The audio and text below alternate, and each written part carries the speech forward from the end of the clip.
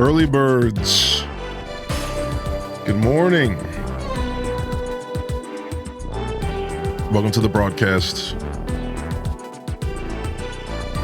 It's Thursday, a lovely May 9th. We're back for some video games today.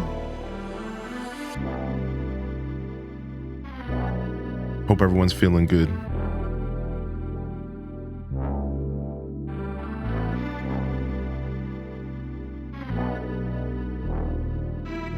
Appreciate y'all tuning in, early birds.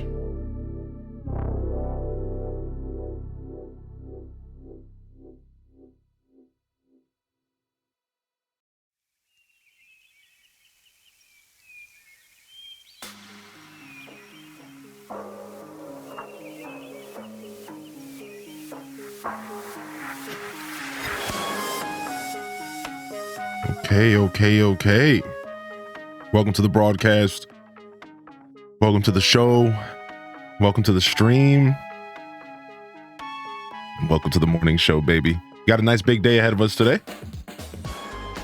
But of course, all good days start with some Zelda funk. At least in my recent universe.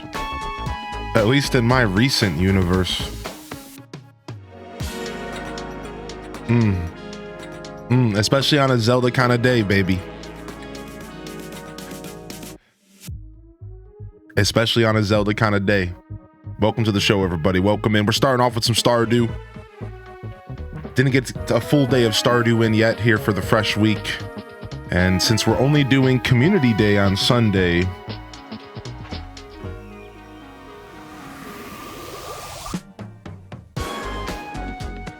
I figured why not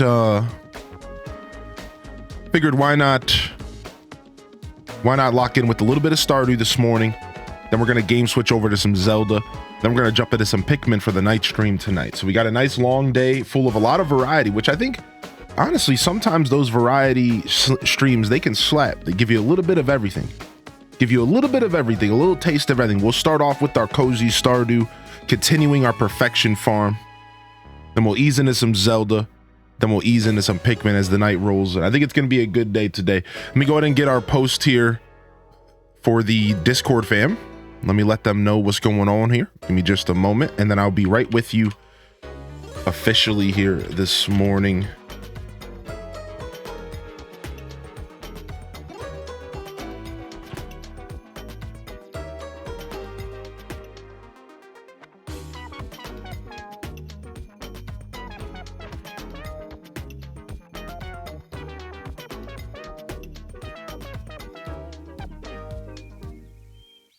All right, and we'll decide if we end up taking a break today, which I don't think we will be doing much breaking today. We'll see how we feel. We might just do what we did last week and take a words on stream break for some dinner. Good morning, everybody. Welcome to the broadcast. All right, I'm all yours, but we do need to run that intro real quick. So let's go ahead and run our intro this morning. Good morning, everybody. Good morning, early birds. It's good to have you here today. Boom, boom, boom, boom, boom, boom. Let's go ahead and run that intro, and I'll be right back for y'all here in just a minute.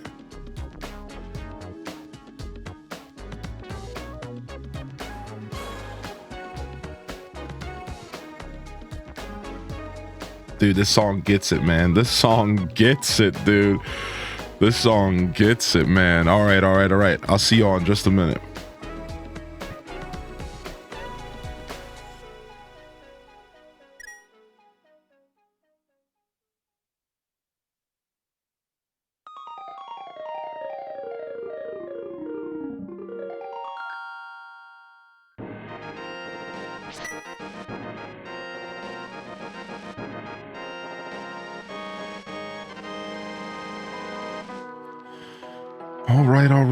All right. I think we're ready to dive into some games here, but let's get some intros in here. Let's get some good mornings in here, some introductions, some roll call. Then we can start playing some video games. You know the deal here. You've been here before, early birds. Yo, Emo Eyes, Alto Girl, Kita Benita, welcome to the show, and good morning to you, baby. Welcome in here, Irish Winters. We got L first in the chat, actual legend. Okay, I see you. What's up, Tara from Gaia? Hope you're feeling good today. Hylian Hero, of course. My fellow Hylian. Of course. We love that, dude. Good to see you here as well. Ebony Bow, VCat, It's Taco, Squid's the Thing. Welcome to the broadcast. And good morning to you, Zella Zephyrah, Meg C, Marshmelly Melly Mel. We got L. Hope you're feeling well. Buttspot's acting up again. Oh no. Yo, Ham Labs, baby. Enjoy that car lurk this morning. Thank you for popping in. Glenn Coco, good morning to you, baby. Welcome in here. Leia, yes. Pikmin will be a lot later. I know the overseas fam been missing out on the morning Pikmin. Maybe we can make that happen next week. We'll see. But there's always those VODs, baby. I do need to get to highlight, and we highlighted last week's episode, but I'm a little behind on highlights this week, so we'll get that done here ASAP. Yo, Fancy Mum, welcome to the show. It's Taco. Hope you're feeling all right. You know, hopefully you find some energy throughout the day. We got Pokemon Fan in the house. Dazza Bound. Now we're bound for greatness. Trips 14. Violet Purple Lavender. Rain 5150. Yo, good morning, Rain. How are you? How you been, Rain? It's good to see you back in here today. Let me Zelda funk my way into this car, baby. That's right, baby. Yo, Gaming Daryl, welcome to the broadcast. Cammy's here. Good morning, you beautiful people. Bricks O'Brien, welcome back, Bricks. Yo, how you doing today? Yo, good to see you back in the chat this morning. KTMO. Yo, we got Wavester storming on in. Good morning, Nintendo. Welcome to the broadcast. Foxy Petite, welcome back today as well. Sammy Dot, Wadawick, Mad's World. It's a mad world. Welcome to the broadcast, baby. Tiny bit stressed. Hopefully you're chilling today. Good morning to you. Sneak a drink kind of morning. Hey, I feel it. We all have those days. Yo, B Daniel, how you been, B? Legend of Tate. Yo, welcome back. How you been, Tay? I didn't get a chance to talk to you too much yesterday, but I hope you've been well. It was good to see you pop in for some Hades. I'm sure you were lurking. I'm sure you do your thing. Whether you lurk or you don't, whether you come and visit us for 5 minutes a month or you're here every other day, whatever it is, thanks for tuning in right now. I like to be present. I like to be in the moment. I'm not really thinking about anything else, really. Man, honestly, I probably should, but you know, whatever. Oh my gosh. Yeah, hope you had a good birthday, Wavy. Yo, what's up, Brittany? Welcome in, Britt. Doing good. Always lurking while working. Dope. That makes me happy. Good to see you still in the chat with us. Leafeon, getting some puppy snuggles this morning. We love that, dude. We love that. What's up, Mandy Cat? Good morning to you, baby. Welcome to the broadcast. Welcome to the show. Welcome to the stream. Been good? It's always good to be here, y'all. Thank you, Rain. I'm glad you've been well, Rain. I'm curious what you've been gaming on. It's my favorite question. What you've been gaming on. We're going to be getting down on some Stardew today. I couldn't resist. I really wasn't sure. That's why I recently decided to throw away the game schedule. If you all remember a couple weeks ago, maybe a month ago. And it was because I wanted to have the freedom. And then the funny part is that my brain wants to go back to it sometimes. But I forget that I did this on purpose. Because our brains do. We generally like structure. I think most humans. So my brain kept trying to go to like giving myself a mental schedule, which is okay. But I have to remind myself that I'm not binded to that schedule as far as all of you, because I haven't shared that with you. That's just in my head. So I was like, I kept kind of waffling on what I wanted to do today. And then I just hit me. I can do what I want. That's the whole point of this current little period. We'll probably eventually, as we go into summer, get back to a game schedule. I like to go back and forth, but I just want to do what I want. And then it hit me that I won't be doing another episode of our 100% perfection farm until next week. And I didn't like that. We want to have a decent pace towards perfection, and we're making some moves, but we still have a decent amount to go. So I figured, you know what, let's get another morning session. This way we get a solid 4 hours of Stardew in today. That'll give us a solid, 10 hours or maybe more, 12 hours of Stardew content this week. And then on Sunday, we're doing the community farm, which is a bit of a different vibe. It's not quite this vibe. So I want to, because of the community farms, we're kind of working that community farm into the schedule. I decided today was a Fallout, or sorry, I was reading chat, a Stardew kind of morning. So we're going to get down on some Stardew, and then we're going to rotate to some Zelda relatively early. I'll be doing a game shift relatively early, so Zelda fans, sit tight. It'll be a pretty early game shift today, and then we'll rotate to some Pikmin later tonight. So, because I am really excited to play Zelda as well. So I'm trying to find that fine, I'm looking for that fine balance here today and this week. Trying to fit in enough Zelda, but I also want to make sure that we're continuing our Stardew journey in a healthy manner. If you have been watching me for a while, consistency is king in my universe when it comes to my broadcast, and there's nothing more consistent than playing the same game 2 days in a row. I think that is super important to a broadcast. I think that's super important to a growing creator. You want to have blocks of similar content. You can do variety. I've been doing variety since I was a small creator, but I think you have to do kind of smart variety, right? You want to pivot to things that are similar. You don't necessarily always want to cut a knife between your shows by going from something super hardcore to something soft.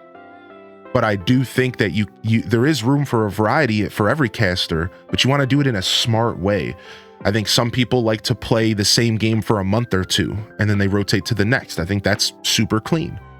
For me, I've always had this fine balance of doing 2 to 3 days of a game, and then 2 to 3 days of another game, and then 2 to 3 days of another game.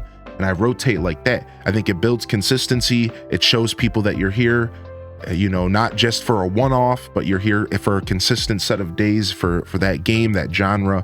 And I think it's a really healthy way to grow. And I've been doing that for 5 years. So I like to sometimes touch base on this stuff because we have creators that hang out. I do run 2 stream teams, and we just opened up applications for the HGGA, the affiliate program that we run. Nothing fancy, just whatever, it's really not that fancy. I'm not that organized of a guy. It's just a thing. We're just a creative collective. But if you're interested, there's the Discord. That's the Hyrule Gaming Group Discord. And throw out an app, and I'll be getting to them here throughout the next couple months. So maybe even sending a couple invites for Hyrule GG official. I have a couple people in mind, and we'll see how they receive it. Maybe they'll accept. Good morning, everybody, and welcome. And enjoy your work, Lurk Wavy. Chronos Baggins, good morning to you as well. I actually played something else other than Stardew, but I'm going back fast now. Yeah, dude. Yeah, that's right, Tails, baby. Yo, what's up, Tam Perp? Yo, good morning to you. How you doing today, Perpetrator? Yo, Enchanted Ascari, welcome to the show as well. Zelda gave so many good clips last week. Yeah, I know. It was so good, dude. Yo, Casino Roy. Good morning. How you doing today, Roy? What's up, Casino Roy, baby? You've been gaming in Fallout 4. Oh, yeah, you mentioned you picked up Fallout 4. I believe you mentioned that. This is the one song I just feel like skipping. It's not my favorite. Game Chops remix. Kind of started Fallout 76. I've been going back and forth between the two. Nice. We're doing 76 this Saturday for the 12-hour stream. I'm really excited. I'm really excited to be checking out 76 for the first time, dude. I'm so stoked, dude. It's going to be a lot of fun. It's going to be a lot of fun for sure. For me, it's just been a little bit of Fallout 3 and a little bit of Tears of the Kingdom in my free time. Just a little bit. but I don't do a ton of gaming out of stream. Pokemon Go is like my main squeeze because it gets me out of the house. And that's just what life's about for me right now as I continue my health journey. It's just about getting up and getting out of the house. What's up, Cindy Alice? Good morning. Welcome in here, Starling. Yo, good to see you back in here, Starling. How are you today? Starling, I think you're one of my kindred gaming spirits, I swear. I swear. We probably don't link up on every game. I think you play a lot more narrative-driven games, whereas like I'm limited to stuff like Metal Gear and like a couple others, but I swear every time we're talking about games in the chat, you pop up like, hey. Dude, Hades 2 yesterday was so good, man. Hades 2 was so good, dude. Holy heck. Email works as well. Yeah, Irish. Email or Discord DMs work because it's not meant to be too hardcore of an application. So you could just send it to me in a DM. You send it to me in an email if you want it to be a little bit more official. Regardless, I keep an eye on both. And then I usually reply to them in bulk. So I'll collect all the applications. Sometimes I'll send a message telling you that it's processing. And then I will reply to them in bulk, and we'll invite like 4 to 5 people at a time so that we can do one big shout out in the Discord and be like, yo, welcome to the team. I like to do that in chunks, so I'm not pinging too often. That's usually how it'll go. So, but the application process isn't really about like filtering people out. It's honestly just to get you to ask yourself important questions. Honestly, that's really, it's not really a tough thing. You know, I'm not really gatekeeping many people from joining our creative collective. I'll be honest, my process is this simple. I go and I look at your content and make sure that you're abiding Twitch TOS. I look at some of your old streams, I look at some of your new streams, I look at some of your clips, and all I'm looking for is that you are abiding Twitch TOS. And let's be real, I'm gonna put it bluntly, that you're not a disgusting human, because that's really all it would take for you to be breaking TOS, doing super just like terrible things or saying terrible things during your content. So I usually watch about 30 minutes, maybe 45 minutes of my affiliate apps content. I'll sit there and just kind of click through and just see your vibe, see how you talk, see if you're discriminating or if you're like at all popping off too hardcore. After that, I internalize your answers and just kind of get a feel for what you said to me, and then I invite you to the team. It's not meant to be anything insane. Not for the HGGA team. I want that to be a very open environment. I want you to be able to bring whatever kind of content to the table.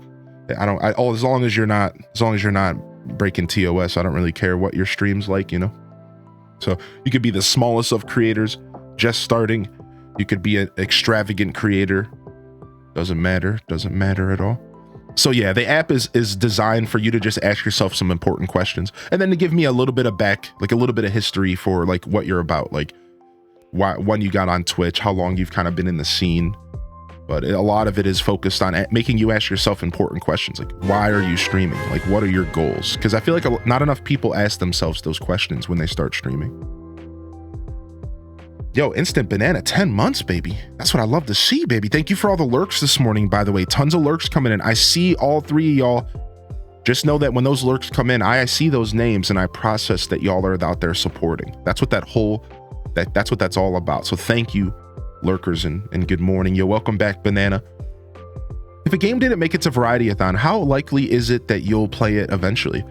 Relatively likely. Echoes of Plum Grove looks pretty unique.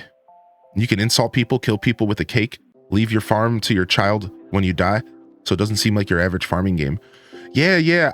I'll say that just because a game doesn't get voted on or doesn't get chosen,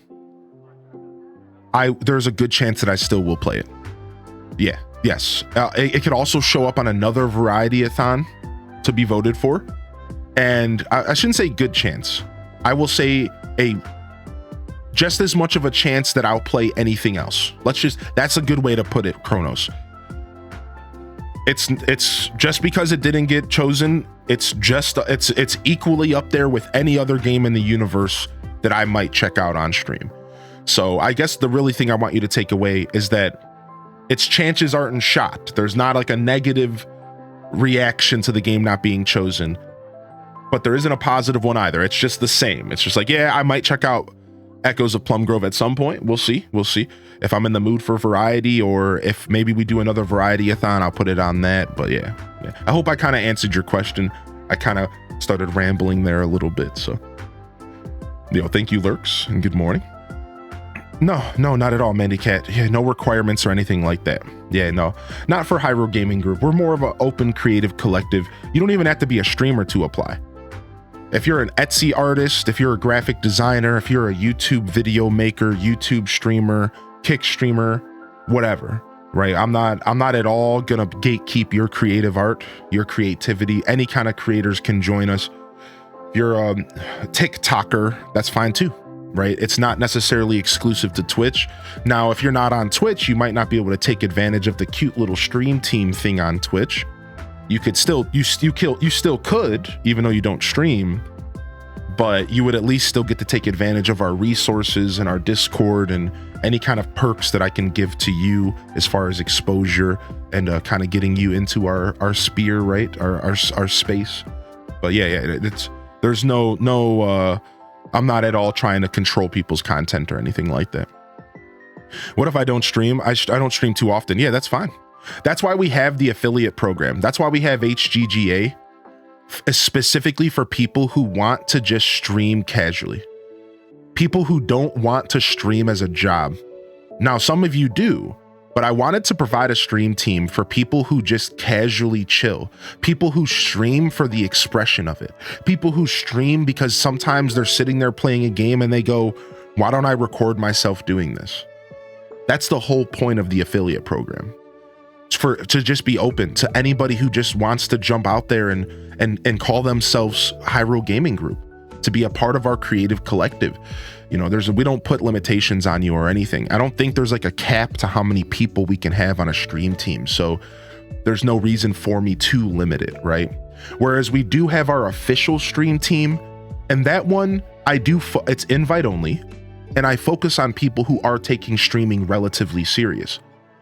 Right? A good example is our friend Artifice Nations. We just recently added Artifice Nations to the stream team. I invited him because I've been with this dude for 5 years. He's been a friend of mine, internet friend for 5 years.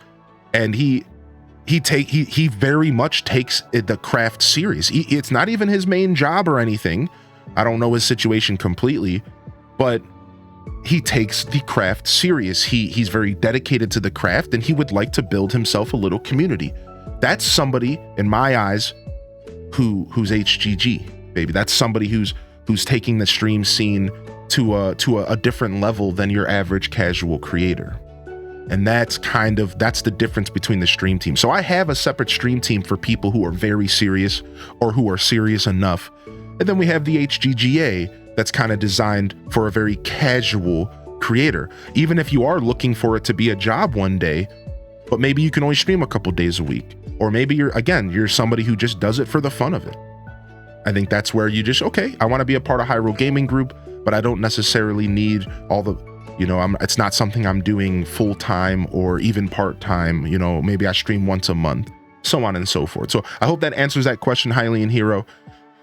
And I hope that I articulated that well. I think I did. I think I nailed it. Hit the hammer down on the nail there. Yo, what's up, LPK? Good morning. You're on vacation. 10 days vacation. Oh my gosh. Well, I'm sorry to hear about being shipped off, but I hope that your vacation's going well, my dude. I hope you're ready to play some games and relax. Tara from Gaia, I haven't streamed for 2 years. Pregnant and exhausted, hit affiliate. Was way too tired. Definitely need to pick it up again. Yeah, why not? Again, remember that streaming and content creation starts off as just a fun thing to do. And it always should start off as a fun thing to do.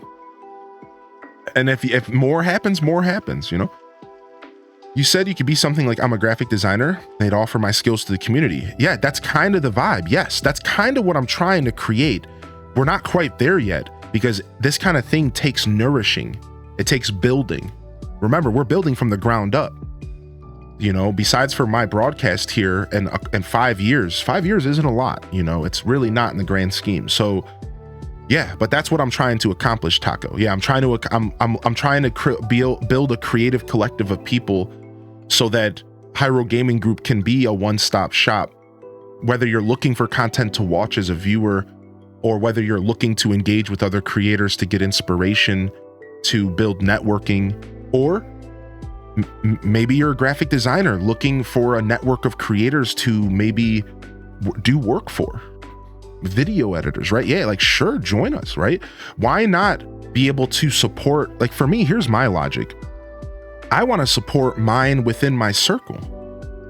So when I look for graphic art, when I look to commission work, I always look in my circle first. I just reached out to one of my oldest streamer friends about a big project that I'm trying to work on, just because they kind of hinted to having a little bit of like graphic design or like coding skills. And I was looking for a coder, and I'm like, you know what? Before I go reach out to Fiverr and to people that I'm not as comfortable with, people outside of our circle, why don't I see if I can give money to this person? I would way rather give money to the people in our sphere, the people in our community. Why would I, of course. And that's what I'm trying to build, a network where we can kind of reside in our own space, in our own creative collective, and we maybe can support one another through the means of content creation, right? Like that's kind of the vibe I'm looking for. Again, we haven't fully successfully built that. We have a lot of work to go, but hopefully one day we can have more of that happening here for sure. Yo, what's up? Yo, Leaf Seeking Turtles, good morning. What the heck? Yo, a legend sneaks into the chat here this morning. Yo, Hardy welcomes in the chat. How are you, baby? Well, what's up, Toad? Prismatic Phantom, good morning. Welcome to the broadcast. Animal Crossing, good morning. She Merc, how are you? How are you? Welcome to the show, dude. Good to see you back in here. Yo, Meg C, that would be cool. Yeah. Definitely consider. I think everyone should give it a try if you're interested, because again, content creation shouldn't be scary. It's not something you need to consider more than just having a good time. If you have a PlayStation 4, just turn on the stream. As long as you have an okay microphone, it's like whatever. Just have fun. Just try it out. Put yourself out there. Yo, Chris is here. Oh no. Good morning. Yo, Poistar, I hope you're doing well, baby. Good to see you here. Neanderthal Zelda's here in a couple hours. I decided to do some Stardew first. I needed some consistency in my schedule this week. We have a lot going on, and a little consistency goes a super long way for the broadcast. So a little bit of Stardew this morning. We'll be game shifting maybe 4 or 5 hours into the show. I don't like giving numbers out like that because I'm a very loosey-goose guy, but I will tell you today we'll be doing a game shift relatively early this morning. So just wanted a little Stardew in my life. Up and about to go to the doctor. Got green hair yesterday. Sick. Vault Dweller Lee. Sick. Yo, what's up, Cherry Moon? Yo, good morning. Yo, Bumpkin Jeff, welcome back. Lil Moose, welcome back as well. Good to see you. How's life in Hylian's world? It's been great. Thank you for asking. Things have been good. Our journey continues. Up and up and up. Blasting off. H-Des blast off. Things have been good. Thank you for asking, Leaf. Always good to see you. Always good to see you. How are things in Leaf's world? Yeah. Reverse. I Uno reversed you. Just walking through my door, dropping my kiddos off school. Not too much longer to go. Summer break soon. Are you looking forward to summer break as a parent? Or are you a little nervous that you have a lot more on your plate? Yo, M2, do I remember correctly that you're a hip hop fan? I am. Any thoughts on Kendrick versus Drake? No, not necessarily. The truth is that I'm kind of an old school hip hop kind of guy, and I'm also a traditional style hip hop kind of guy. So this is a little bit technical, but hear me out. If you don't follow, that's okay. I like what I call traditional style hip hop that still keeps the roots of break beats, DJing, graffiti art, b-boying, and there's one more, but the 5 elements of hip hop, there's 7 for some people, whatever. It's a mess. I kind of focus on that style of hip hop, and it's still being made today. A lot of people like to label it as old school. And sometimes that's the easiest way for people to understand what I'm talking about. But the truth is this style of hip hop is still being made right now and today, all the time. But a lot of it's underground, and a lot of it isn't really heard or known at all.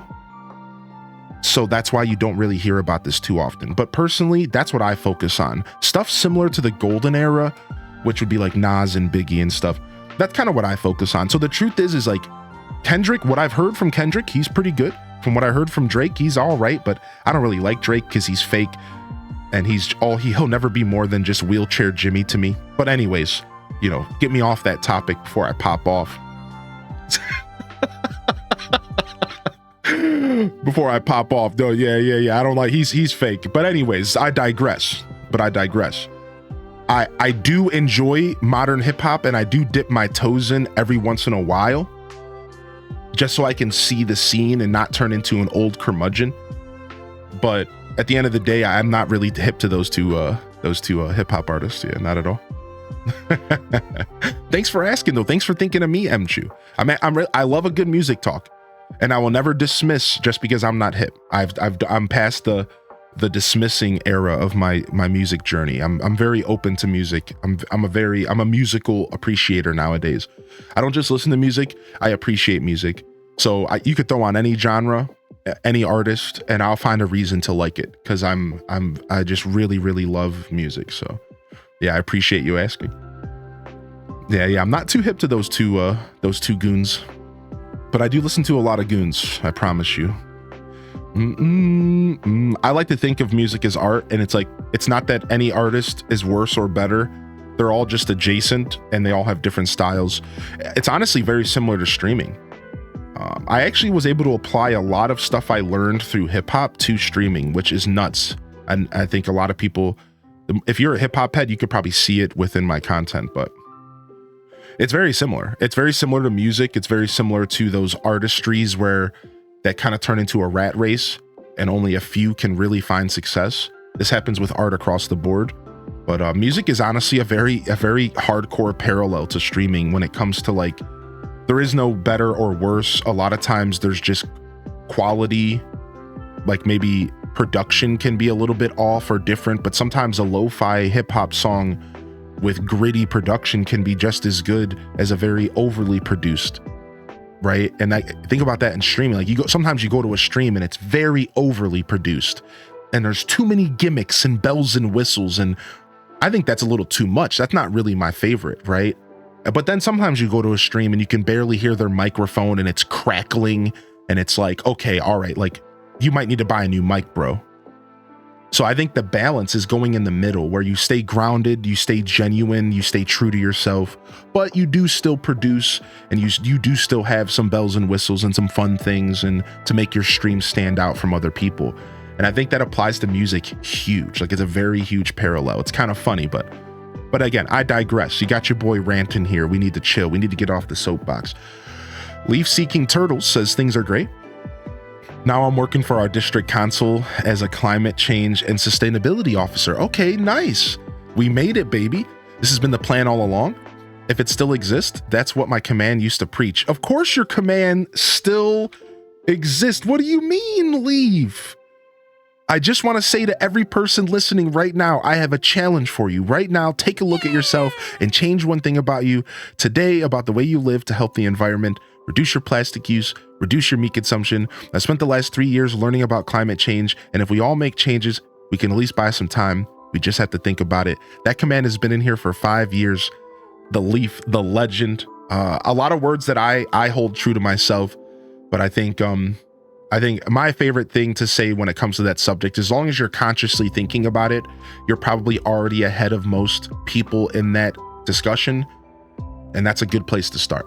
As long as you're thinking about it. You know, not everyone can adjust their lifestyle right away, but as long as you're thinking about it actively, then at least you're moving in the right direction, right?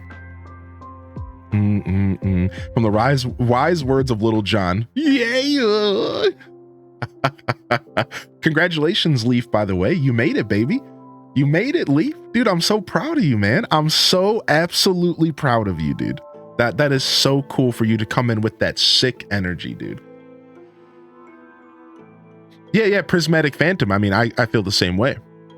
Yeah, there's a lot of really underground and very, non-mainstream music out there that is really talented people that just don't quite make it the way that some of those other artists do, yeah.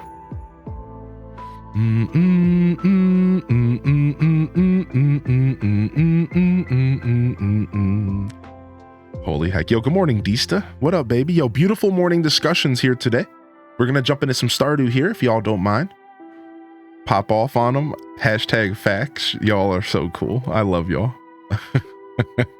Thanks for the smiles already this morning. Good morning, Cozy, by the way. I see you popping into the chat today.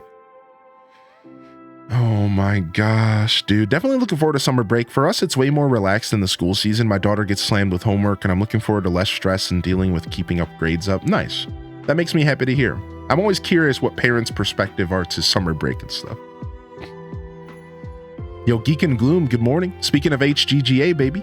Spontaneous day off of work, so I'm here vibing. Hey! Geek and Gloom, enjoy the vibes, enjoy the show, and enjoy the relaxation today. Enjoy the day off. I'm making my husband some homemade fettuccine. What? That sounds so good. What the heck? What in tarnation? Yo, good morning, little Budum, by the way. Cleo_4. Good afternoon from Sweden. Good afternoon from Ohio. Cleo, welcome to the show. Hey, I'm sorry I missed you there. I've been yapping. Good morning, Cleo. Good morning, Dragon Martinez. Good morning, Random Reject, the evil overlord. We salute you. K-Shay, baby. G-Ski. I'm doing well today, G-Ski.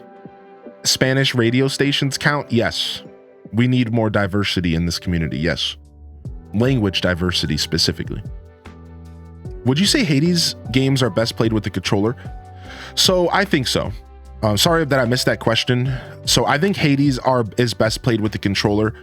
Now, the only problem, Deemer, is there's a couple weapons in the game where it feels like using a mouse would be better because you can make more precise shots. Like the bow in Hades 1 is a good example of this. But when you load Hades up, it actually says controller recommended. So it's not even just my opinion. The developers recommend a controller when you play Hades 1 and 2. And as somebody who does use a controller to play, I can tell you I prefer controller over keyboard and mouse. I also have old man wrist from too many years of Diablo 2. And about an hour of really hardcore keyboard and mouse gaming will mess me up anyways. So I avoid keyboard and mouse gaming that's like super click heavy and stuff anyways. It's the clicky games. The clicky games destroy me now. That's why I don't really play a ton of Diablo anymore. Those games just destroy me. Yeah, sadly. Yo, Prager, hope you're well today. Yo, good morning, Sleepy Cat Loaf. Today's your day off. Let's go, baby. Yo, what are you gonna do with your day off today?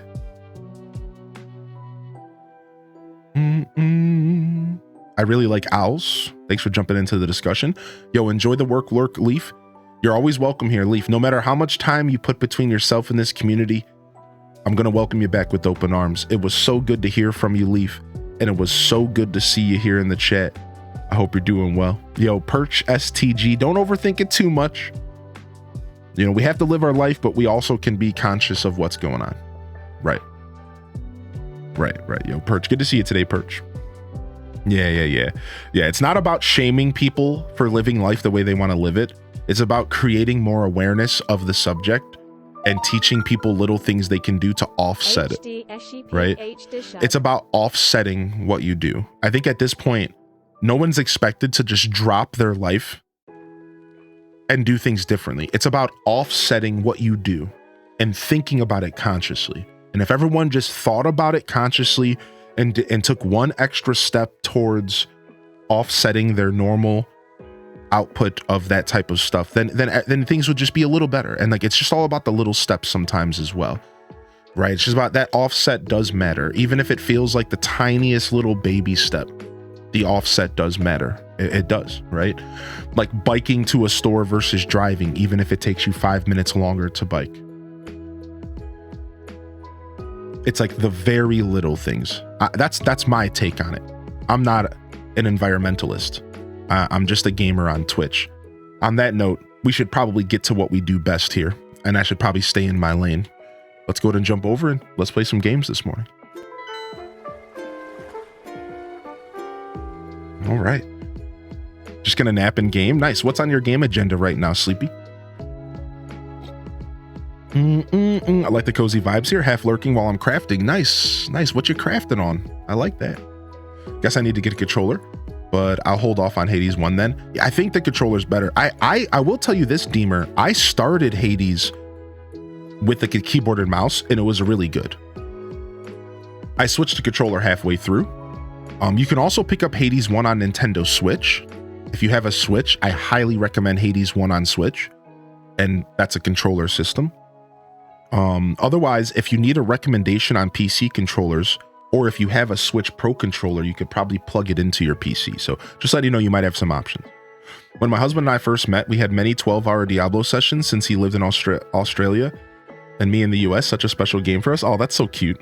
I love hearing about couples sharing games. I love hearing that. I shared a game with my partner. I don't want to say too much maybe, but one of the games I shared with my partner was Littlewood. So one day we decided to sit down and play the game adjacent to each other. Because it's a single player game, we couldn't play it together, but we said, you know what? Let's be cheeky and let's play the game adjacent. Like anytime you're playing it, I'll play it. And we're going to play it for as long as we can.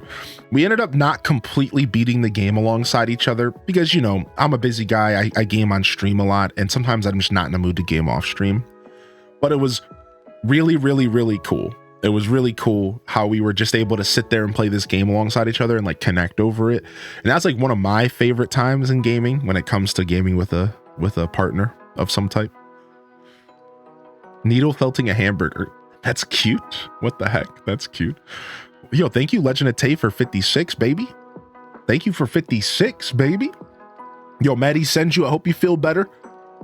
Hope you feel better, Maddie sends you. And good morning to you, boss. How are you today?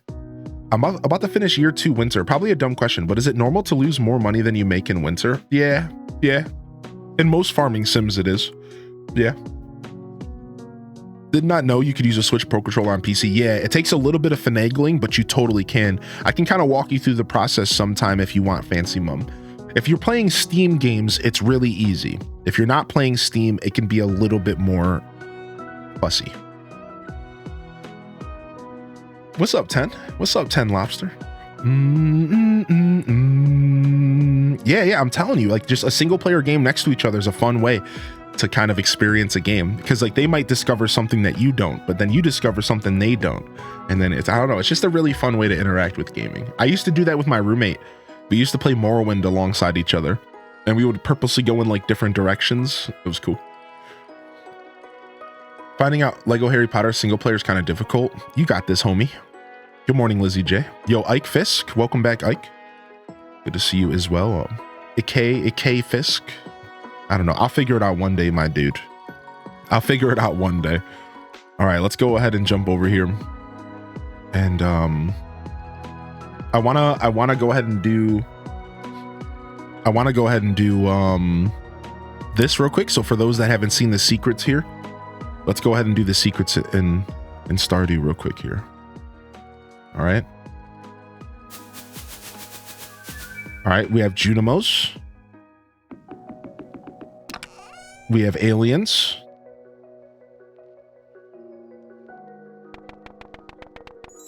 We have butterflies. We have trees. Sick. Okay, nice, Fancy Mum. Yeah, you might be able to just use your Switch controller. You might not even have to buy one for your PC. I like showing that off because I don't think everyone's fully hip to that stuff. So it's always a lot of fun showing that off. There you guys go. All right, we'll put this on and we'll prepare here for the broadcast. The yellow Junimo's jiggling it. Look at him getting it, dude. Look at him getting it. Freaking little cutie. All right, shall we? Yes. Your animals can randomly have a baby if you have a space in your barn, and that you don't even need 2. You don't even need 2 of the animal. Tamperp. That's right, because somehow that just happens. It's just if an animal could just randomly get pregnant in your barn if you have space. It's just a thing that happens, dude. Yeah. But yeah, as Ruby said, you can turn off the ability for that to happen by clicking on the animal, talking to the animal twice. Usually you have to do it twice, and then you can like click on the like a little button. But It's the farm down the street, I tell you. Animals in Stardew are like snails, apparently. What's up, Rageless? What's up, bossy girl? Yeah, I've heard Joy-Cons can also connect, yeah. You'll probably play Overwatch. You have Ooblets and Stardew. Nice, Ooblets is a good game. Here we are, our character, the Sultan. Animal Papa, day 23 of winter, year 3. And we're killing it. We made a lot of progress yesterday. I'll talk about the progress as we go here. But our lovely wife, Emily, made us an outfit. And we decided to switch up our outfit. So for Goku hung up his gi and took off the frog hat. And now we're ready to dive in here. Now we're ready to go.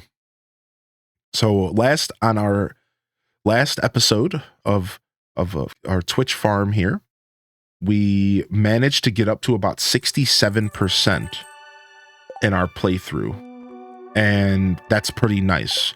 We're one character away from having max friendship with every character, and if you don't know, friendships do not decay once they have a max level.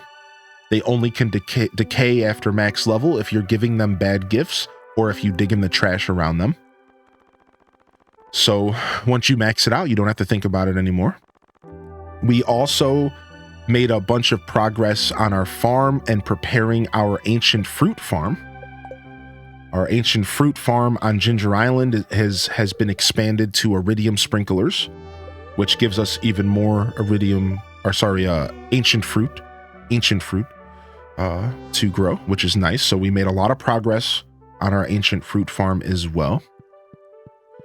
And otherwise, it's been a pretty casual grind to perfection. We're just taking our time.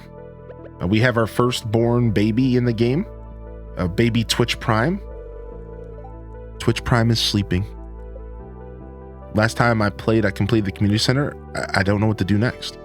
You should start working towards unlocking Ginger Island after the community center. So once you finish the community center, you should get a prompt from Willie in the mail to visit him, and that's when the Ginger Island journey begins. Don't interactions with NPCs during cutscenes have an impact on heart levels? Yes, so maybe that is a way for you to lower friendship after getting max hearts. That's a good point. Yeah, maybe. I never even thought about that. I just know that there's no natural decay. There is no natural friendship decay once they're at max hearts.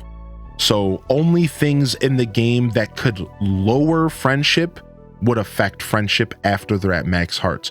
And Mamateller, thanks for mentioning it. Maybe interactions in cutscenes could very well lower a heart or lower points as well, along with giving trash or giving bad gifts or opening up trash cans near them. Potentially. But I do want to stress, my point was that there's just no natural decay. Once you get to max hearts, the natural decay system stops. And you don't have to interact with them every single day anymore. But yeah, maybe that could actually happen. You're right. I never even thought of that. That's a good point. Yo, what's up, Dark Link? Good morning. You never seen that cactus? Yeah, these cactuses are from the desert festival, and they have like weird faces and stuff. I have 2 of them so far. I'm gonna try to collect more. We're gonna have to decorate our house at some point. I think I got 2 button clicky with Pam one time, and she knocked me down like 4 hearts. Wait, what the heck? Pam, listen, Pam needs to chill. We should have went with staircases, but Pam needs to calm down, dude. Pam needs a drink. Maybe not. Maybe that's the problem. Oh, we got 20 cinder shards. We can do an enchant. Let's go ahead and do an enchant here. Stardew Utopia, where friendship lasts forever.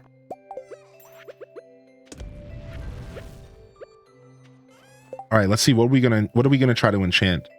We have the iridium pickaxe. We have the iridium hoe. We have Fisher iridium pan. We have Preserving ancient iridium rod. I think preserving is not what I want here. Let's change our fishing rod. I mean, how much fishing am I going to be doing from this point? Let's change our iridium pickaxe. I think we could do better than Swift here. Right? Like, what other options are there? I think we could do better than Swift here. I'm fairly certain we can do better than Swift on this enchant. So we have powerful. Do more tool damage to stone. See, we probably want powerful because then we'll break most of the rocks in the game in like one more extra, like one less hit, which could be really nice.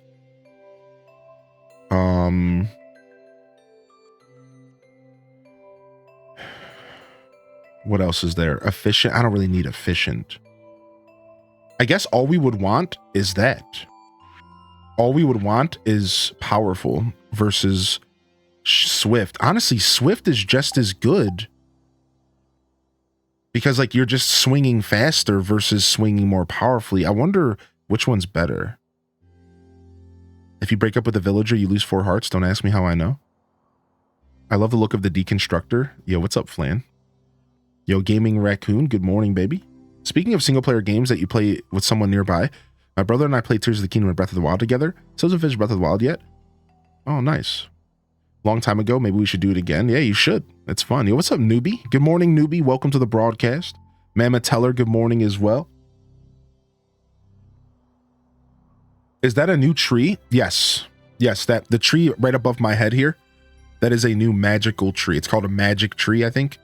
And you get it from becoming a master forager. And then you get you can craft a seed, and it takes 5 of every type of seed to craft. It's called a mystic tree.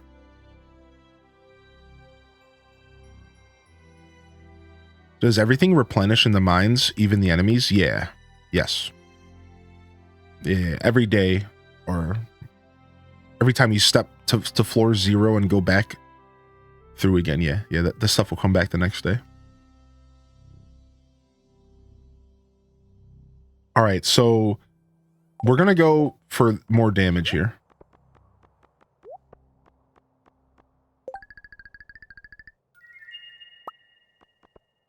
Okay, efficient. That wasn't it, was it? I don't think that was what we wanted. I think that gives me less energy. Weak. That wasn't what we wanted. I just took my last final for the semester. Yo, congratulations. Nice. That has to feel good. A weight off your shoulder type vibe, right? That has to feel real good. I'm going back down. I need stuff. All right, let's go grab our horse. Feed him a carrot. Feed a carrot to your horse every day. They move a lot faster. So don't be shy to farm up some carrots. In SpringY4, I just farmed up enough carrots to be able to feed him a carrot pretty much every day. I forget a lot, but... Okay, no more mystic trees. That sound alert played. It was just... Yeah, I don't know, you just might not have heard it. But it played. I heard it. I heard it. Yeah, carrots actually make the horse a little bit faster. I'll check again, though. I'll check again, but it did play. For me, but maybe you guys didn't hear it.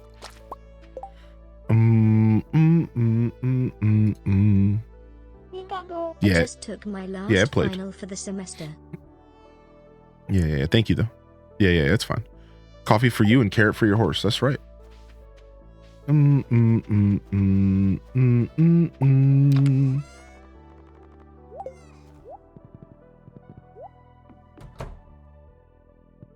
Yo, what's up, Blue God? Welcome in. Yo, get out of the way, wife. Trying to do stuff over here. Sheesh. Figure it out, lady. I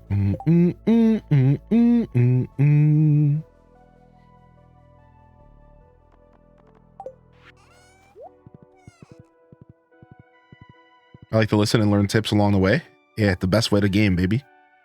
Started using crab bait and pots on the island with the no trash perk to farm crab cakes. It's okay. It's okay-ish for efficiency. Now we need a coffee carrot. Carrot coffee. Yo, what's up, Batsy? Welcome back. I'm doing well today, Batsy. How are you?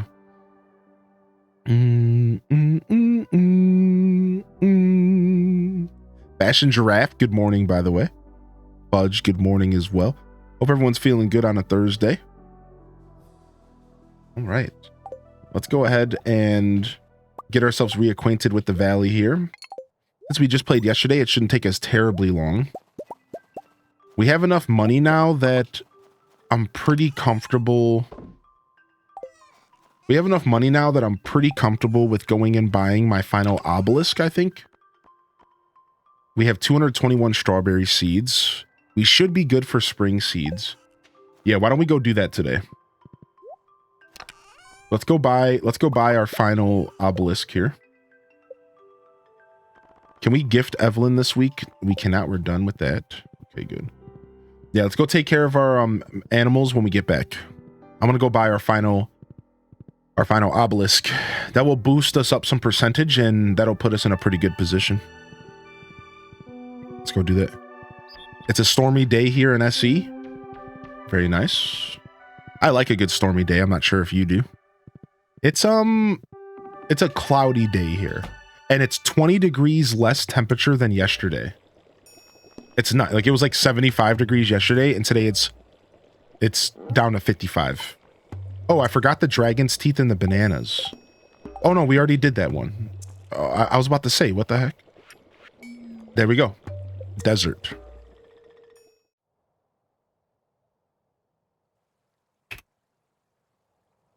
What the heck, man?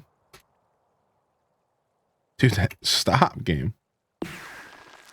It's playing this game with a controller on the keyboard and mouse. Steam likes to like mess with my controller. It's weird. All right, we're good. What's up, Wizzy? For shizzy, my Wizzy. And thanks for saying something, Leia. I appreciate you.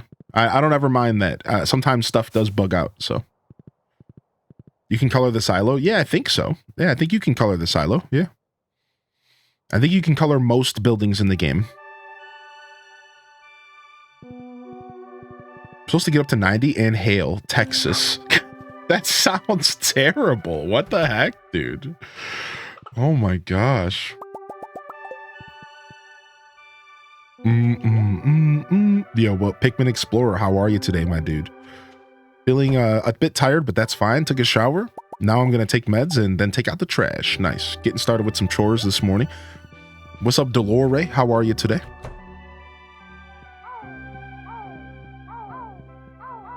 Oh. We need some more golden animal crackers because I got more ostriches than I know what to do with. Oh. Yo, what's up, Tremar? Happy almost Friday. Friday Eve. That's right. We're getting there. We're getting there. I'm excited for my gaming news segment tomorrow and to talk some Nintendo Switch 2 stuff, and there's been some other interesting things going on in the gaming universe. Let's see how much 20 Iridium Mayo is worth 10,000 gold. Woohoo, thick peepo Thursday. Dude, that's a lot of G's, baby. That's a lot of G's. Oh, no, we want to keep that. We should probably make some more cask. Let's go ahead and cut down some more trees and get some more cask going. We're going to need that for sure. We're going to need that for sure.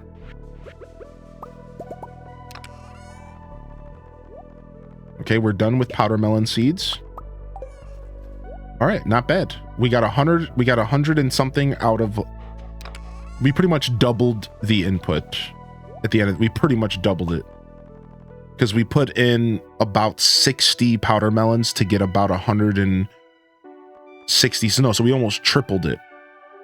That's pretty good. That's a pretty good output. So for next winter, we have that.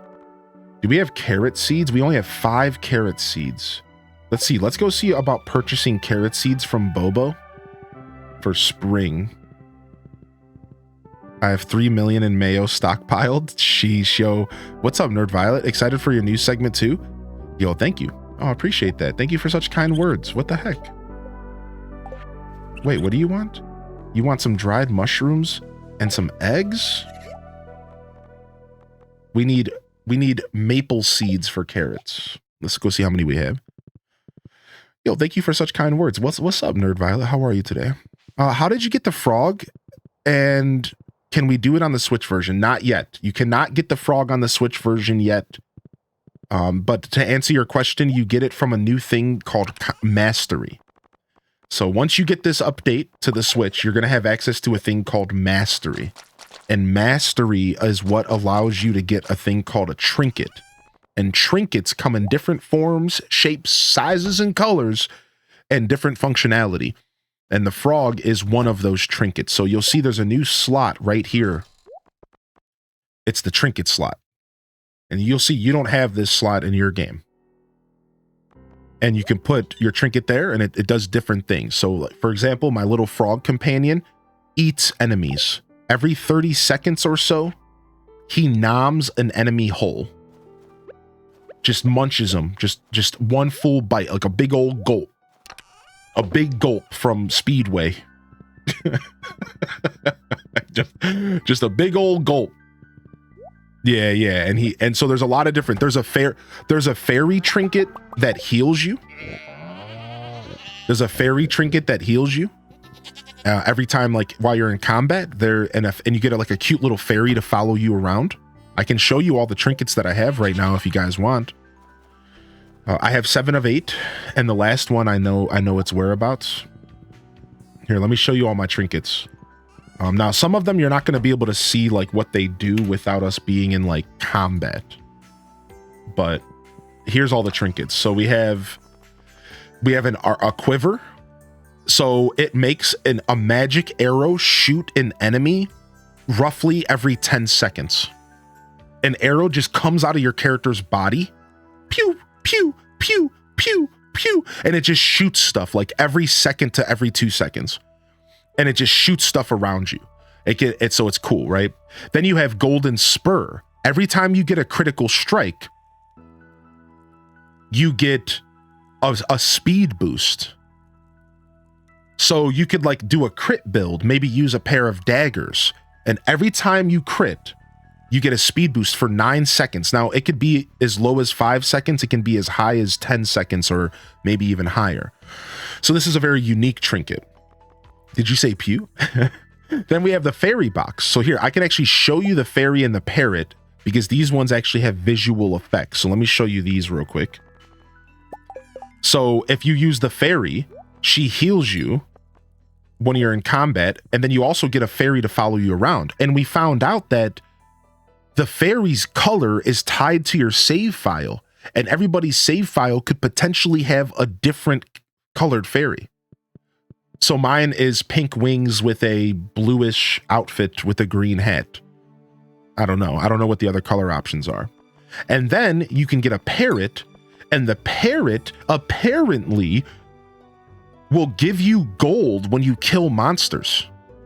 So you get a parrot that follows you around and who even sit on your shoulder if you sit still, which is super adorable. I don't know how to activate it, but he will. So the parrot will give you gold. Every time you kill an enemy, there's a chance to just get gold in your wallet. And like, it's actually insane. Like, I've heard people do like monster slaying runs where they go into caves and they kill everything in sight, and they come out of the cave with a couple thousand extra gold. It's actually like good. Like, I might start using it now that I'm into my end game and I'm focused on earning cash. So like, I might start using this more because I'm like focused on earning cash. So is level 4 the highest level for the parrot? By the way, I think it is, right? I think I have the highest level parrot. I think so. So yeah, that's it. That's it. And then there's the ice rod, right? Oh my gosh, really, Dazza? Where do you farm coal at? In the local mines? Pew. Yo, thank you for the gifted sub to Treemar. Yo, Treemar, welcome officially to the Deku Scrub Squad. Yeah, this is all after trinkets come after using combat mastery, right? After mastering combat, right?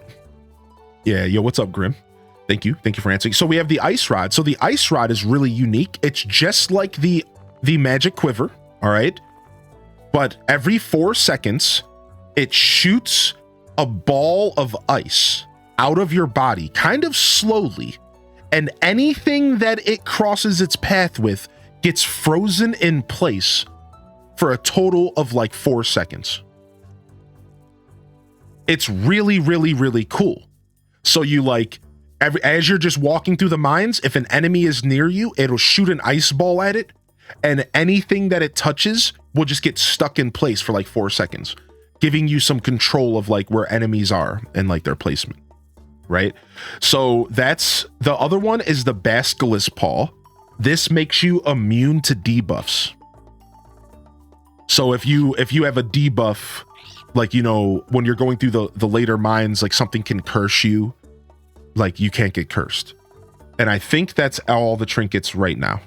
Yeah, that's all of them. So there's one more that like makes your hair look all cool or something, but I don't have that one. I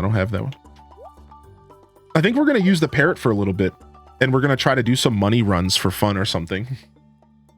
Local mines, monster musk potentially could get more if you have dangerous mines active. So I'm curious, what do you need all that coal for? What are you doing with all that coal, Bazabound? What are you doing with all that coal, man? You got a secret you're not telling us or something, man? What is going on with you and that coal? Why do you need so much? Yeah, that's right, Panka. Yeah. Yo, what's up, Food Manchu? Yo, welcome back in here, Blinksy. I have 4 stacks of iridium bars. Ah, well, all right, this makes sense. What are you doing with all those? You just being a collector? I mean, you're already perfected, so I guess you're just collecting stuff, right? It's for the bad kids on Christmas. How many heavy furnaces do you have? Should I make more heavy furnaces? Maybe 3's not enough. What do I need? 20 copper, 25 stone. More stone, iron bars. Okay. Copper, iron bars, stone. I was looking for something to do with my stone. All right, let's make a couple more of these furnaces. 1, 2, 1, 2. That'll put us up to 5, 6, 7, 8, 9, 10. Okay.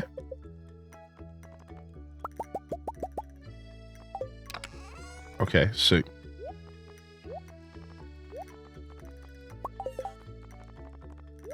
All right, now we got all these furnaces, and we're just gonna run these in here for now. I'm not really using these geode crushers or anything anymore, so we can get rid of all this. Killins have kind of fallen out of relevancy, haven't they? Right? I think it's pretty apparent that killins are kind of useless now out of early game. Like, of course, early game they're still pretty useful, but they're pretty dead weight now, huh? So the napalm ring, would you napalm ring? Do you napalm ring in that run? I think you do, right? Don't you napalm ring when you do those parrot runs so that things are just blowing up left and right? Yeah, I'm using a controller for now. The Junimo hut is just cosmetic. So I got this thing called a Junimo decoration, whatever, and I can just decorate with Junimo stuff now. So we haven't started decorating yet, but we will. We haven't started decorating yet, but we will. Yeah. Sorry for being off the stream for a bit. Had a huge life no need to change and apologize. got so much busier, but my heart is always here. Of course, and no matter how much time you put between yourself and this community, we're gonna welcome you back with open arms, baby. Yo, no worries, foes. Never need to apologize.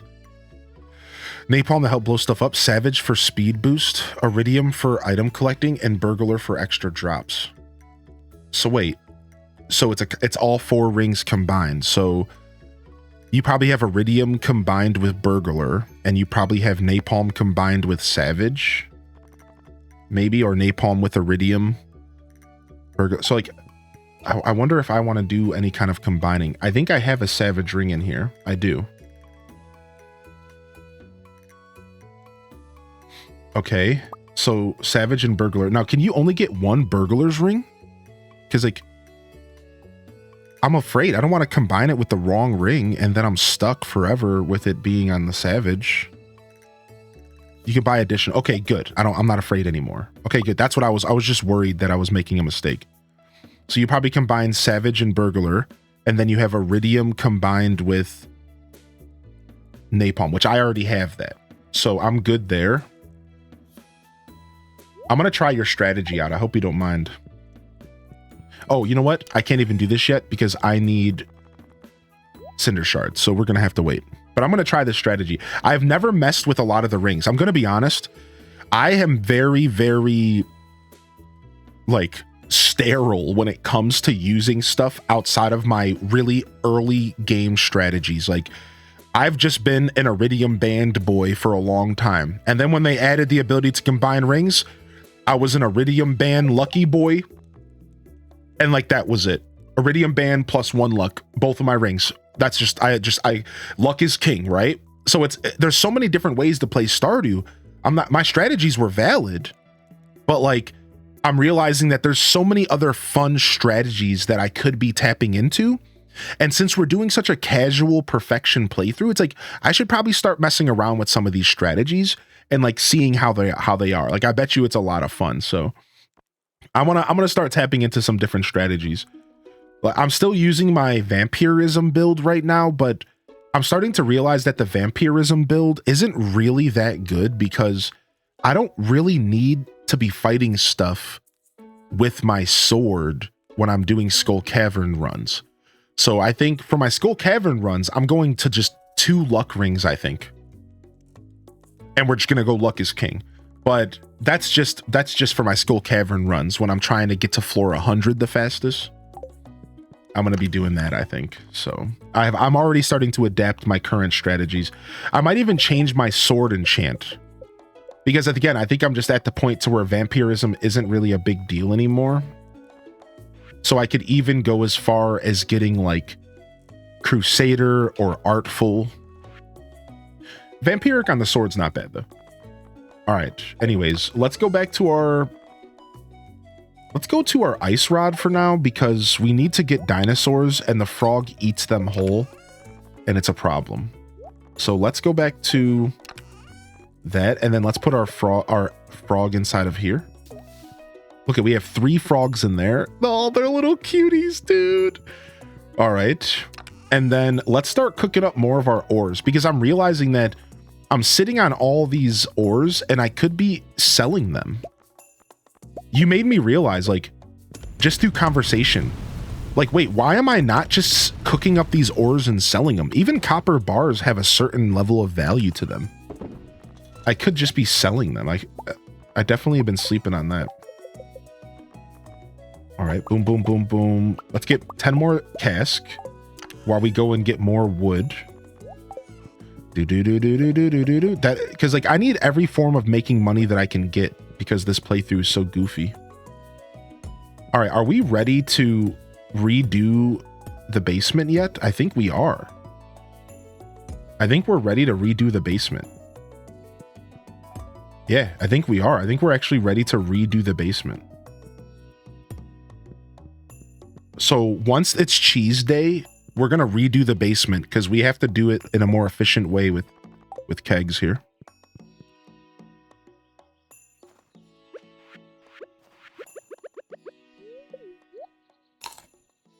I've only seen you use your mallets on animals. Wait, what?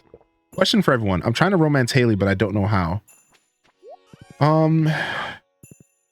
What is... I don't even know what Haley likes.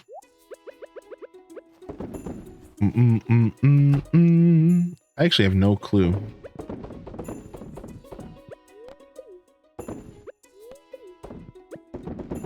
I know she likes to order cucumbers for lady reasons, but you know, that's a whole nother conversation.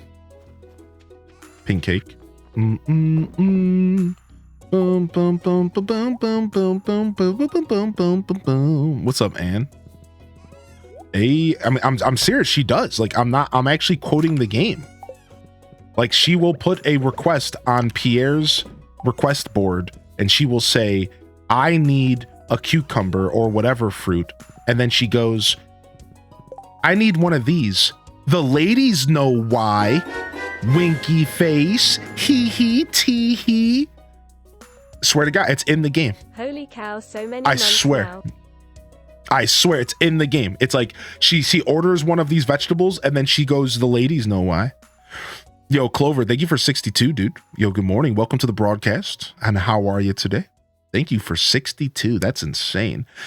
Tremar says, I just got the napalm ring from defeating 250 serpents. It makes little explosions when you defeat enemies. I have used it yet. Haven't used it yet, but it should come in handy when mining. Yeah, it should. Yo, good morning, lemons and limes. I didn't realize my music was so low. Oops.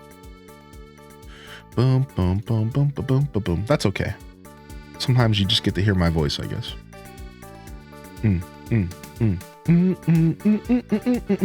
Yo, what's up, an off day? Yo, good morning to you, dude. Animal Papa in chat.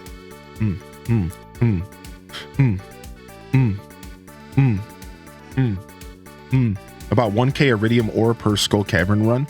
I pull home like about 300 to 500 in my Skull Cavern runs. 1k sounds insane. Yo, what's up, Stratocaster, by the way? Welcome to the broadcast, my dude. What's up, Zenady? Zenady's in the house. Yo, Lick Seals in the house. Bit of a rough one today. Really glad I come home to a soothing voice and a lovely community. We do got our morning voice on today. We're just chilling today. Just relaxing. We'll pull out excitement, Hylian, when Zelda turns on today. Let's just relax. And hopefully it's Mud Mask. Pretty much only go on days when I get extra ore perk from the statue. Ah, that makes a lot of sense. I didn't even think of that. I always go on days where I get staircases, but maybe I'm doing it wrong. Or, you know, doing it different. It's organic. It's good for the face skin. What's up, Kalani? Hey, how you doing? Yo, cotton candy unicorn and L's in the house. HDes Maypals. We still have yet to put the other HDes Maypal in. I just don't know what emote to remove. What's up, Elidor Lynx? You know what I should do? I should just rotate the emotes back and forth and mess with y'all. And some days when you tune in, you're gonna have HDes Maypal with the crazy cracked out face. And then some days when you use the emote, it's gonna be the other one. And I should just rotate it and never tell y'all when I do it and just mess with y'all. Yeah, I should just like rotate it just naturally. Yeah. You just never know what you're gonna get.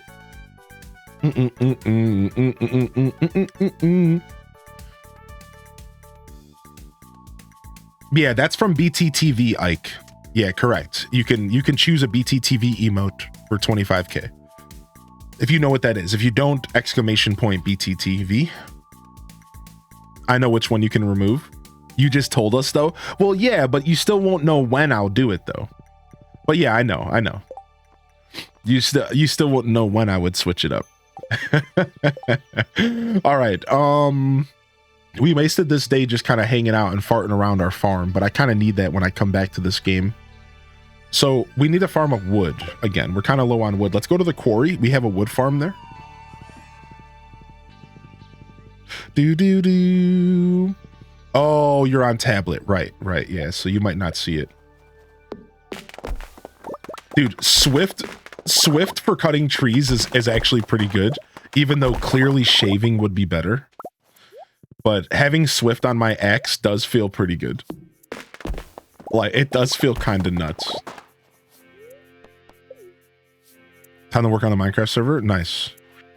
What are you doing? What's your current project? I need to, I've been trying to stream Minecraft once a week, and I failed to do it the past 2 or 3 weeks. I've just been busy. But my goal is to actively stream it like once a week because I'm trying to get more exposure and and trying to get more people actively on the server. But I have failed to do that the past couple weeks. I've just been busy. Anytime I'm going on vacation, I get like a super anxiety spike, and it's like, I feel like I just need to only do certain things. But now that I'm back home and settling in, it's like, I want to work it into the schedule, but I just have had a lot going on. Oh, nice, Clover. Got a decent multi-level base going.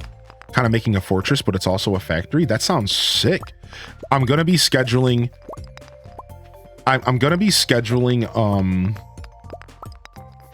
the next base tours soon. So we did round 1 of the base tours recently, Clover. And we toured everyone's bases and builds in Minecraft. And we're gonna be doing episode 2 of the base tour soon. I'm gonna schedule it soon, so look out for that. And then you'd be able to submit if you guys wanted to show it off. Night Ella, it's just an enchantment I got on my pickaxe. I literally just got an enchantment on my pickaxe called Efficiency, and it makes it to where I don't lose energy when I use it. It's not bad. Okay, where else can I get a Galaxy Soul? So you get them from random drops, Ruby. So like volcano mines, skull caverns, you know, that stuff. Volcano mines, skull caverns, local mines, just random drops. I don't know if there's like a percentage of a monster that drops it higher than others. I'm not sure about that, but I can tell you that the volcano mine seems pretty good. I want that pickaxe. Yeah, we're slaying it. It still takes a couple hits for rocks in the skull caverns, but it's not bad. Yo, good morning, Alto. Get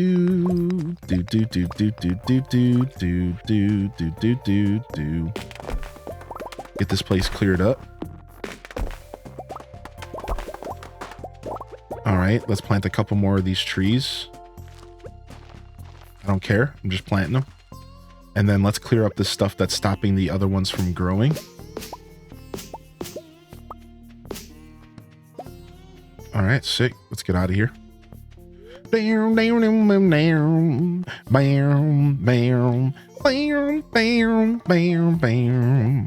made it.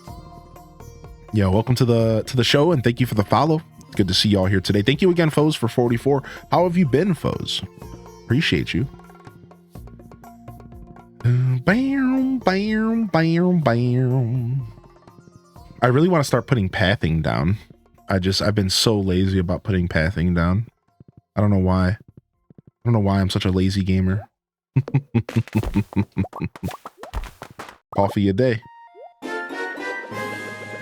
I got my coffee right here. Cheers. I'm at the sipping stage though, because I've already had enough coffee. So I just have some coffee from this morning that I'm lightly sipping. Yo, Ginger King coming in with 32. Yo, good morning, dude. Yeah, Hades was so much fun yesterday. If y'all missed the VOD, for sure check it out. It was our first look at it. It's just as good as Hades 1. It in a lot of ways, there's no need for a conversation of better or worse. It's really good in its own right. It holds up to the legacy of Hades 1 really, really strongly. And it's quickly slid into one of my favorite games of all time. It's so good, man. It's so good. Holy heck, is it good? It's bananas gorilla levels of good. Like I think that says it's Zilla levels of good. It's that good. It's Godzilla levels of good. Nice. We got an animal cracker. Hey. Whoa, careful now. No, I'm saying it. I'm putting it out there right now.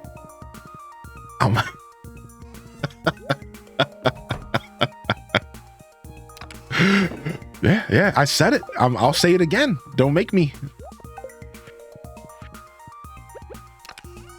You can't just throw around those like it's nothing. That's how good Hades 2 is. You're not getting it. You're not understanding. It's just that good. Yo, dog, get out of the way. I'm trying to do stuff. I'm sorry I screamed at you, puppy. I love you. I'm going to bed now. No, I don't. We don't. We need one though. How you doing, Snez girl? Good morning, Snezzy.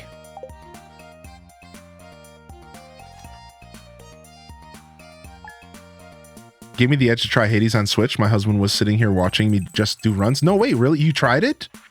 You're trying Hades on Switch? That makes me so happy. Don't forget about God mode.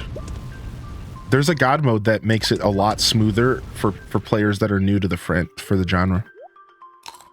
Yo, what's up? What up, Titan? I missed it, so I didn't get any too bad of spoilers. Yeah. It's the kind of game that you're gonna get spoiled if you watch because there's a lot of story stuff that's going on. So I respect that for sure. The music I heard from your gameplay so far was good. Yeah, dude, it was so good. I like that it's called God mode. Yeah, it's like you take like 90% less damage or something cool like that. No, I haven't played Sea of Stars. It was on the Variety-a-thon back in, what was it, November or something like that? February, whatever. It was January. It was on the Variety-a-thon schedule for January, but it didn't get voted for. I think we'll just end up playing Sea of Stars, to be honest. That is one of those games that I just want to play. Whenever I'm in the mood for an RPG, I'll probably just pick it up. All right. Let's see here. Let's go to Cask Stardew Valley. We're getting official on this. We're getting official on this real quick. You know, when we pull up the Stardew Valley wiki, it's official. You know, when we pull up the Wikipedia, it's official. Turn this off. We don't need this for the wiki. All right, here it is. So here's the 4 images that you need to know about. These are the different ways to lay out your cellar. All right, chat, it's lesson time. Get your HDES notes out. So this is the starting cellar. All right, now here's the most optimal cellar layout that doesn't involve you having to break the cask. All right, here, let me even scoot myself over. So if you don't want to have to break the cask to get into the basement, this is the most optimal cellar. But this is the best layout. This is the insane layout.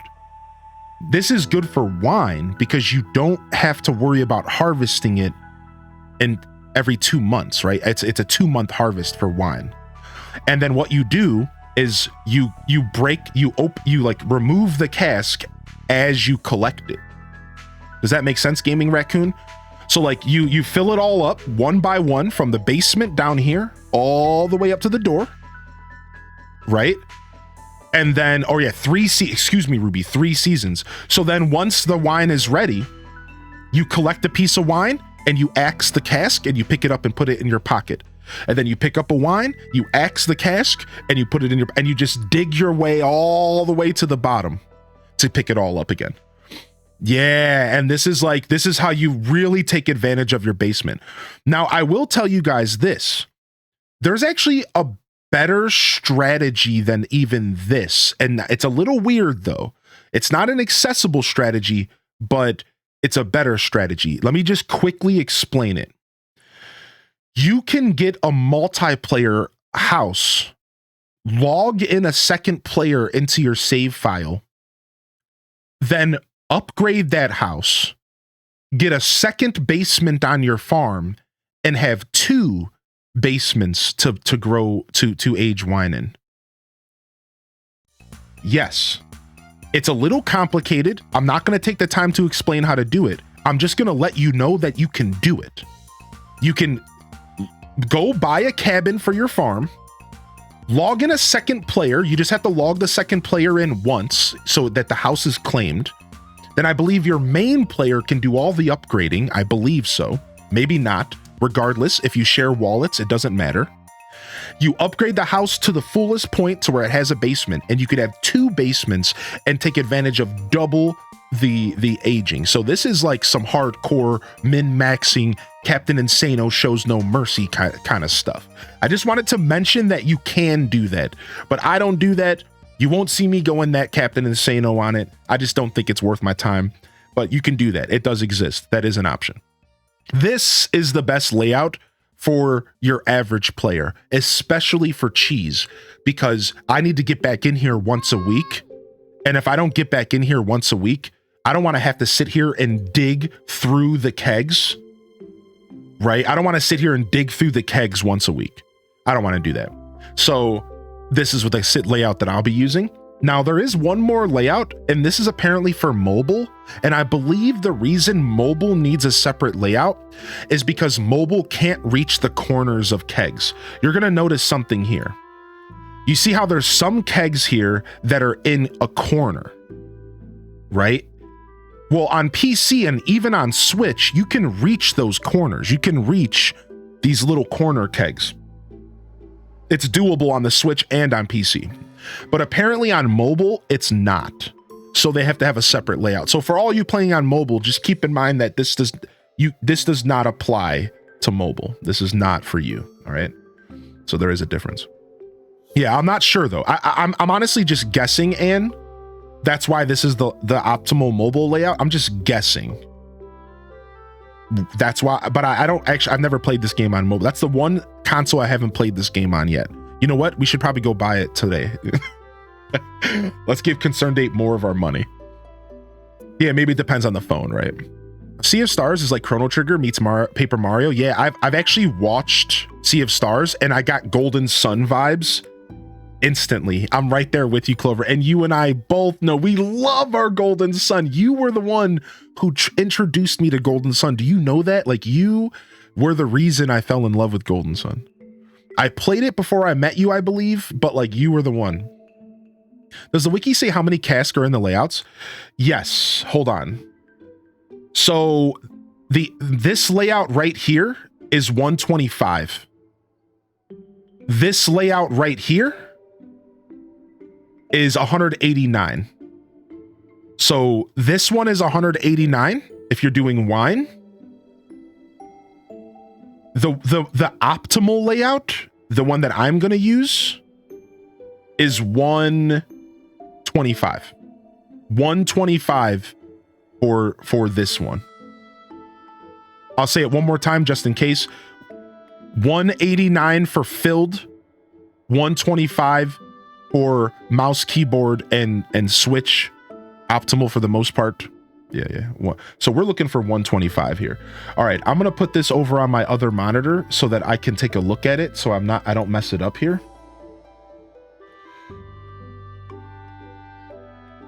And then let's go ahead and rearrange. Speaking of farming sims, Farm Together 2 released in early access. Oh, wow.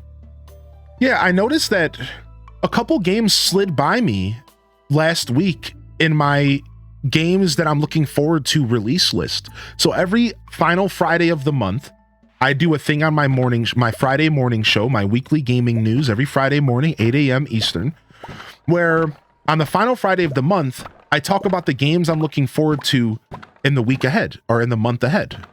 And I missed a big one this week. Somehow there was an early access game that slid by me this past week. Hades was not it because Hades wasn't announced yet. But one of them slid by me. I can't remember what it is right now. I can't remember exactly what it is right now. Oh, we didn't have to remove these. We can keep these. I can't remember what it is off the top of my head right now. I have to go back and think about it. But there was a game that released that I missed, and I was pretty sad about that.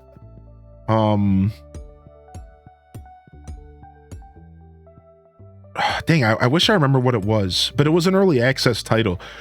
So yeah, I appreciate anytime y'all keep me appraised. Anytime y'all keep me appraised on titles that are coming out, I appreciate it, because I realize that I use about 10 sources for game releases. And even with using 10 different sources for game releases, I'm still somehow missing some game releases. So it just goes to show you that we're in this era of gaming where it feels like there's I think it might have been Manor Lords. No, I think we talked about that one. But it just goes to show you, dude, like no matter how many sources you use, dude, it's like there's so many games constantly being released nowadays. It's like it almost feels impossible to keep up sometimes. It's nuts, man. I'll think about whatever game it was here in a little bit. I think it was something somebody mentioned in the Discord. If I remember correctly, it was like somebody mentioned something in the Discord, and that's when I realized, like, oh, wait a second, I completely missed that. Ghibli Gale, I think early access can be done right in some situations, and in that situation it could be worth it to play, but I think sometimes it's not done right and it can feel like it's not worth it to play. I think it really comes down to you as a gamer, but to answer your question, in my opinion, I don't always find it to be worth it to play early access. I think that there's enough games out there that we don't need to force ourselves to play a game early. Like, just go play something else is kind of my vibe, right? Thank you for the stretch reminder, and good morning, Hagalicious. And thank you for the lurks coming in. I see you. I see you, lurkers. Thank you. And Ginger King, again, thank you for 32. That's my take on it is this. It's just, I feel like unless you are really, really, really, really about that game, why not just play something else?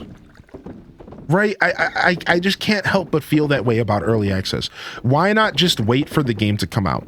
Now, this is coming from a guy who caved and started playing Hades 2 early access. I couldn't resist. And I think sometimes if you feel strongly, let yourself indulge. Let yourself indulge. Enjoy it. Life's too short to stress about stuff.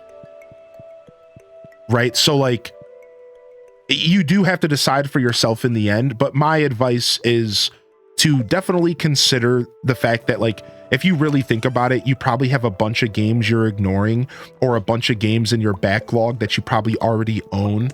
Why not sit down and see if one of those games click for you before you jump into an early access title? Give it some time to cook. Give it some time to cook, and maybe it'll be a little bit better when you do get to it, right? I think there's definitely some fair logic there, right? But again, sometimes it's really cool to see a game come together over time. And let me give you an example of a situation that I feel really worked well for this. I have this game, right, called here, let me pull it up because I don't remember the name of it. Somebody else might know the game as well. So I got this game from Chucklefish, and I've been following it ever since. It's called Starmancer. And it's this weird sci-fi sim game. And like, I got it gifted to me when it first came in early access from Chucklefish. And the first time I picked it up, it was kind of buggy. It wasn't really all the way there. It was kind of fun. I tried playing it. I kept running into bugs, and I was like, all right, I'm going to take a break. I came back when I saw a big update. I played it again for maybe 10 hours. I was like, oh, sick. Okay, it's better. It's fun. I'm seeing the growth, the progress of the game. That's neat. And then I put it down again because it just wasn't all the way there. And I'm just slowly following along with this game. And it's kind of cool to see the game coming together, to see a passionate team of devs putting their soul into the game and slowly piecing together and making it a masterpiece. And so I just want to, this is just an example of like, sometimes it's kind of cool. Sometimes it's kind of neat to play a game in early access because you get like a full snapshot of it. And it can be kind of fun and interesting. So I think it depends on the game. It depends on the developers. Taco the Taco. Yo, good morning. How you doing, Taco? Yo, welcome in, Bookie Proud Mama. Welcome to the show today. How are you today, dude? Yo, what's up, Famed Guardian? Welcome to the broadcast as well. Farm Together 2 looks cute. I don't even know much about it. I don't even know much about it at all. Yo, what's up, FB Champ? All right, let's get out of here. Do do do do do do do. Boom boom boom.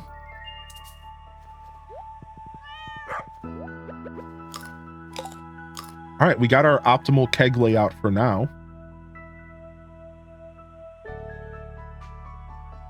Jerdman was playing Farm Together 2 yesterday, was he? Nice. Do do do do do do do do do do. We do know Jerdman. Yeah, he's been around here. He's been around these parts. He's been around these parts occasionally. All right, we have a butterfly. Let's go look for the butterfly in the valley today. Let's go look for the butterfly in the valley. Can't find my dog, but that's all right. We have another ostrich to give a golden animal cracker to. It goes to you, Deviled. Enjoy. Give us lots of eggs, my friend. Give us lots of eggs. The golden animal crackers definitely make ostriches really worth it, I think. I think they actually are really, like, I think they were kind of worth it before, but the animal crackers make ostriches cracked. And pun intended. Oh. Why do doctors make everything so stressful? Maybe it's a misery loves company kind of thing. Maybe it's a misery loves company kind of thing.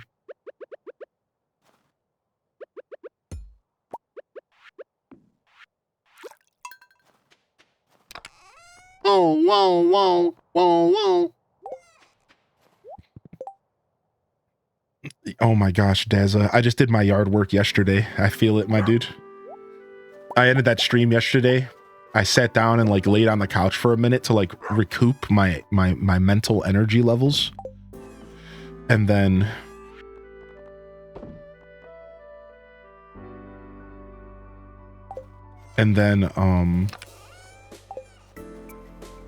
I had to go and do the lawn, but I'm not doing anything hardcore. It could be a lot more worse.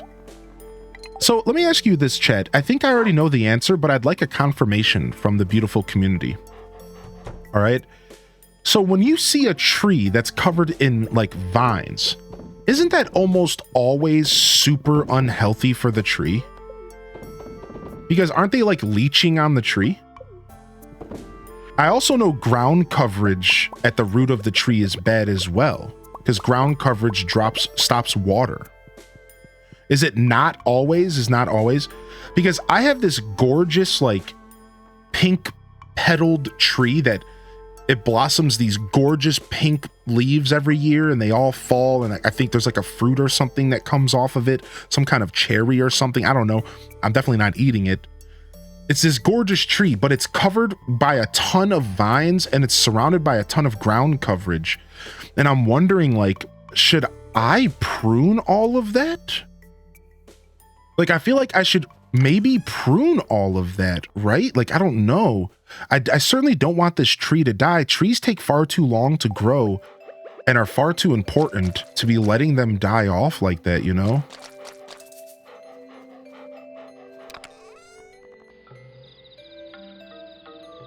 It is blooming, like it's fine, like it's a healthy tree now, but tree death takes a long time to happen. That's the thing.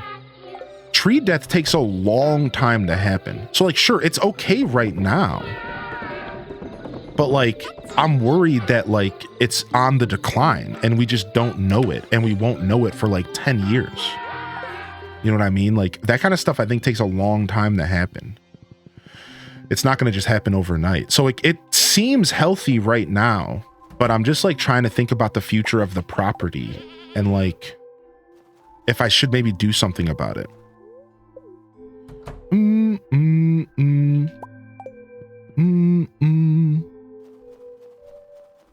I would personally take the vines off the tree. I think I'm going to go and cut them all down. I think I am. I think I'm going to go cut them all down here and do some pruning around the yard.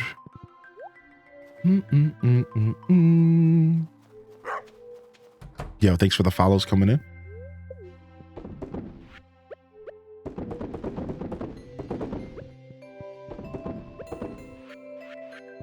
Appreciate you, Dazza, by the way. Thanks for the kind words. Yo, what's up, Frigid Phoenix? You legend.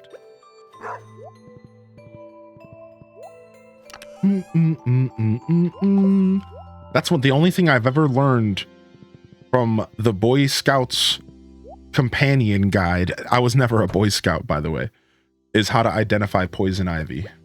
Yeah. I'm good there. We had like a good amount of poison ivy where I used to camp growing up in Ohio. And yeah, I can identify poison ivy pretty easily. Thank you though. Yeah, you're right. just entered summer year 1 and looking for advice besides for just fishing. So summer year 1, you again should be putting every dollar into crops, getting prepared for hopefully. So here again, I always got to preface this because I think it's important to identify where this advice is coming from. So this is the optimal advice. This is advice I think that is the optimal way to play the game, but I can't stress this enough. Stardew Valley is about figuring out ways to play the game yourself, figuring out creative ways to enjoy the game, to make money. And you really want to think about that. When you ask these types of questions, just make sure you're thinking to yourself, what do you want to do? Now that I got that out of the way, the optimal thing to do in summer is to continue to bash your head against the mines because you need quality sprinklers. I can't stress that enough. You need to be on floor 80 of the mines as soon as possible, put the fishing rod down, and bash your head against the mines until you are actively getting gold. Every waking hour, getting to quality sprinklers is such an important thing you should be doing in Stardew Valley.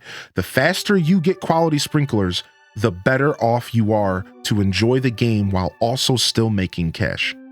So get in the mines, all right? Secondly, you should be putting every dollar that you make back into more crops and planting as many crops that you're comfortable with as possible, and considering also upgrading your tools. Getting your tools upgraded is pretty important. I think your goal for summer year 1 should be to get as much money as possible so that you can make even more money in fall, because your first year fall is such a money maker. Fall is a big money maker, and your first year fall could be a good opportunity for you to really make cash, but you need to have cash to make cash. So you want to go in the fall with 50,000, maybe 100,000 gold. And you want to buy as many cranberry bushes as you can get your hands on. That's my take on summer year 1. It should be mines and it should be crops, and you should be preparing for the best possible fall that you can. Year 1 fall. That's my opinion on it. That's what I think you should be doing. Now, again, keep in mind that if it's your first time ever playing the game, your first year is a tutorial. So I really think you should be focused on learning the game, finding what makes you happy about the game. Go do things that you enjoy in the game. Don't stop thinking about what you should be doing. Stop thinking about what you should be doing and just think about what you want to be doing. Just have fun. I can't stress this enough. Your first year in game should be solely focused on learning the valley, learning the experience, and figuring out what's the best way for you to play the game. So I really think you would be better off and not asking that question necessarily, and instead just enjoying the game. Just run around, just do whatever, man. Like, figure out little things in the game that make you happy. Try to find your own flow. And then, but I will still always give you the optimal answer, the answer that I think is the most efficient.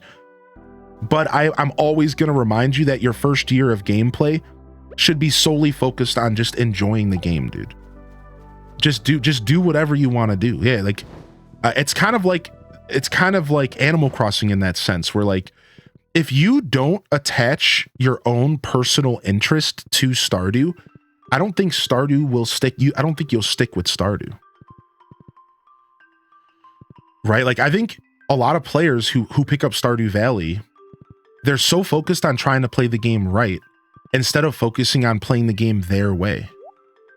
And then they don't stick with the game and they don't fall in love with it because they're not thinking about what in the game is fun for them. What's fun for you? What if you're sick of fishing? Yeah, go do something else. Maybe get into mining and check out the mines and figure out what's fun in there, right? Because I can't stress it enough. Like there's so much more to Stardew than efficiency and making money. There's so much more to Stardew Valley.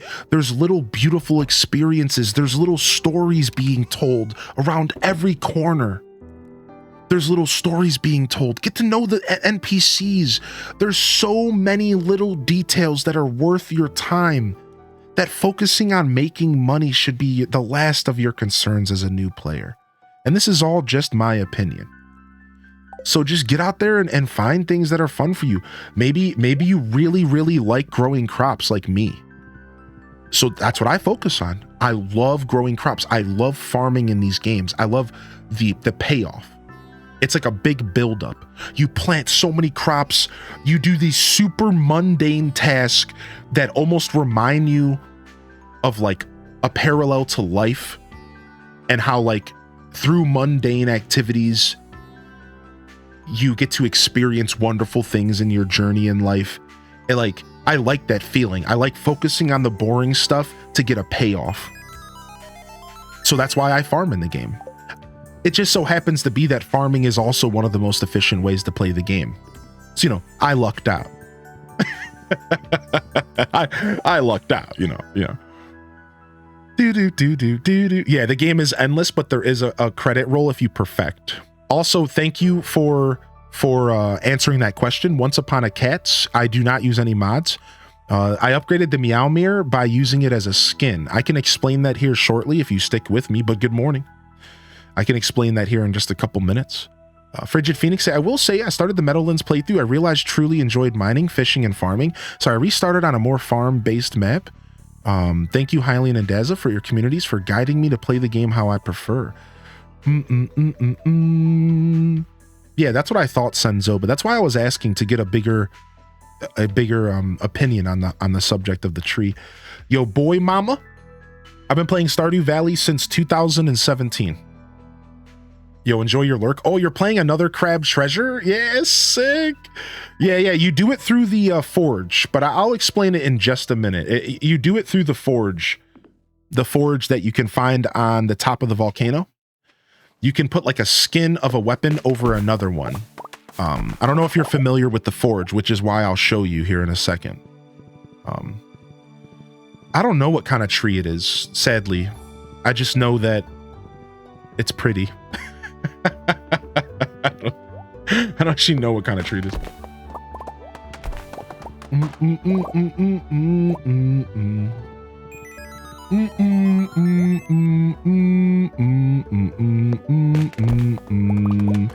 I don't know why you're apologizing. Cut out the sad stuff. No. Can we get some happy emotes in the chat? Cut out the sad stuff. Why are you apologizing? Because I answered your question in depth and thoroughly. Can we cut out the sad? Get the sad out of here. Let's get some smiles in the chat. Any smilers out there? Why are we apologizing? I don't get it. I want to plant more trees here eventually. Thank you, Wavy. Yeah, get the sad out of here. Why are we apologizing? I answered your question, I think, right? Yeah, what are we doing? Thank you, chat. Yeah, get that out of here. What the heck?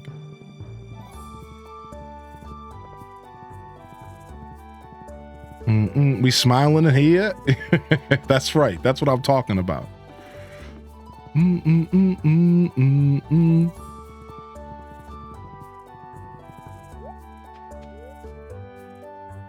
Yeah, exactly. It's kind of like you're putting a time capsule into the ground. Where do you get your crops at? You buy them from the local store in town, Pierre, or you could go to Joja Mart. Do.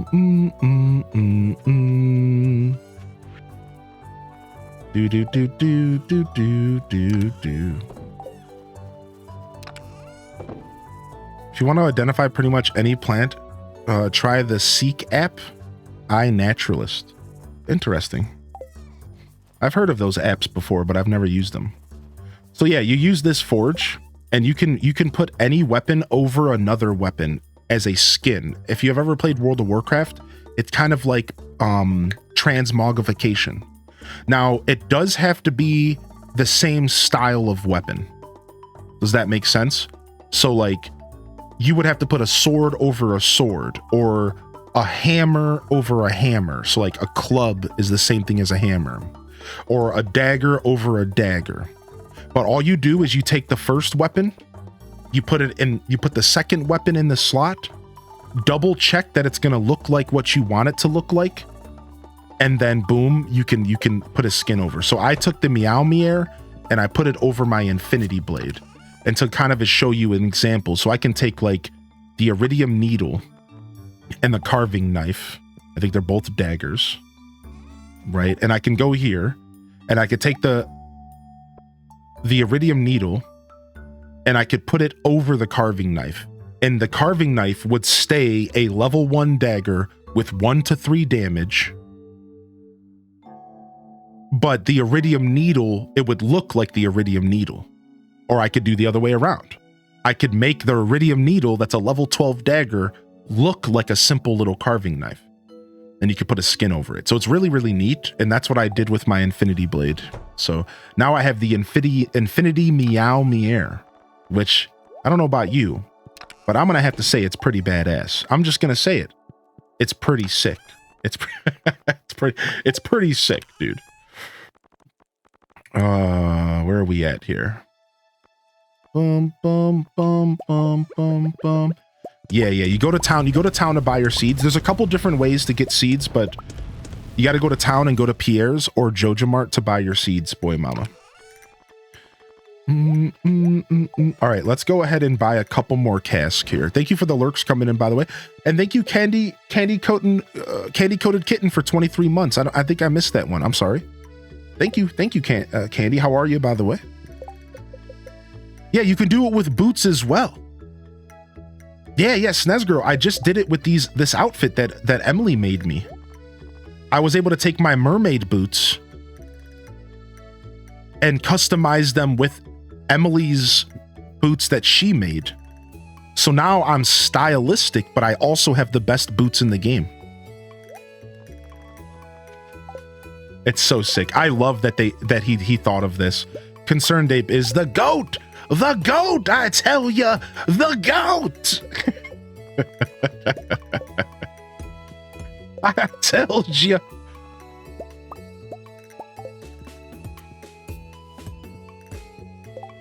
All right, we're almost done with cask. We might as well make them all. Do do do do do do do do do do do do. Even if he's not your goat, he's my goat. All right, I think that's it. Right? I think that's it. Can we do one more row? We could do one more row on each side. So 4 more. And we have the optimal layout.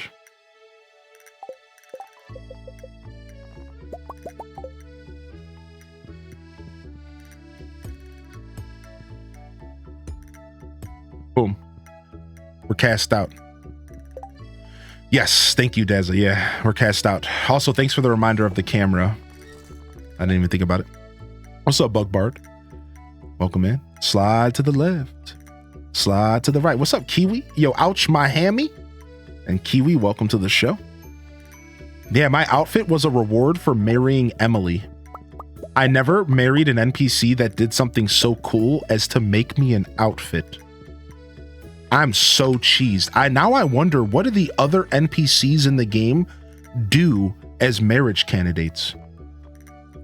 Like, I wonder, what do the other NPCs do? Like, there's got to be other things that I don't know about. Because I think Leia, like, makes you another sculpture or something, which is cool, but the outfit was way cooler. Oh, frick, it's Christmas. I forgot to get Sam a Joja Cola. Uh-oh.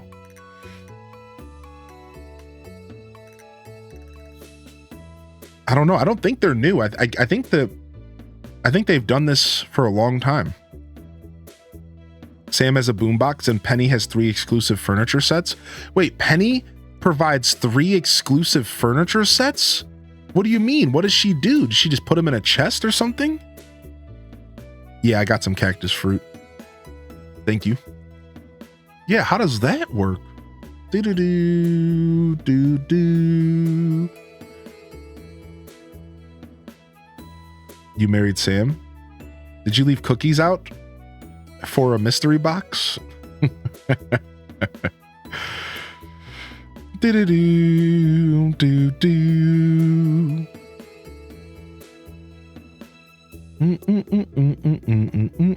One of my villagers just called another a dilapidated sourpuss. Shots fired. Are you playing Animal Crossing this morning? Are you playing New Horizons? What the heck? That doesn't sound like New Horizons dialogue, but I think it is. The Benny says, I just started Stardew Valley. What tool would you recommend for your first upgrade? I personally recommend the axe as the first upgrade because I think the horse is the most important, and I think getting the horse is super important. Now, I think your watering can is important because if you plant a lot of crops, being able to water them really helps. So I think that's also worth mentioning, right? And then lastly, maybe your hoe for the same reason as the crops. I'm going to straight up say it though. I think the axe or the watering can is probably the answer. That's the way I play the game because I plant a lot of crops, so I need to water them efficiently before I get sprinklers. And the axe gets me the horse, and I think the horse saves a ton of time in the game. And in Stardew Valley, time is very valuable. Very, very valuable.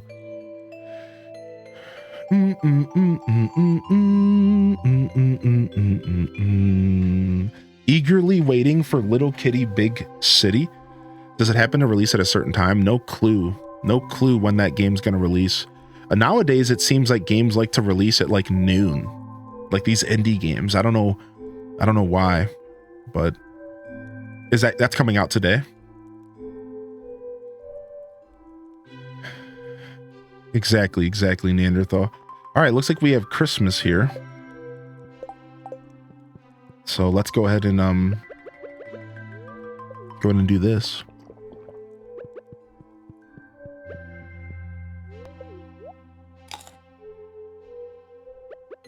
Elliot makes coffee every day. He also tried all the marriage-able candidates. Also, Elliot is hot. True. I mean, what better reason do you need to date a marriage candidate?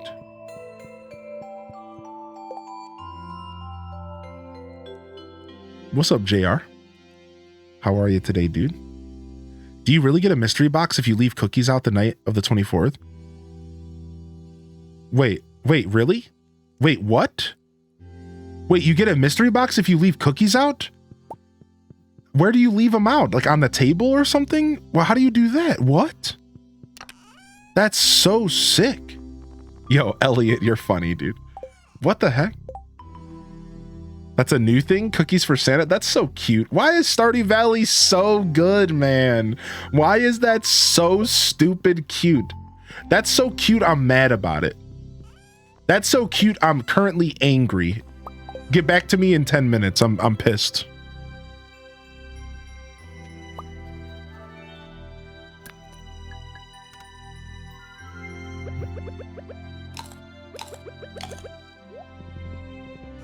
Would you like to know what Haley does when you marry her? Yeah, I would. I'm very curious what the other candidates do. Like, I think they all have like a special event that they do for you at 14 hearts. Right? That's like kind of what we're talking about. Like, what's the 14 heart event for all the characters? Like, some characters do something like make you an outfit. I think others maybe just like do something more simple. But I'm kind of curious. Leaving porridge. That's a tradition. Leaving porridge. Interesting. Isn't there like somewhere where you leave a shoe out and like they put candy in the shoe or something like that? Is that like Sinterklaas or something? You like leave a shoe out and like the shoe gets filled with candy or something ridiculous? Oh. St. Nicholas Day, is that what that is? I don't know. That's where stockings come from? Oh, is that what that is? Just leaving it. Imagine eating candy from a dirty old boot. Gross, dude. Gross. Yo. Cutest chat ever. Doing great on Friday Junior over here. It's a beauty of a day in central Canada. Nice. I had a pretty gorgeous day yesterday. I was able to mow the lawn in a pretty mild temperature, but it was nice and sunny still. It's nice. I like going out and hanging out with nature and doing yard work and stuff. I think it's one of those things that put me in my element. Like, we all have those activities that put us in our element in life. And I think yard work and being out with nature and like doing that kind of stuff is like puts me in my element big time. It's one of my favorite things to do. Don't knock it till you try it. Aside from making stuff for you every morning, but her 14 heart event, she does a cakewalk that's musical chairs, but with cake to raise money to buy new books for Penny and the kids. Wow, what the heck? What the heck? Haley is actually selfless? You heard it here first. She's actually selfless? The character growth, the character arc? Dude, mega sick, dude. Mega sick. Yo. No way, dude. You misjudged her? H does stabby? Yo. To be fair, I did. I'll admit it. I was triggered by her overhearing Penny and Yaz. We still leave shoes under the tree by Christmas Eve. The presents are placed next to the shoe, not inside, which is good. She's Zilla selfless. All right, calm down. You should check out the Icelandic Christmas cat and her owner. What? I'm kind of curious. I'm not gonna lie. You got me curious about this cat. That's my wife right there. Did you say you were playing New Horizons Lemons? I missed that. You don't have to reply, dude. No worries. And I hope I did help Irish Winters. Jokes aside about the sorry. Yeah, you don't need to apologize. I know that I'm a very passionate guy, and I think some people take like my passionate conversations as if I'm like scolding them. This has happened to me my whole life. That's why all my friends growing up used to listen to me when I told stories. I realize it's not because I told interesting stories. It's because they were all afraid of me because I went dad mode on them. But it's like, I'm not going dad mode on purpose.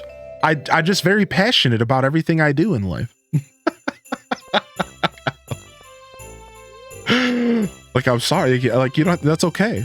I just wanted to give you the perfect answer. I wanted you to get the answer you were looking for, which is what should you do? But then I wanted to give you that philosophical answer because I think that Stardew's beautiful and you should try to consider like whatever you want to do, right? But that's the thing though. I do understand that some players need some sort of guidance. There are plenty of gamers, including you potentially, that a little bit of guidance goes a really long way in a game with endless possibilities. Does anybody feel that way when they play games like Animal Crossing, Stardew Valley, Minecraft, Breath of the Wild, Tears of the Kingdom, these massive games with unlimited possibilities? You're like a little lost. You're like, what do I do? What should I even be thinking of? Because I'm thinking of all of the possibilities and I don't know what I should really be doing first. Like, what do I do? So I totally understand why you're asking. And that's kind of why I wanted to give you two answers instead of one. Because the answer is you should be in the mines and you should be farming. And I could have just said that and I could have dropped it. But I think that when you're guiding a new player, you should remind the new player of that philosophical side as well. Like, keep in mind while you're taking advice that like there's no wrong way to play Stardew.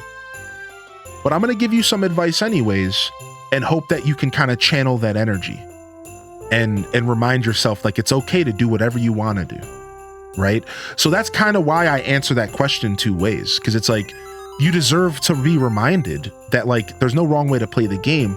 But I think I do respect that sometimes you need a little guidance. So I totally don't want you to feel bad for asking, because like it's a totally valid way to feel when you game, dude. I think, and you're not the only one. So many of us, look at the chat blow up, feel so overwhelmed when you play these games. It's frustrating sometimes, you know? So I think it really does go a long way to have someone just give you a little point in the right direction, right? Just, yeah, go do this. And things will start working out for you, you know? So. Hi there, first time viewer. What's up, Melon Daddy? Oh my gosh, what a name. Melon Daddy 69 James. Ooh, wee. I've watched videos for months and finally bought it, looking for advice since there's so much to do. I just started on the Meadowlands farm. All right, so the advice I like to give to new players in this game I tend to lean into philosophical advice. So for starters, I think when you start the game, you should be reminded that your first playthrough is very much a tutorial. Your first year in game, Melon Daddy, is very much a tutorial. And when I say that, I mean just focus on like learning the game, focus on relaxing and just kind of taking it all in. Try not to get frustrated with low stamina. You know, definitely consider the wiki if you are a wiki gamer. If you're the kind of gamer that likes a guide, the wiki is amazing. There it is in the chat. I think the only real tips I could give you as a new player is fishing. Fishing early game is really good. So I think that every player would do themselves the service of kind of getting acquainted with the fishing. Get acquainted with the fishing. Even if you hate it, if you suck at it, at least try it. I also think you should be focused on farming. I think farming early game is king, and you should get some crops in the ground, and don't be afraid of using that watering can and hoe, because fishing is the most lucrative early game. So it's like the best way to make cash early game that you can do in small amounts. So right, you could like spend your day, you know, watering your crops, and then you have a little bit of energy left with a lot of bit of time left. Go fish a little bit. Right? Okay, right. We all have those days in the first month of the game specifically, right? You finish watering your crops, and then you're like, but I still have some energy left. What do I want to do? Go fishing. If you suck at fishing, that's okay, because you could also instead go foraging. That's what I do. I go walking around the valley, picking up everything. I go cutting trees down, getting myself a bunch of wood prepared for future crafting. That's what I do. I farm and I forage. And that's how I play this game. But I do recommend you getting acquainted with fishing, because fishing is really useful throughout the game. So that's kind of I recommend a new player, get it comfortable with fishing if you can, and just try to learn the valley. Just kind of get yourself out there, talk to the NPCs, get yourself kind of aware of where NPCs are. Does that make sense? Like, read their names. Oh, okay, so Pierre owns the shop. Oh, okay, so Gus is the leader of the saloon. I think it's good to kind of get yourself aware of the game a little bit. Try to get yourself immersed into the valley a bit. That's like your focus for early game. Otherwise, the only advice we have for you, like real advice, is fishing, farming, foraging, right? These are really important. Get into the mines as soon as you can, and don't cut all your grass. This is a silly tip. Don't cut all your grass. You're going to notice that your farm is full of grass. Don't cut it. We're talking about the tall grass that slows you down when you walk through it. Don't cut it all.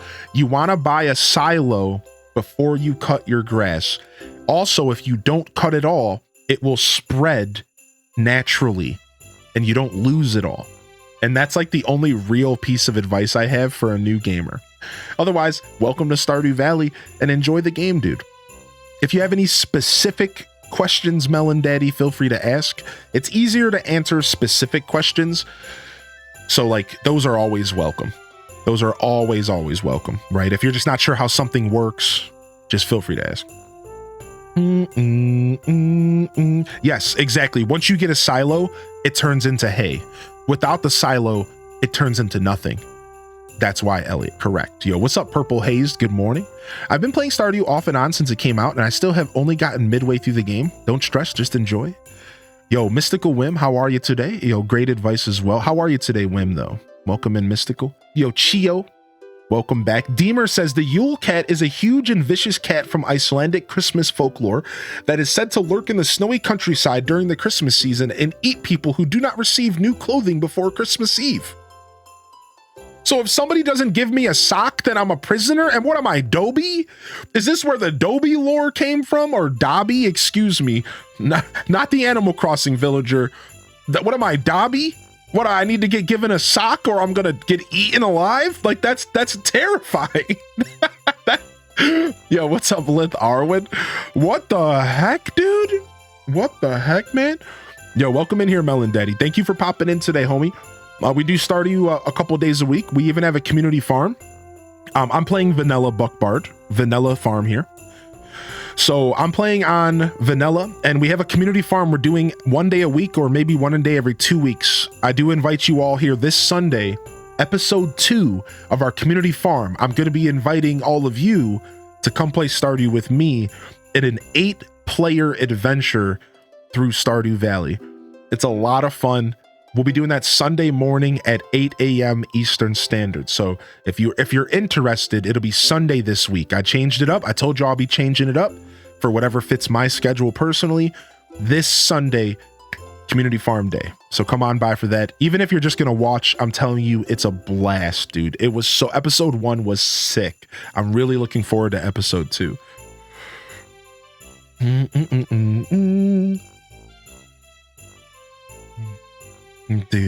All right, let's see. We have to give a gift to Samuel.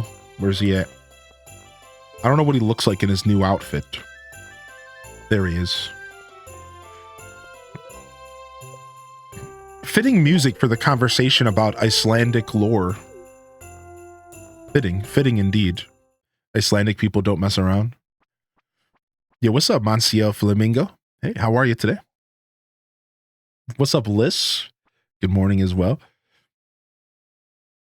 If y'all couldn't make it to last week's episode of the community farm on Saturday, and if you can't make it this Sunday, what would be a good day and time slot for you to come play?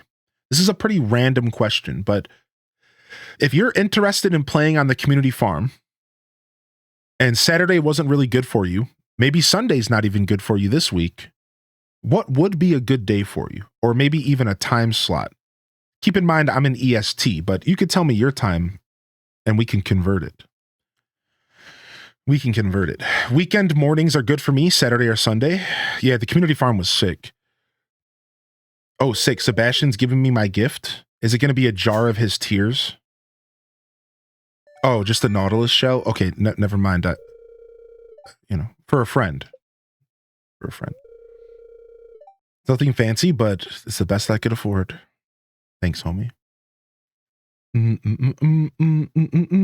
Oh my gosh, Taco. Weekends any day. So it seems like weekends are pretty okay.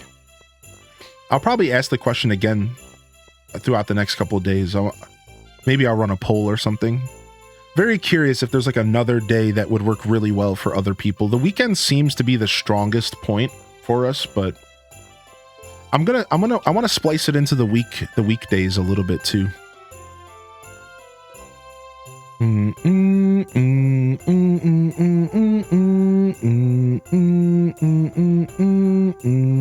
Oh my gosh, Ginger King, I'm taking him to court.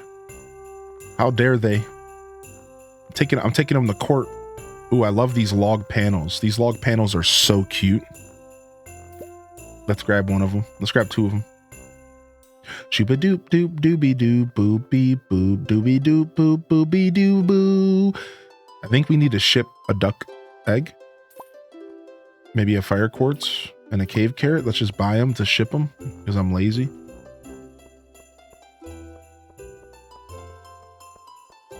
Weekends don't work for me. So does that imply that weekdays do?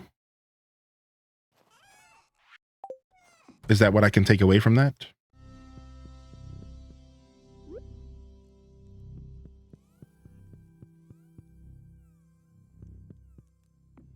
These wooden panels are sick. I would have to figure out a way to use them properly. But the wooden panels are sick. I like them a lot.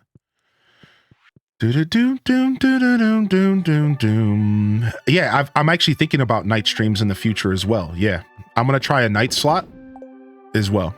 I do plan to try a night slot. I'm thinking Friday night. I'm thinking we'll do a community farm Friday night stream, maybe even next week. I think next week I might do Friday night. But I don't know if I'll do only Friday night. I think if I do a night slot for the community farm, I might do 2 episodes that week to make up for the lack of morning slot. Again, this is all just theory. I'm just thinking out loud. Regardless, I am considering a night slot. Yes, I am considering a PM slot for those of you who are just better in the PMs in general versus AM at all. Because I think no matter the day of the week, some people just don't have it like that in the morning, you know? You bet? Okay, cool. Yeah, see, I knew there were some people where weekdays are better. And that's why I want to rotate it around. Because I know there are some people where weekdays are better. That's exactly why I was asking. Because I know even if there's only a few of you, I think there are some people where weekends are actually not accessible for gaming. They're going out, they're adventuring, they're with their family, right? They don't have time to like sit and play games on the weekend. I think there's a lot of people out there like that actually. Or maybe you're like I used to be and your days off are Mondays and Tuesdays. When I used to cook, I used to take the quote unquote worst days off because I could get 2 days in a row. So my weekend was Monday and Tuesday. Right? And like there's probably a lot of people like that as well, where their weekends are like the middle of the week because that's just how the working world works. You know what I mean? So let's see. If we make a crab cake with Q seasoning, I wonder how much better it is than a regular crab cake. Yo, watch out. Watch out, doggy. Watch out, doggy.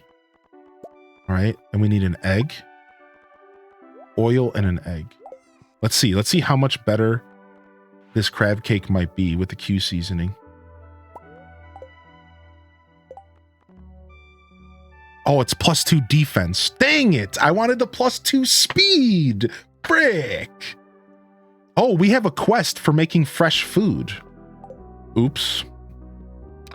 Well, looks like we need to go buy a bunch of wheat now, don't we? Weren't we going to try doing mussels? Let's see. And sashimi? Let me see here. Let's try this for now.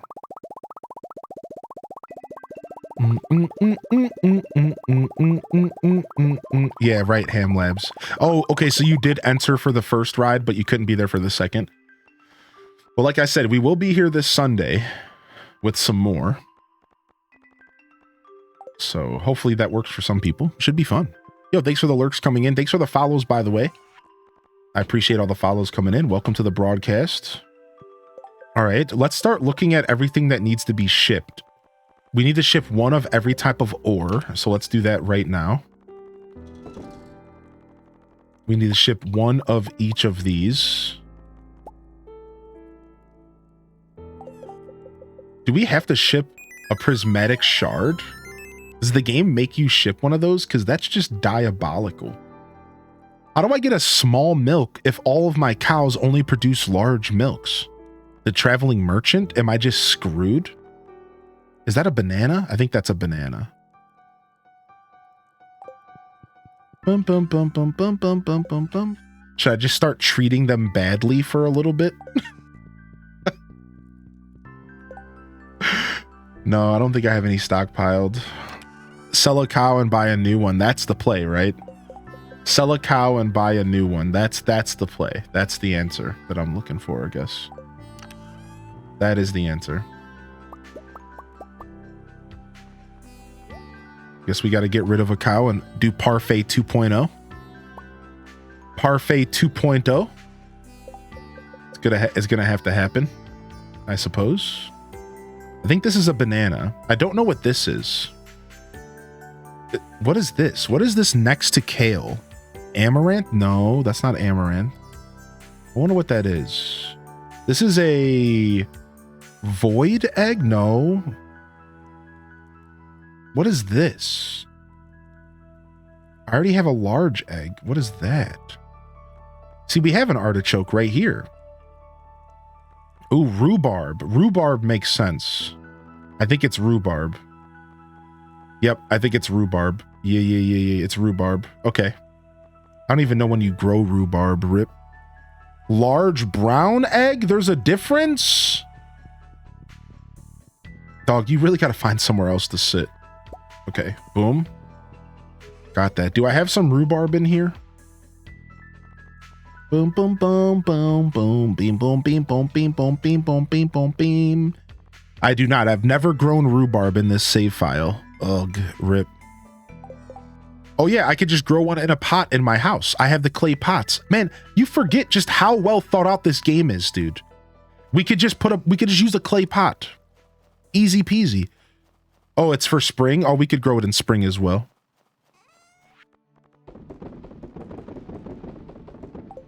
Okay. So for those that don't know what we're doing, we're trying to get a perfect farm. And in order to get a perfect farm, you have to sell or ship one of everything in the game. Relatively. I think there's some things like you don't have to sell every type of row, just one type of row will do, I believe, right? Like, so there's some pretty much one of everything. What about this? What's this next to a beet? Does anybody know what this is? It's a pain loading my mayo makers in the morning because I always get one of every dang possible egg. I have to sell an ostrich egg raw? Frick. I never sold any wood before. Oh, they clearly don't know what I do in the back alleys. Okay, this is some kind of flower. I like to think I've grown one of every flower in the game, but maybe not. Let's just take a couple of these out. I like to think I grew one of every flower in the game at some point, but potentially I have not. Okay, something next to the duck feather, a duck egg. I just sold the duck egg today. This is squid ink, which I know I have some squid ink somewhere. Here we go. Bug meat is in there. Did you see bug meat?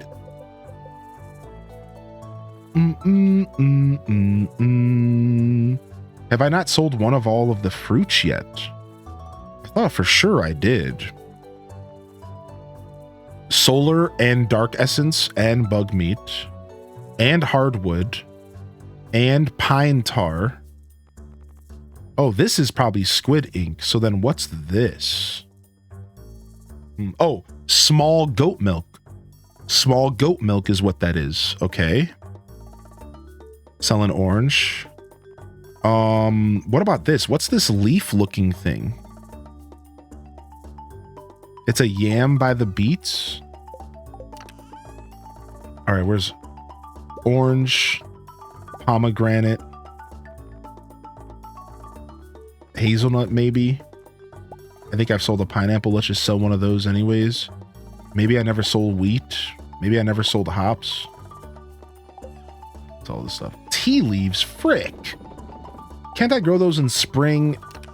Okay, we could do some of those in spring, I think, right? Don't I have some tea leaves in here? I do. I have a single tea sapling. Okay, sick. All right, cool. Oh, you could steal the leaves from Caroline. Oh, okay. A mango? We've never sold a mango? Have we never sold a star fruit? We've never sold a star fruit. We never sold magic syrup. I don't know what this is. Or this. So this is like some maybe new stuff. Cinder shard? Oh, that is a cinder shard. You're right. You're right. You're right. That is a cinder shard. Why would I ever sell those? Rick. Well, we got a mango. Okay, I got the radioactive Orin bar already done. So we're good. That's it's in there right now. What do we know what's next to the dried fruit? I'm gonna go sell some mystic syrup real quick. Raisins. Oh, but those are for my Juno bros. My Juno bros. How dare they? This is sick. This game is sick. It's raisins, bro. All right, we'll stop there and we'll see what's left tomorrow. Let me get a dark essence and a solar essence out.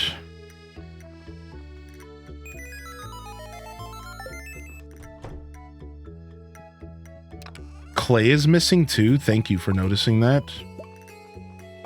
Boom. All right, so all right, let's go drop this off and then we're good. We'll make a huge difference here for tomorrow. Yo, Stevie Bat, Stardew is going good, man. How are you? How's things going for you? You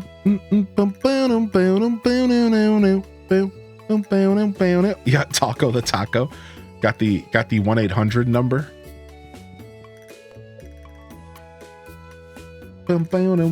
Yo, lots of follows today. Thank you so much, everybody. Welcome to the community. Any questions are welcome. Enjoy the show if you're just sitting back and relaxing.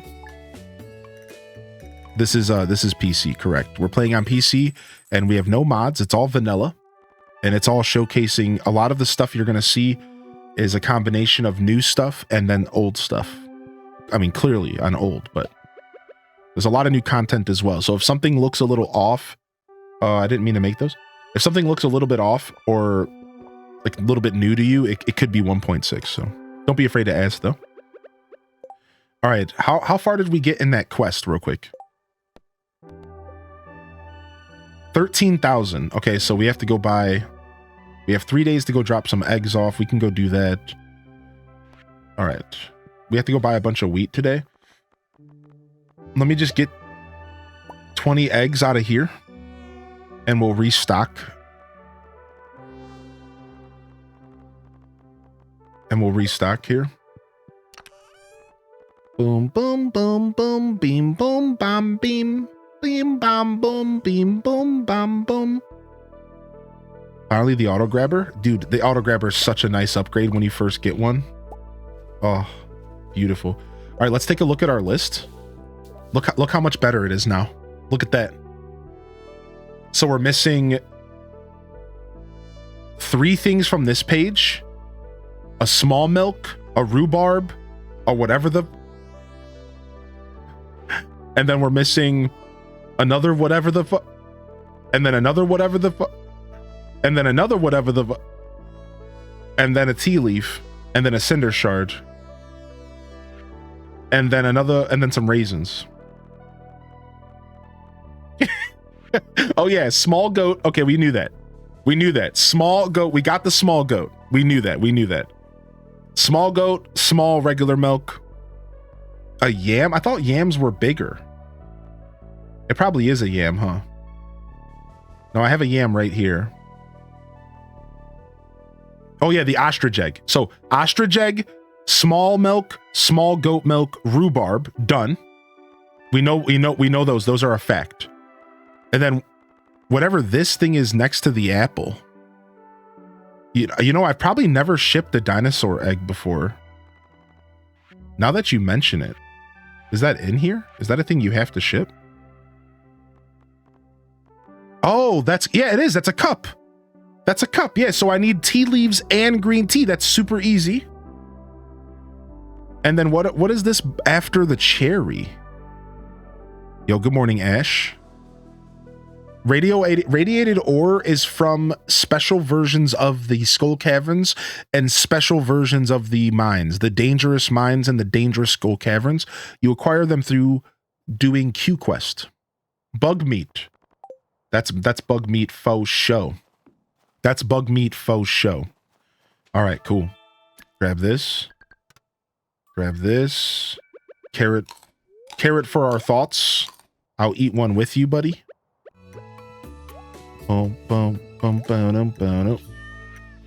Nice. Cool, we're gonna have everything shipped, and then we have to start crafting everything, and that's way worse. That's actually way worse. Only one a day in the last week of the season. How you doing, Igor? All right, let's grab the bug meat before I forget, because I can do that one right now. And then the rest of it's going to come with time. All right, so now I don't have to think about it. All right. This stuff can go in the house. And then we have to go drop these eggs off to Gus today. And then otherwise we're doing pretty good. Let's go take care of our mamminals. Thank you. Yeah, no problem. Boom, boom, boom, boom, boom, boom. Yeah, we have to. Ooh. All right. What was one of the names we were saving for today? Frick, I forget. It's a whole next day. I can't remember anything from a whole day ago. I barely remember what my name is this morning. We did deviled.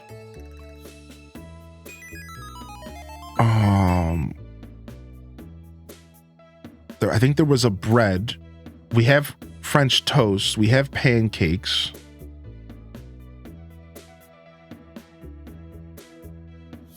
We have brioche. There was a really good one that I liked a lot. I did hollandaise. Sunny side up. I think we have hard boiled is pretty good actually. We have croissant. Let's go with hard boiled. I like that. Banana. I mean, I love a banana for breakfast.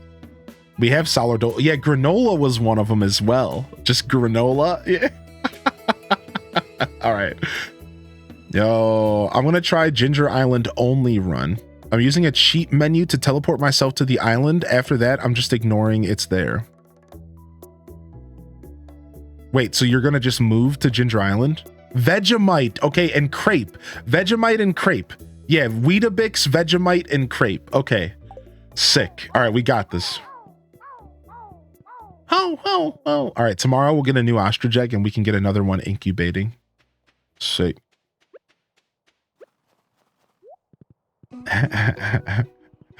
Nice. So what you're saying is that you're gonna start the playthrough on Ginger Island and you're never gonna leave Ginger Island? You're just gonna live there? You're gonna live off the land? That actually sounds like a lot of fun.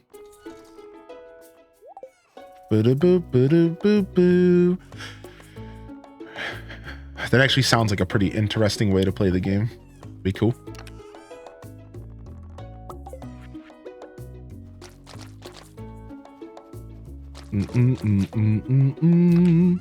Sound difficult?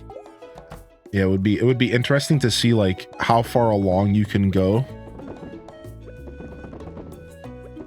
How much progress you can make in like regular things without ever leaving the island. It would be pretty interesting to see like how the flow would go. I think it would even be cool, like I know somebody who did a farm only playthrough. There's like a bunch of them on YouTube and stuff, and they never leave the farm, but they would give themselves the luxury of leaving the farm once a year. Once a year, they had a single day that they could leave the farm. And like, that's like actually pretty cool. I think that's like a pretty cool way to like go about it. Right? That's like a pretty interesting way to go about it. Oh, we need to put iridium sprinklers in here. How'd they get seeds then? So like in the playthrough that I'm talking about, once a year they went and bought seeds. And then otherwise they would just have to grow stuff that was not crops, right? Like, let me give you an example. Somebody mentioned weapons. So you could go into the volcano and you could use your pickaxe as a weapon. And you could try to kill stuff with your axe and pickaxe and hopefully get a weapon drop. Yeah, you could do that. You could totally do that. You can kill stuff with your tools. So early game Ginger Island only run, you would be like trying to kill stuff with your scythe, hoping for a weapon drop. That's how I would envision this happening. You would be sitting there hoping for a weapon drop by killing stuff with like your tools, which would be brutal because volcano mine stuff is brutal.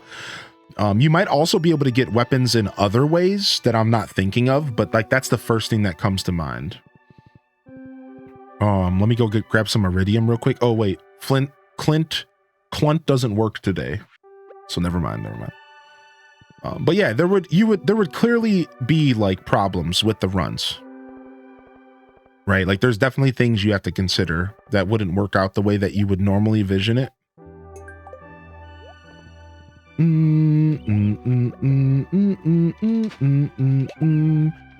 One cool run that I saw that I really liked was a beach only farm, because the beach, oh, do we need 25 eggs? Oops. Because the beach 24. Random shipments will appear on the beach. Just random boxes and stuff appear on the beach farm. So you could like, and you get like just random stuff from the boxes. I think there's like a pretty big pool of items that are possible, right? So you live on the beach and you never leave the beach farm, and you get random items washing up on the shore. And that sounds like a pretty interesting way to engage with the game, right?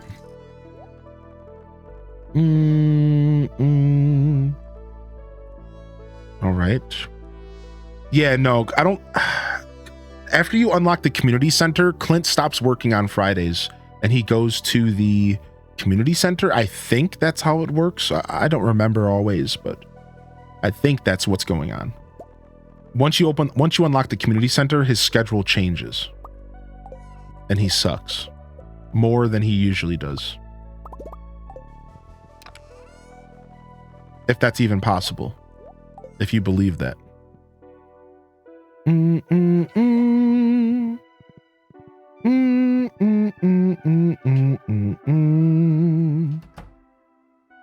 Yeah, what's up, Nisi?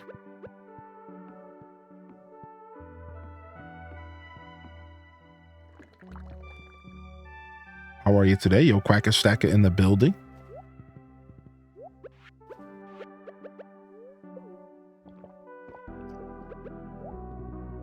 All right, sick. We should probably be checking Ginger Island more often. Now that our field's so big, I guess. Let's go do that real quick. Hope you're doing well today. What's up, Mod Jewel? Welcome back also.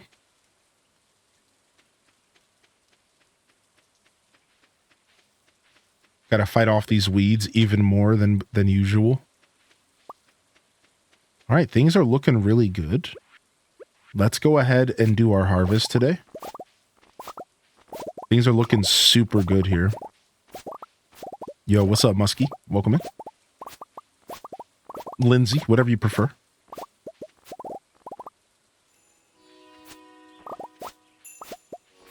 Yo, Gaming Cole, I'm back by unpopular demand.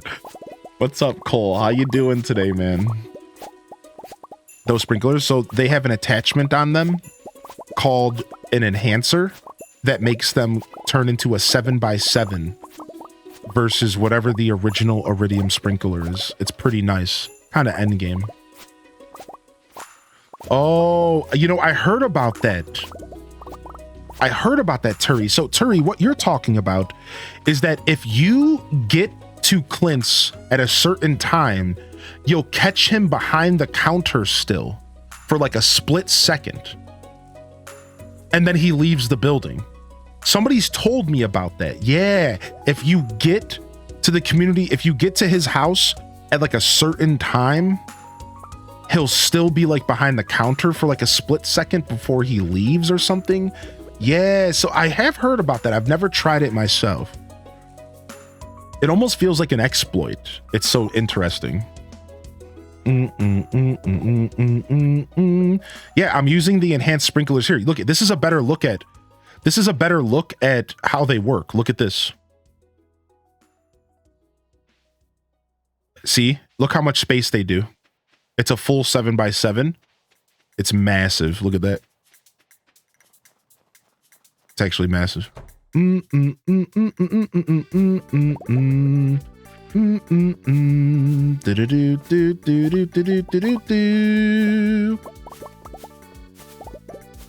think having the key to the city is also the answer, right? Because I think his doors are locked without the key to the city. Isn't that accurate? Aren't his doors locked without the key to the city? I think that's what matters. Maybe that's what makes it possible to go to Clint's on Friday. Is you just need the key to the city? Maybe that's what it is. You wearing a sombrero? I don't think so. I think I'm wearing like a sultan's hat. I feel like a sultan. Does that make sense? I'm a desert prince. Pretty good. How are you? I'm pretty good, Gaming Cole. I'm a desert prince. All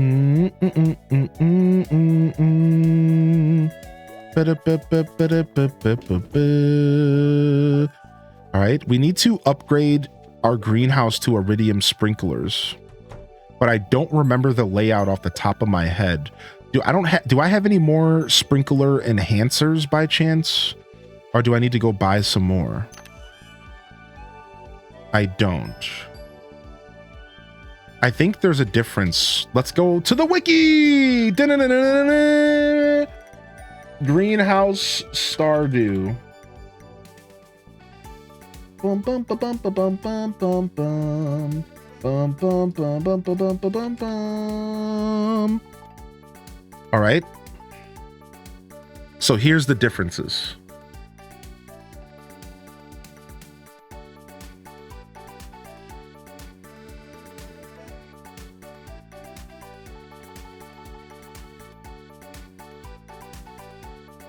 What? Oh, they're called pressure nozzles. Why would I do either of these? I don't understand. Why would I do one versus the other? All right, so here's all the different sprinkler layouts. So here's all the different sprinkler layouts, right? So you have regular sprinklers, right? You have regular sprinklers here. We can go back over here. Right, then we have quality.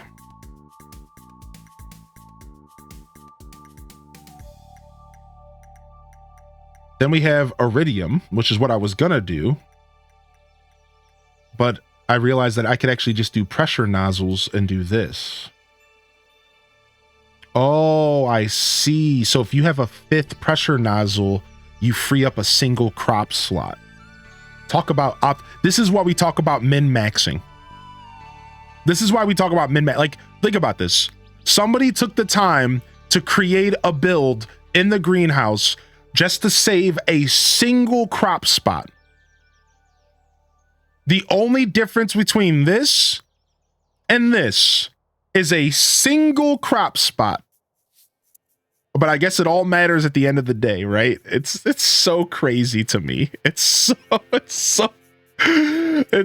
crazy. What's up, Datasphere? Welcome in, dude. Stardew Valley fans are nuts, man. They go in on this game, dude. They go in on it. I'm on the hunt for the genie outfit. Oh yeah, that's what I'm wearing. I have genie pants on. I don't think the whole outfit is genie, but I know the pants are genie. All right, so this is what we're gonna do, I guess. So we need the problem is we have to buy 2 sets of enriched of pressure nozzles for this, which sucks. Let's just go for this setup because I don't want to have to buy 2 sets of pressure nozzles and have 3 just sitting around. So we're gonna go for this. So what do? You do corner 1, 2, 3, 4. Corner 1, 2, 3, 4, and then from here you just go 6 spaces up. Okay, easy to remember. Easy to remember. Deluxe retaining soil for ancient fruit in the greenhouse means you wouldn't need sprinklers. But like, isn't there something with soil where like, will it just stay that way forever? I thought like fertilizers and stuff suck. Do I just like not understand how fertilizers work? Deluxe speed grow? No. Hyper speed? No. I only have quality. Where do I get the other stuff? Do you have to buy it? The island trader? What do I have to trade him? Ancient fruit is constantly producing crop. Deluxe never runs out. Wow. I kind of want to do that. I've never done that before. Yeah. What? Oh, he sells you the recipe. What do I have to trade him for the recipe? I'm not sure. Let's go take a look, I guess. Oh, I went to the desert. Oops. Rip. This is where I could use the return scepter. I don't have the return scepter yet. I really want it to. I really want the return scepter. Did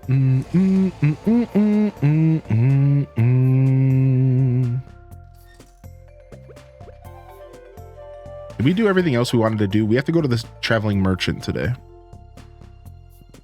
It could be bananas, Bananas. Do.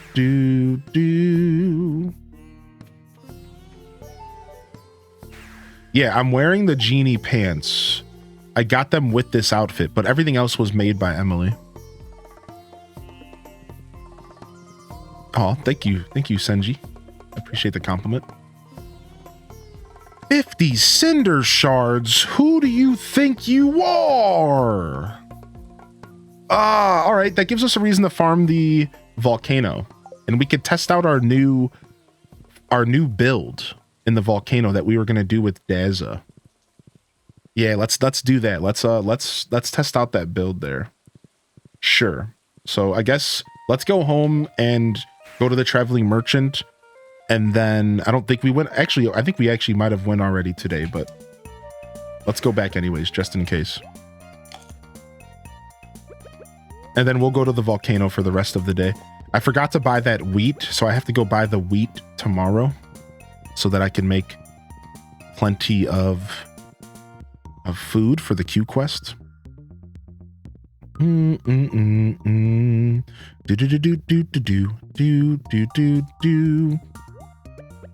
Again, no matter need that. No matter how much I play this game, there's always another way to play the game. It's so dope. There's always another way to play the game. There's always something else that I haven't considered to make my playthrough even better. And that's why I love Stardew Valley. It's like there's no wrong way to play it. There's always another thing that I didn't consider. Oh, people do sheds full of garden pots to make their own greenhouses. I've never done that. I've never even taken advantage of deluxe retaining soil. I've never done that. And it's just so interesting. There's always something to learn. It's such a great game.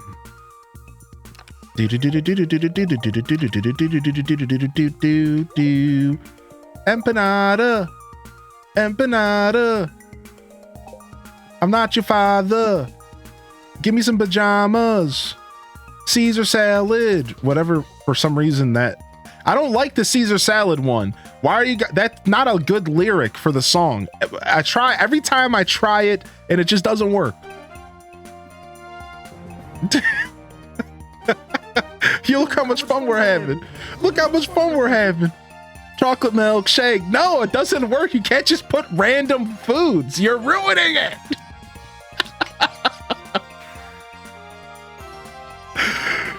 You can't just put random foods.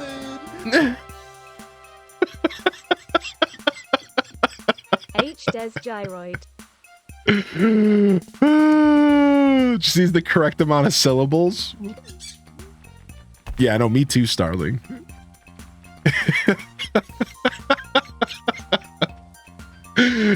We're just making the chat hungry. Yo, thank you, Bite, for 12 months. How are you, Bite? Thank you so much for 12 months. Patrick Payton, welcome to the show today. Thank you for answering the questions, by the way, chat. I know I ask a lot of questions sometimes to avoid pulling up the wiki. I just want to say thank you, everybody, for helping. Thank you. Person you rated yesterday is insane in the best way. Piano and his 100 million year one quest. It blows my mind. Wait, who do we rate yesterday?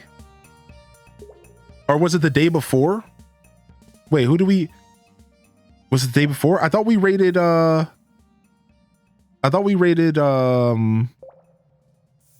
Mar Pizza yesterday. It must have been the day before. I don't remember now. I'll be honest, I don't remember. I'm happy though. I'm happy that you enjoy the raids. The raiding is a strange thing on Twitch. It's one of my favorite things to do, but then it's also one of the most nerve-wracking things you can do. Because you never know what's on the other side of the raid, man. And freaking eye boogies. Get out of my eyeballs, I hate you. Yeah, same here, Purple. Same here, Purple.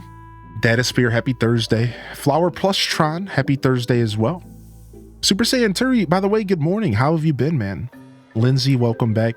Just making sure I didn't miss anybody. I thought I missed a comment that I wanted to read, but I think we're okay. Shay Beep, Kiwi. Yeah, I think we're okay. I think we're all right. Itchy eyeballs. Just like Animal Crossing New Horizons, there's always something to do in this game. Yeah, it's beautiful. Oh. Wow, we one-shot him. Yo, come here. Give me those dragon fangs, goons. Classic eye boogie. Seems rated Soph, then Soph rated Russ. Can't remember the found you from a Soph raid or the Explore PG. That way that brings the community together is so cute. Yeah. Rating's cool. It's one of those things that I think supports the idea that it's not a competition necessarily. And even if you do consider it a competition, it's a friendly one. And I think that's how I've always felt about rating, is it helps further support that idea that, like, it's even if you do consider it a competition, it's a friendly one where you don't have to bring another person down to find success on Twitch. You know, I don't think, like, it's not crabs in the barrel, right? It doesn't have to be that way. It's not like that. And I've always believed that. I think most creators on Twitch feel that way. I would argue, but you know, I can't speak for other people, but in my experience, most creators on Twitch understand that and accept that. It's very wholesome and it's very cool. It's very, very cool. No competition is friendly. War! Huh, what is it good for? Absolutely nothing. Say it again, Data Spear. Huh. Anyways, I don't know where that came from.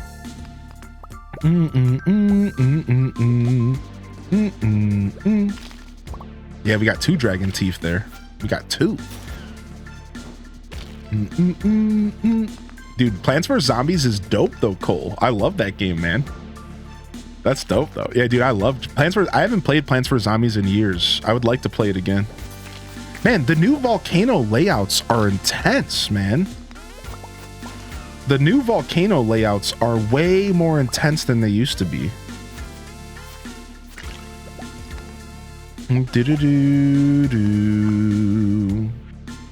Or cinder shards. We need 20 cinder shards to create our burglars X savage ring that we're gonna rock. And then we have our napalm iridium ring. And then we're gonna bust out that strategy. Do boop boop boop boop boop boop boop boop do. Yeah, I know. The little islands, they're actually super frustrating. I agree with that. Dude, look at the frog got frozen with his mouth open. Look. That's so dope. I didn't even know that could happen. That's so silly. The ice rod is actually so cool, man. The ice rod is so cool. It's so cool. Boom, boom, boom. Boom, boom, boom, boom.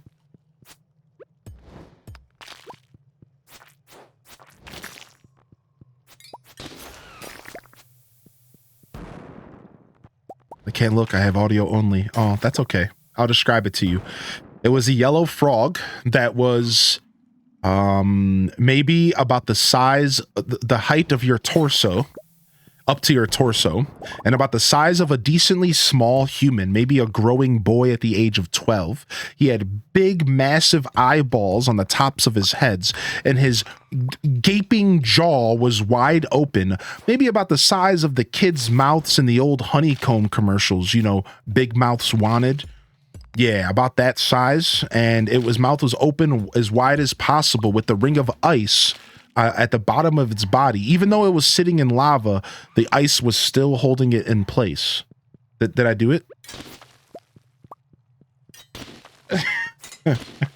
Hope that helps.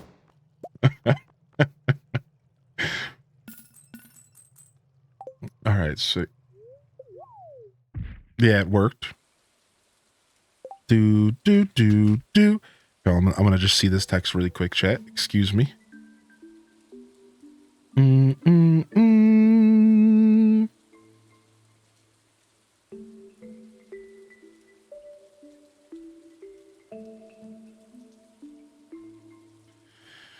Do. Thank you for your patience, everybody. What a romantic short story about that little dragon. All right. And we can go to the farm and we could just teleport home. I don't tend to sleep here on Ginger Island. It kind of messes up my daily flow. In past save files, I have slept on Ginger Island all the time. But in this save file, because I'm doing animal farming, it kind of messes up my flow because I do have to go around and collect the animal products every day. Now, I don't have to do it every day. But if I don't do it every day, then I would need more cheese presses and I would need more mayo machines. So right now my system is pretty curated. I have just enough mayo machines and just enough cheese presses to process everything once a day. And if I miss a single day, then I start to get like a little bit backed up on those products. And I don't really like getting backed up on the products. It's not really my favorite. So I've decided that I just want to be on my farm every day and I just want to take care of the animal products every day. That's just kind of how the flow of this playthrough. So I don't truly get freedom away from my farm in this playthrough because of that, which is again fine, but I don't get true freedom away from the farm.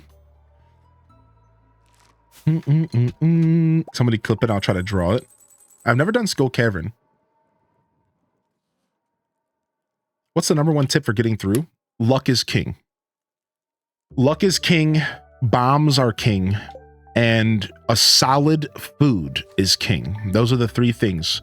So the number one tip though is luck is king. I think luck is king. I think I can't express enough how important luck is to getting through the Skull Caverns. So if I had to give you one tip like you asked, it would be luck. However, I cannot help but to mention that bombs are huge and so is your food. Like people use goat cheese. The food that you bring into the Skull Caverns is so important because you don't have time to eat more than one bite sometimes. You don't. Like sometimes you're in situations where you get one bite. And if it's a small food, a food that only heals like, let's say half your HP bar, you're probably going to die anyways.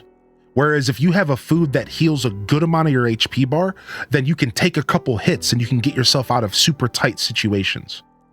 So I really think that food ends up being like a very important part of that whole thing. The best food, I think early game cheese is really good for your Skull Cavern runs. Outside of early game, so people use goat cheese because it heals for 101 HP here, gold quality. I think that life elixirs are one of the best foods to make, but without the proper setup, getting all those mushrooms together might suck. I use salads, but salads seem like they're pretty subpar nowadays. I'm starting to really not like salads anymore.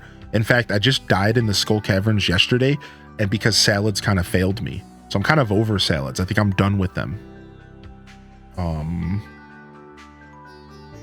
Yeah, I think cheese. I think gold quality goat cheese and regular cheese is probably king for the Skull Caverns. Probably. I'm going to say cheese. I'm going to say go for cheese. I think cheese is probably your best food without too many complications. Again, the life elixirs are definitely the best, but like not everyone has the proper setup to make enough life elixirs. Like you need to be farming mushrooms. And it just might not be that accessible for you. So that kind of depends on your setup a little bit. Let's do +1 ore. Yo, I see you lurking here. I see you creeping. You creeper. Thank you for the lurk. Good to see you today, Acrylic. Crab cakes. Crab cakes are good food for like speed and stuff, right? But not necessarily for continuously healing you, right? So I guess we should actually separate this conversation. What I'm talking about is foods to eat in the middle of battle. Are you really going to sit there and munch on all your crab cakes in the middle of battle? Because crab cakes are a buff food. So we should separate this conversation and we should talk about it for just a second.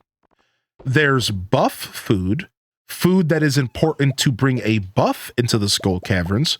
Crab cakes, spicy eels, lucky mushrooms.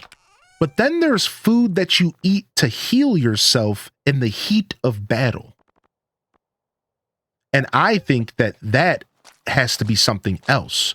You can't just sit there and munch on your buff food the whole time. So you need to have a food that you can eat freely to heal yourself back up in the heat of the Skull Cavern battle. That's where cheese comes in, right? Cheese heals for 101 at gold quality. But again, it's not a conversation. I'll ask again.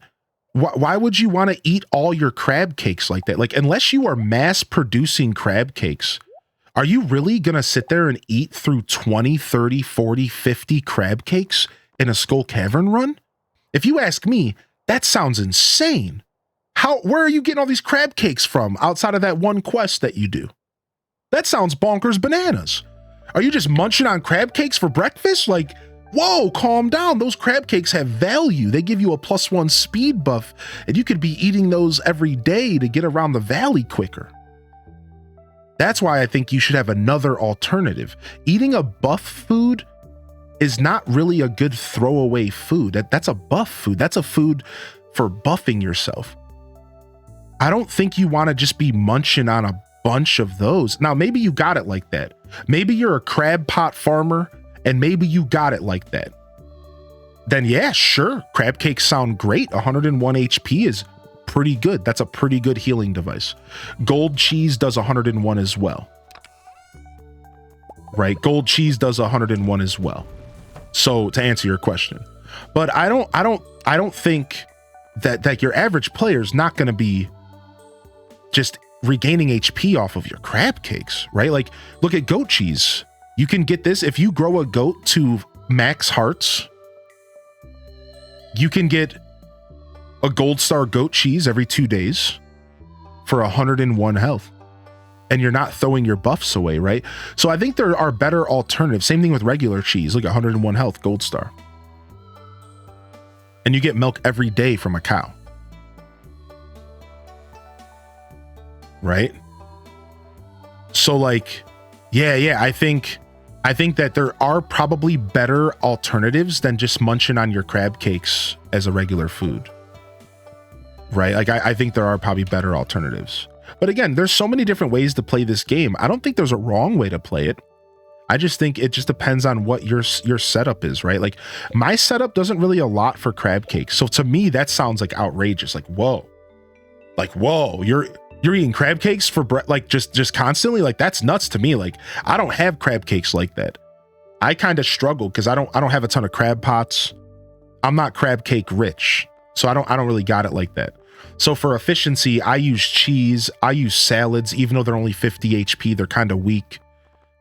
Like I said, I'm starting to not like salads anymore. I'm trying to find a new alternative to salads.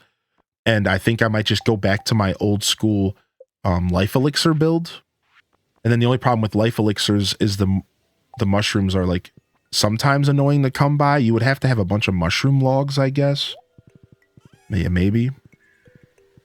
I think the killer in my perfection save right now is cooking. I've cooked 3% of the stuff. Rip, dude. Google gave me too many answers and I overwhelmed myself with info. I'll have to get to Reddit. Wait, what do you need to go to Reddit for? I think we have most of the answers here. What does Reddit have? I'm still eating plain tortillas. I'm thirsty.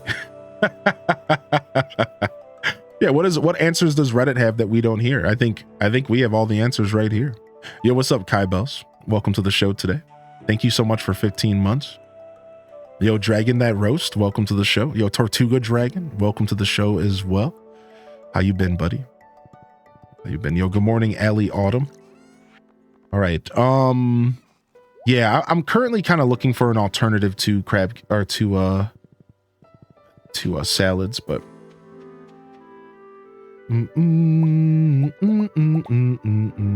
I find spicy eels pretty easy to come by personally.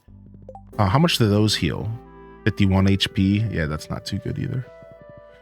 A lot of good resources there. In-depth stuff like drawn out charts and stuff that's helpful for greenhouses and sheds. Yeah, the Wikipedia is pretty good about that too, right? Right, that makes sense. I've been stacking spicy eel and eggplant parmesan. The root platter is nice too. You guys feel like in real life Reddit?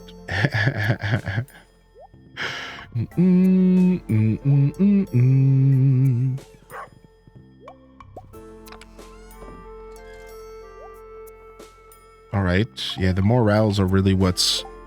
So, like, I maybe I should consider going back to mushroom log farming. What do I need to make mushroom logs? 10 hardwood? Ugh. 10 moss? Ugh. Oh, man. I don't have a ton of hardwood. I like using regrowing fruit. Cactus fruit and pineapples have pretty good stats. There are some good fruits and vegetables that are good alternatives as well. I agree with that. I agree with that. Let's look in this random box of stuff we have and see what heals for what.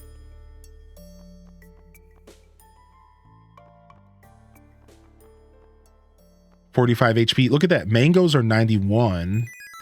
That's gold star though. 78 gold star fruit's not bad either. Pineapple's actually really good. What the heck? Pineapples heal for 62 and they regrow. Wow, that's really... Pineapples are actually really good. What? Who'd have thunk?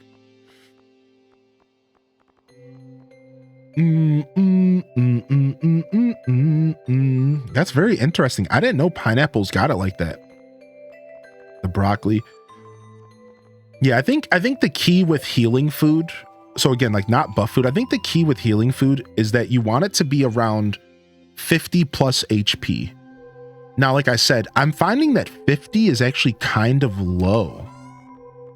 In my experience, sometimes when I was in the dangerous Skull Caverns and 50 wasn't enough, I got killed. And it made me realize that you probably want to heal about 75 HP. You probably want like 75 HP or higher from your healing food. Probably. Because I feel like there's some situations where you only have one opportunity to eat. You let your HP get low. You eat one bite of food while there's a monster like in your body, right? And before you know it, you eat that one food, it hits you again, you die. So I'm finding that like 75 HP or more is what you want from your healing food in the game. That's my experience. You want 75 HP or more in one bite. I think that is like where you want your healing food in the game. And I think then you're going to be safe as possible. And again, we're talking on the most difficult level of the game, like the difficult skull mines are some of the most... I think that if early game mines, it doesn't really matter what you take into there. Some cheese is fine. I find even the regular Skull Caverns, I'm not too stressed out with just regular salads. I think the only time I'm truly challenged in the mines in this game is when they're the dangerous Skull Caverns or the dangerous mines. I think that's when things start to get really sweaty. And that's when it's like, oh no, like I need really good food. Right, exactly, Daza, right. So that's why I'm kind of trying to go back to life elixirs. I think life elixirs are just the best answer. Because you can purchase life elixirs, but I don't know how expensive they are, but you can purchase them from the dwarf. And they heal for 100% of your HP. Now here's the problem with life elixirs. Then I never want to eat them. Because if I'm not at the lowest possible HP, I feel like I'm wasting them. So I find that even life elixirs are tough to use because it's like, what do you do there? Like, I put myself in these situations where I'm like hesitant to use them because they heal for 100% no matter what HP you're at. But then I don't want to waste them. So I even find life elixirs to kind of be annoying as well. And it's like you said, it's tough to find the balance of like the best foods to be munching on regularly.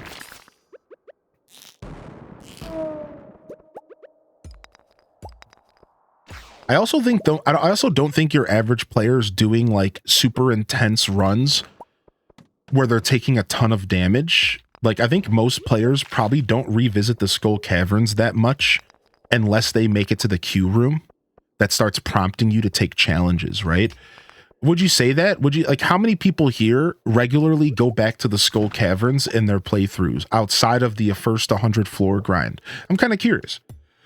Like, how many people here go back to the Skull Caverns regularly after that first floor 100 grind? Because I think unless you get into like endgame, you probably don't go back regularly. Maybe you just go back occasionally for Iridium, you get your tools upgraded, and then you're probably just like, I'm good.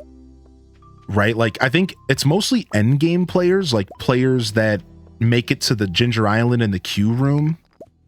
Right? Like, whereas I feel like there's some players like myself that we live in the Skull Caverns. Like, think about how much Skull Caverns you've seen in the past like 3 episodes of my stream. I would say that's a pretty irregular amount, wouldn't you? Like, we pretty much live in the Skull Caverns. I don't think that's average. I think your average player is maybe going back occasionally. I think your average player is like, okay, I'll go back today to get like a couple materials and then I'm out of there. I don't think your average player is like going to the Skull Caverns 3-4 days a week in game, right? Like, yeah, like, I don't think so. So I think a lot of times when we have these conversations, we have to remind ourselves that we're talking about optimal. Like, what's the most optimal way to get through the mines? It's like, dude, you could probably take any food. Any food probably works as a casual player. Just make sure you have some good food and get your butt in those mines. You know, like, just bring some decent food with you and just get your butt in those mines, right? Because once we start overcomplicating it, I think we start to overwhelm people who ask those questions, right? People who are genuinely asking, what's the one thing you think is important for the Skull Caverns? So like, we brought up food. It's like, we don't want to overcomplicate this for our fam that are asking.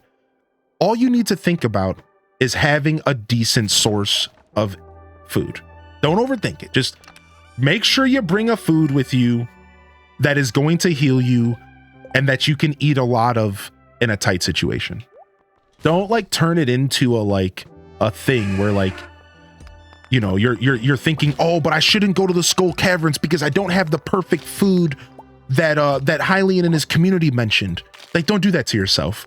Just go in there with whatever you got. If you got to make a bunch of omelets, then you're going in with omelets, right? Like, if you got a bunch of spring onions, then go in with the spring onions, baby. Like, it doesn't matter. Like, definitely don't overthink it too much. Like, just keep in mind that food is important, right?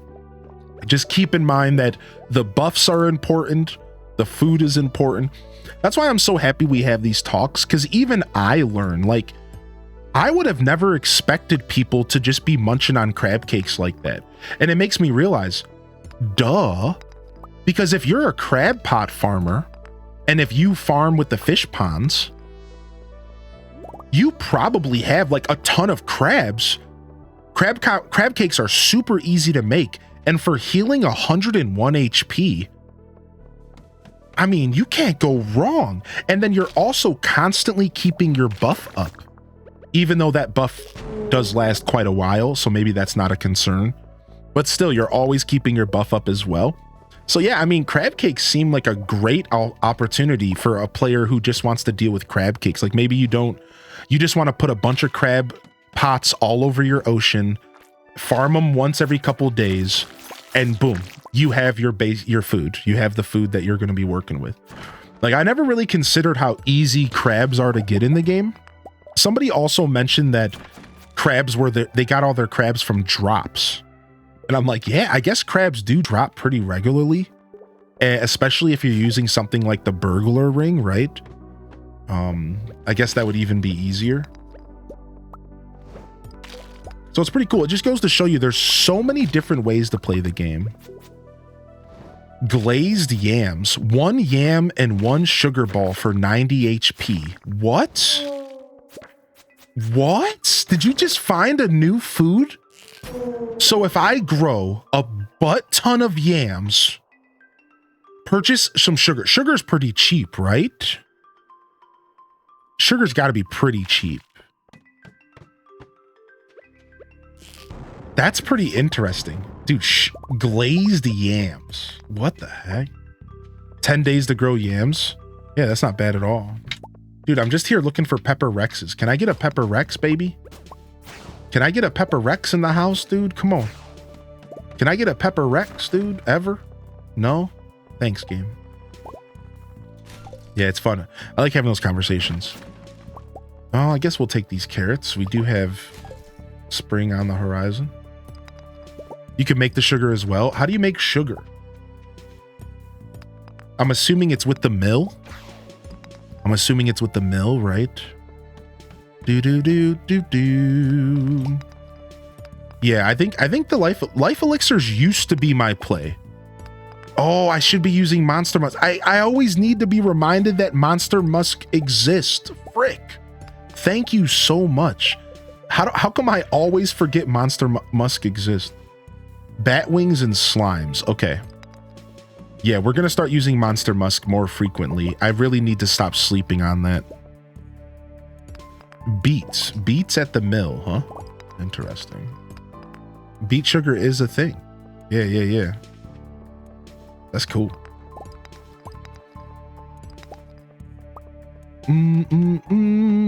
Yeah, life elixirs are always going to be something that I look at because that used to be my strategy for years. Like, life elixirs were my strategy for the Skull Caverns. When I say years, I mean like years. Like, probably the past 5 years of Stardew Valley up until I got introduced to salads. And then I started sticking with salads because I could just purchase them. I didn't have to think about it. And they were a lot cheaper than life elixirs. But now, after I died in the dangerous Skull Caverns the other day, it hit me that, like, salads aren't doing it, dude. I'm too much of a risky gamer. Salads are not going to do it for me. I need something that's healing me for a lot more than that. Like, it's just not going to work for me. So I'm thinking about going back to life elixirs, but now after this conversation, maybe I'll try something new. Like, maybe I'll try something new, like we're mentioning here. Let's get rid of these, I guess. Gold cheese beats out yam. See, for me, it's funny because gold cheese is what I would be eating, but because I'm a cheese farmer, I can't do it. Isn't that, it's like, because I'm a cheese farmer, it's like, I don't really have a ton of extra cheese. I kind of do though, like regular cheese, but not goat cheese. So I wonder, maybe I can make cheese happen. Yeah, my barns are kind of crammed. Yeah, I could probably make cheese happen, to be honest, but because I just filled up my basement of all the casks, so now we're gonna get a good chance to see like how much cheese I have available. Time to start drinking mayo. Oh my gosh. Yeah, thanks for joining. When we have these community brainstorms and we figure out some of the best and most efficient ways to play the game, I think we all benefit, don't we? It's pretty cool. I think we all benefit from these like group powwows, these brainstorming sessions. It's cool. It's like we're all learning so much about the game. There's always at least one data bound in the chat. Somebody's dropping data as well, right? A lot of experienced gamers alongside the newer players. Yo, Lily Tazi, I hope you're well today, by the way. And Magnolia Rose, thank you for 8 months. And thank you again, Kai Bells. I hope you're doing well today, Kai Bells. Welcome to the broadcast. Happy Thursday. Magnolia, thank you for the primer, the 8-timer, baby. I go to try to grind for Prizzies, Omni, Geodes, and Rocks. I love the Skull Caverns as well, Sarah. Me too. I love the Skull Caverns as well. What's up, gaming with Slater? Welcome back, Slater. How you doing, man? I'm glad we decided to do Stardew this morning. I'm having a lot of fun with y'all. Thanks for coming to hang out, everybody. I'm having a blast. I still love that we got called in real life Reddit. That makes me so happy. What's up, Kylie's too fab, by the way. Welcome. Hopefully we did help you out, Kylie. Hopefully we didn't overwhelm you too much. I feel confident that you pulled at least some good info from that conversation. You know, I've never been on the Stardew Valley Reddit. Yeah, I've never been on the Stardew Valley Reddit, Purple Hazed. I've actually never been on the Stardew Valley Reddit. I wouldn't call myself a Redditor. I would never call myself a Redditor, but I do use it. Like, I've used it for the Animal Crossing community. And I've never, ever been on this Reddit before. Yeah, I've never actually been here before.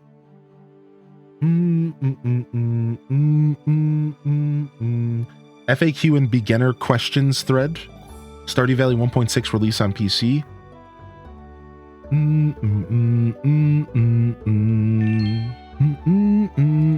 Yo, what's up, Meg? Yeah, good morning to you. The drip, thank you. Thank you. We are dripped out in game. Yo, what's up, Flip Toast? Yeah, we actually got drip, dude. I know. This outfit was made by Emily, my wife. My wifey made me an outfit because we are 14 hearts. We're 14 hearts married. Isn't that sick? I never knew that NPCs could do something so cool for you for marrying them.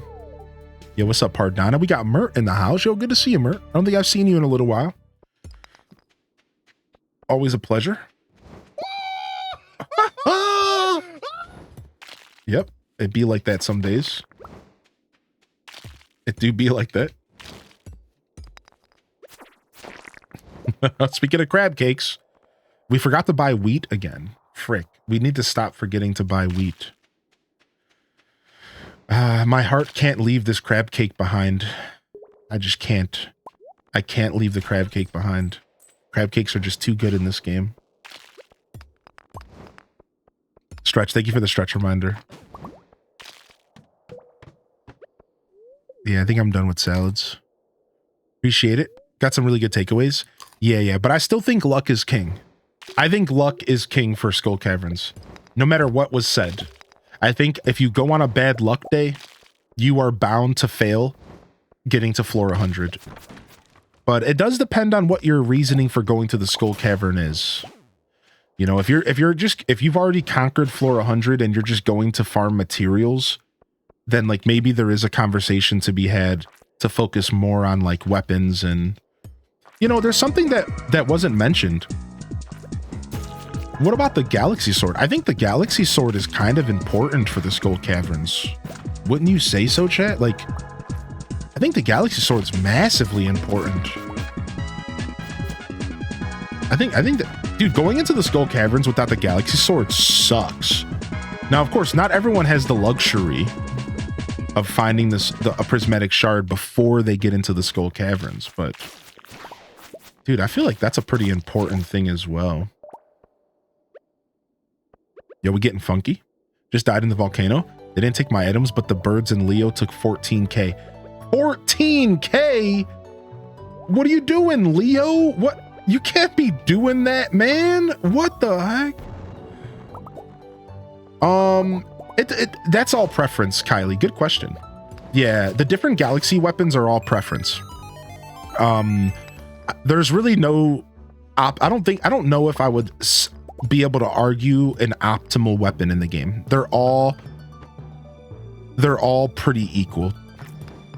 It just depends on your playstyle.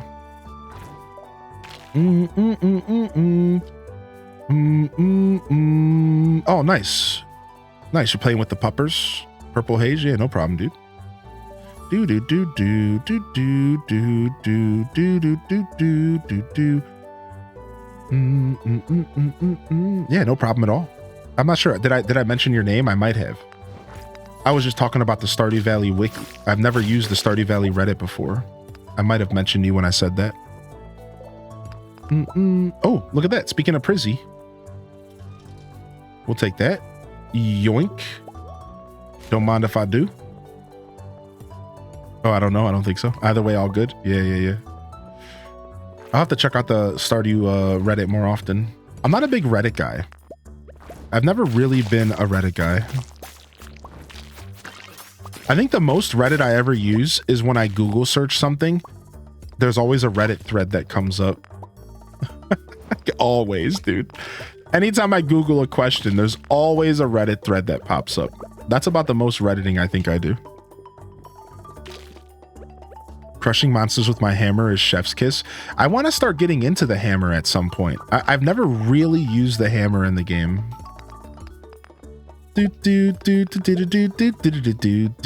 Yo, what's up, Ali Bobali? That's a mood, yeah. You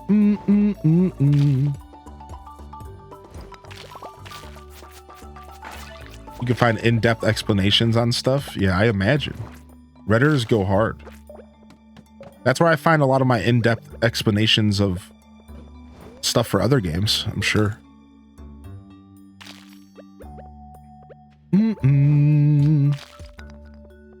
It's also hard sometimes to get information from Twitch communities because Twitch chats are diverse and some creators are busy and sometimes it's hard to keep up with Twitch chats, and you know, sometimes a creator is just as much of a noob at a game as you are. Look at me. You know? Noobzilla. You know? So yeah, for sure. My brain's struggling with words today. You and me both. I had a pretty good night of sleep. It was a little bit choppy, but it was pretty good. Feeling relatively well today. Excited for all the content we'll be making today. All the games we're going to be checking out. It's going to be a nice, diverse broadcast. Should be fun. I can't find the button to do a barrel roll in this game. Your father used to talk to me like that too, Fox. Do a barrel roll. Your father used to help me like that too. I'm a goner. Scratch one bogey.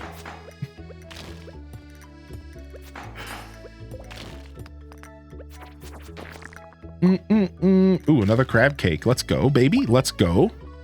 Crab caking for days. And he's lost it. Dude, what kind of dog do you have, Purple Haze? Do you mind me asking? What kind of puppers you got? I recently heard this quote from the original director of The Office. And he was talking about how dogs are just God's gift and how, like, they're better than anything in existence. Don't add them, you know. He didn't say that last part. And in this quote, he was like, the best dog that I've seen is always the last dog that I've seen. Yeah, Ricky Gervais, thank you. And I loved it. I love that quote so much. It's so true. The last dog that he saw is always the best dog that he saw. Because he loves dogs so much that it doesn't matter. It doesn't matter. The last dog he saw is always the best dog that he saw. And like I love that so much. It's such a wholesome, like, it's so true, dude. It's so true. It's actually such a dope quote. Oh my gosh. He's a German short-haired pointer. His name is Booze, named after my horse Bourbon. Oh, that's so dope. Oh, I bet you he's just a little buttum. I bet you he's just a whittle buttum.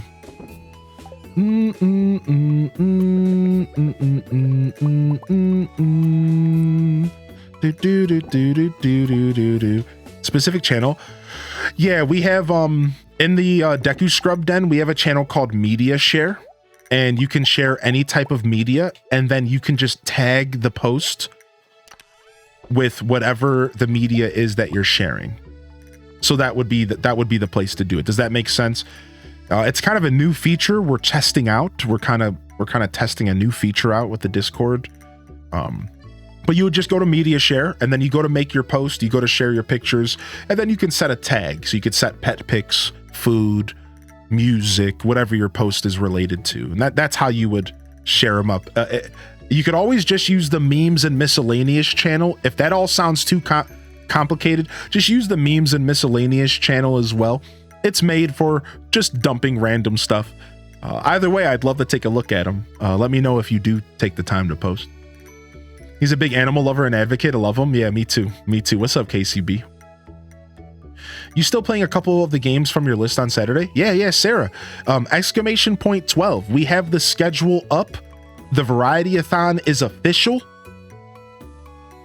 The Variety-a-thon is official. We are going to be playing 5 games, potentially a 6th if a bonus game is unlocked, and we just passed out. Oops. What's up, Twitch Thomas?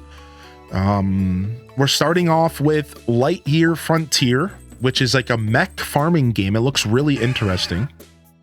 Then we're going to be jumping into Graveyard Keeper.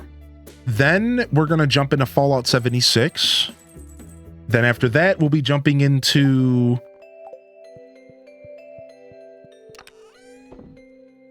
Terraria. And then we'll end the day with Slime Rancher 2. I think it's going to be a good day. I'm pretty excited. What's up, Rock? What's up, Rock? And then we have a bonus game that will be able to be unlocked by the community. And we'll probably do some sort of goal or something. I don't want to talk the bonus game up too much because it's probably not going to be most people's flavor. I will say that I'm looking forward to it. And I will say that it's kind of a sneak peek game. It's a creator release.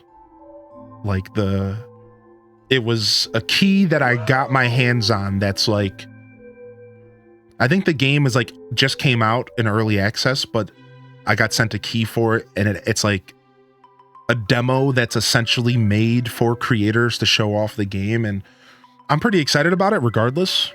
But it's not like, it has nothing to do with the theme of the show. It's not like it's not a farming focused game at all. It's just a random game that I decided to just add on to the marathon because, you know, Variety-a-thon's gonna variety. So I'm pretty excited about it. Bum bum bum bum bum bum bum bum bum bum bum bum. Oh, you just loaded up the media channel? Okay, cool. You're good. Yeah, you found it. Whatever. Linus just robbed me. Thanks, game. Thanks. I'm glad you just get to pick my pockets when I pass out. Great game. Try to be here for it? Yeah, it'll be all day Saturday. It's gonna be fun. What? Phil Spencer's base in Fallout 76 was nuked today as an act of revolt? You know, gamers gonna game, man. We love that. Who's that? Phil Spencer's that an Xbox guy? Is that what we're talking about, right? Is that what it is, right? Did you see there's gonna be a Lord of the Rings movie about Gollum? No, I didn't. Yeah. I'm not gonna lie. I'm pretty sad about what they did. I'm mostly sad about the studio who did Hi-Fi Rush. I think that's tragic. I think Hi-Fi Rush, I haven't even played it, but I've heard nothing but good things about it. And I find it very frustrating that these studios are getting gobbled up and then they're getting shut down before they have a chance to shine. It's actually really, really sad. It's actually really, really sad. These studios are getting gobbled up left and right. And you could kind of blame the studios for selling to an extent, right? This is a pretty this is a pretty thick conversation, so I don't want to stay on it too long myself. But I will just say, like, it's definitely a combination of things happening, but it just sucks because these companies get bought out and they sell themselves, and, you know, good for them. They get their bucket of cash, but then they just get deleted off the face of the earth. And it's so sad. They get bought out and then they just get deleted. Just boop, you're gone. Like, I find that so sad. Like, what, dude? Like, these studios have potential to make great games and they're just being deleted. Like one that happened a while ago was Vicarious Visions. Vicarious Visions got merged into Blizzard not too long ago, and they were such a good company. They were so talented, and now and apparently they wanted to make Tony Hawk Pro Skater 3 and 4, and they got turned down. We could have had remakes of 3 and 4. They got turned down. They got shut down. They got deleted. And now we're probably never, ever going to see that happen. Maybe if we're lucky, right? It's just like, man, it's just so icky, dude. It's like, come on, dude. These companies don't even get a chance at all. You're cured? Nice, big dog. Well, I'm glad you're feeling better, man. I think to an extent, Flip Toast, it's about eliminating competition. Yes, it is. I think it's also just they buy the companies up so that they can get profits, and then they shut them down because of profit. It's like, I don't know. To answer your question, I think yes. I think it has to do with competition, but I think also it's just a product of mismanagement. So like, for example, I think this is what's happening sometimes. They buy the companies with good intentions. They're like, okay, we're going to buy these companies and we're going to own these IPs and we're going to make even more money. Ha ha ha ha ha ha ha. Yes. But then rocky waters happen, right? Rocky waters happen and shaky waters happen. And what's the first thing that happens? They go, okay, what can we delete?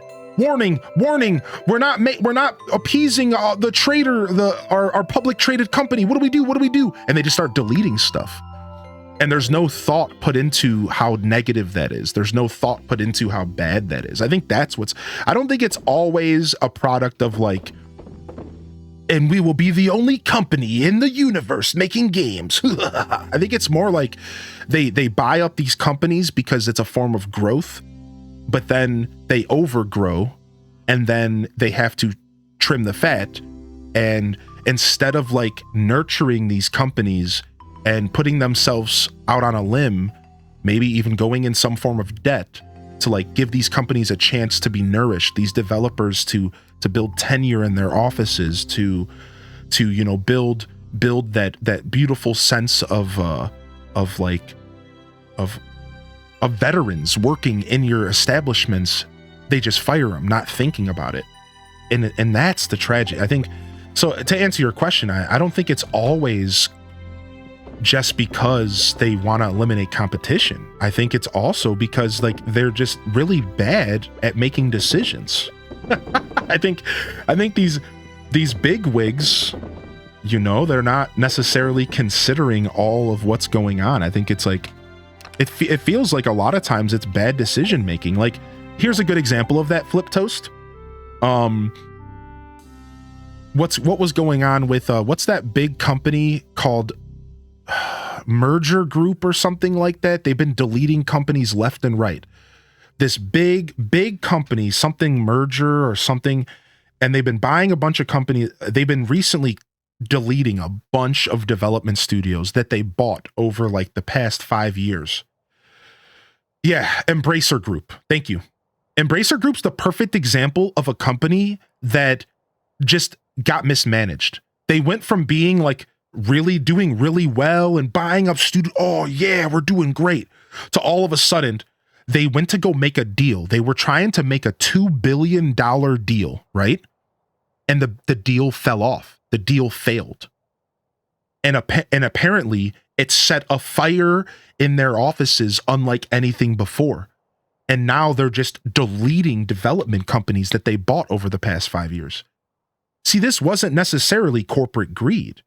This was a product of bad management. They tried to put all their eggs into one basket. It didn't work out.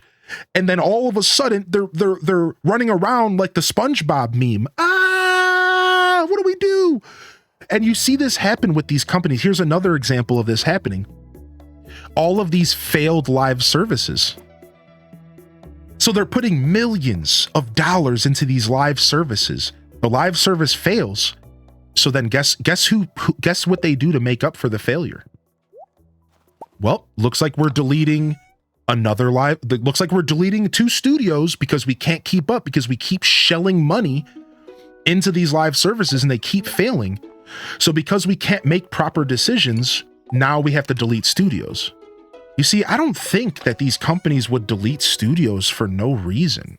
Like, why would you do that? I think sometimes it is like competition and greed. I think a lot of times it's failure to like not take terrible risk, to not respect. You know who said this best? And then we can get off this conversation. You know, just because I don't want to rant too hard. The group who made Baldur's Gate, they just commented on this not too long ago, and they said it best. And I quote, paraphrased. They said something along the lines of, these companies are chasing greed. They're trying so hard to get bigger and bigger and bigger instead of just staying where they're at and making good games. And that, I think, is why we're seeing this happen over and over again. How does a game that won Game of the Year awards, Hi-Fi Rush, how does a game that was one of the best games to come out of last year, how does their studio get taken down by Microsoft? It doesn't make any sense. It's because these companies are biting off more they can chew. They're trying so hard to keep getting bigger and bigger and bigger and bigger, instead of just stopping, taking a deep breath, and saying, okay, let's nourish what we have. And that's the problem. It's like somebody mentioned capitalism, and I don't want to blame capitalism because it's too easy. It's low-hanging fruit. It's just too easy to blame capitalism. Even if it's true, it's too easy to blame it. There's so many other things causing this. But yeah, at the end of the day, it's that forever chase to be a bigger company. It's that forever chase to be bigger, bigger, bigger, bigger. And it's like, well, and then now we're seeing this happen, and it's so disappointing. It's like, guys, can we just take a step back for a second and just like take it and breathe, man? Like, oh, dude, it's so rough. Doesn't Nintendo own Sega? No, I don't think so. Sega's their own independent company. They just make games. They don't make consoles, but I think there is some sort of relationship with Nintendo and Sega. I think I remember reading something about that, but I don't think it's not like an ownership deal or anything. But yeah, I digress. I clearly care a lot about the gaming industry, and it does get me a little bit riled up. It does, a little bit, because it's super frustrating. I think it's just super bad management. It's super mismanaged situations. It's so frustrating to see. Yeah, it's just like Hi-Fi Rush didn't deserve that, you know? They're such a beautiful company. I never even played the game. You could just tell the amount of love and care that went into it. Bum bum bum bum bum bum. Bum bum bum bum bum bum. Yeah, somebody said it best in the chat though. They care more about the IPs. Six Skill. By the way, good morning, Six Skill. Good to see you, man. They care more about the IPs than they do about the people, and that's the problem. That's the big problem, right? It's like they buy up the IPs with no intention of keeping the staff. They just want to be able to say that they own the game. They own the game. They own the IP for a potential blow up type deal, right? It's like, well, yeah, it is kind of disheartening. That was one thing that I think Spawnwave covered it, and I think it was Spawnwave who made a really good point. He was like, now imagine what all the other companies think about. Yeah, imagine what all of the other companies working for Microsoft are now thinking. Oh, so even if we put out a banger of a title, we still could lose our jobs? Dude, think about the stress that would put you in as an employee. Like, like that's so scary. That's terrifying to feel like even if you're successful, it's like, well, screw you, dude. It's like, dang, dude. Oh man. Yeah, it's rough. Dude, yeah, very demoralizing, right? So then it just sucks because at that point you can't help but ask yourself, like, You know, that's going to affect the quality of games for some time to come, like specifically from Microsoft Studios. And again, this is why, you know, I say this for a while. What's up, Big Pretzel? Yo, how you doing, dude? Yo, welcome in. I think that's why, and I say this very often, but listen, I know Nintendo has its problems, but I'm going to say it. This is why I'm kind of happy I'm a Nintendo fan.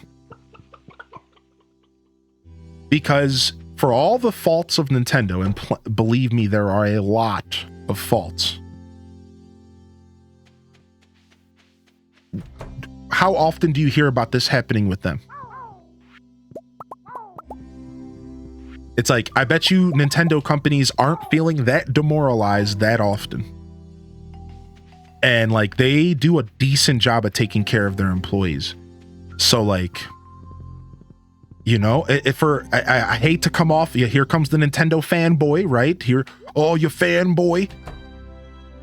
I'm just saying, dude, when it comes to putting your money where your mouth is, Nintendo's really not a bad option, dude. And like, that's why I kind of just, I don't own an Xbox. I don't own a PlayStation. I don't really need them. I'm just okay with playing Nintendo games. Because I know at least at the end of the day, I'm supporting a company that decently supports their workers, decently supports the games. That's why we get such quality games out of Nintendo, because their employees are comfortable, dude. That's what it's about at the end of the day. You want good games, you got to take care of your employees. Right? Like, and like, so like, I kind of like, I know I can look forward to Nintendo games. I know for the most part, when a Nintendo game is on the horizon, I can look forward to it. And that's really what I'm talking about. I know that I'm going to get a pretty decent experience. You know, let's just not mention the sports games. Let's just not mention those. But, you know, otherwise, you know. Let's just not mention the recent sports games. And then I think it's all pretty good otherwise. Wii Sports Themes plays. Dude, I remember back in the day when Sega and Nintendo competed. Yeah, it was pretty crazy. All right, I'll catch up on the chat because there was some good information in the chat that I want to read, and then we'll move on from the subject. At least I will. You guys can always keep discussing things, but oh wait, don't we have a secret where we can do like shift control? Yeah. Boom, boom, boom, boom, boom, boom, boom, boom. Boom, boom, boom, boom, boom. Okay, hopefully that's enough. I think it's gonna be. I think that'll be enough. Do.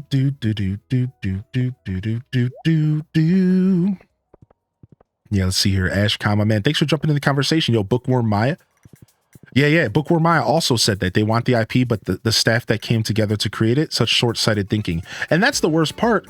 Is like, I'm not a business major, chat, but like, it's funny how often it seems like these companies are focusing on the short-sighted victories versus the long. And Larian Studios also commented on that.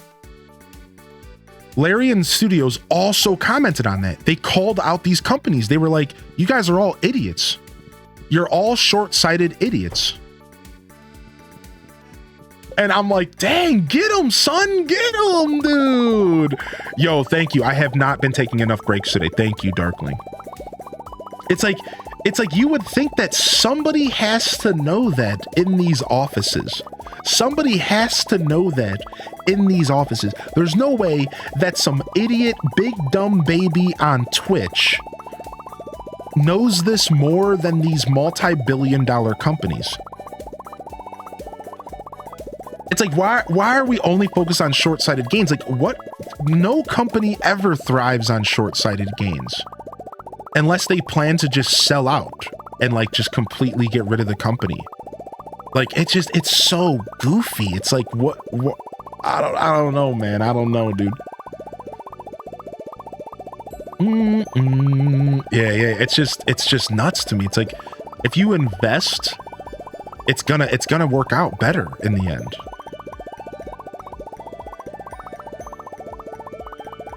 I wonder if it's too late to go to Clint. The old Clunt. Don't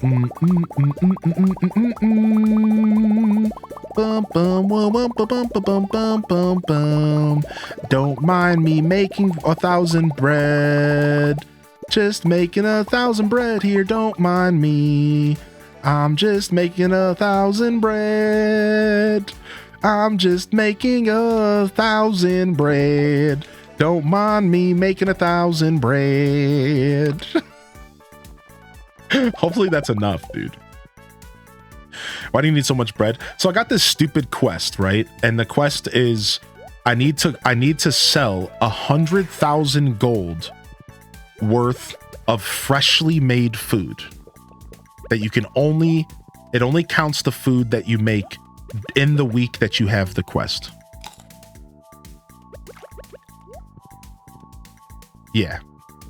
And you get yourself some Q points. Oh, we found the butterfly. Nice. An easy 50,000 gold. Sick. All right, let's see if Clint's still behind the counter. Got him. Even though he's closed, that's the key to the city, baby. Get to work, Clint. You're not going to the bar tonight. Get to work. Upgrade my stuff. What's up, Raving Queen? Yeah, let me go back to the chat. Hold on. I just want to catch up real quick because there were some beautiful comments. I love discussions like this. Chill. I'm such a nerd. Yeah, that's right, Batsy. Larian did say no DLC because they said they were done. They put out a piece of art. You know who else did that? Hades. The developers of Hades said no DLC.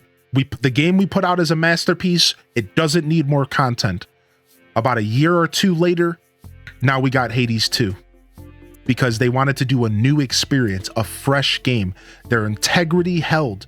Even though they could have pumped out DLC and just milked their community for more money, they said, nah, just wait for a new game. That gets my I wanted to say something so crass, but I'll hold off the crassness, but that really gets the nips, you know, the nips hard. Well, I ended up saying it anyways. That's like going out into the winter in a t-shirt, man. That really gets you going, my dude. Like, that's artist integrity, all right? That's artist integrity, all right? Like, that gets me so excited, dude. Oh my gosh. I think it's more about a quick buck. Release half completed or simple game for a quick bump. Yeah, exactly, Datasphere.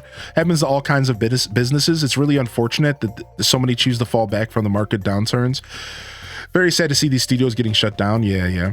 Also, somebody commented on the Helldiver stuff. I did see the Helldiver stuff. The Helldiver stuff really got me feeling pretty good about the gamers and how the gamers stepped up and stood up against the Sony, and they won. The gamers actually won, which was pretty neat. I'd like to see more of that.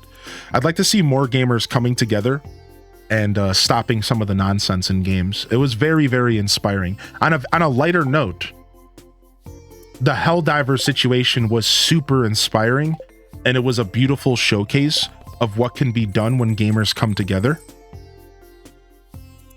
And that's really happy. Yeah, Dazabound. So they have been reversed, but they're not completely reversed. Like, let's go take a look right now real quick. So they are reversing, but they're not completely reversed. So look it's still at mixed, but it's 69% mixed. And before it was a lot lower. So people are reversing. But you're right. The sad truth is this game's probably always gonna kind of fall into a slightly lesser than desired review. But look all reviews are mostly positive. All reviews are mostly positive, right? So like, you got to consider that too. I don't know how to go to the graph. Show graph. HDSEP. So like, look. So this is the graph. Like, I don't know if I can make this bigger,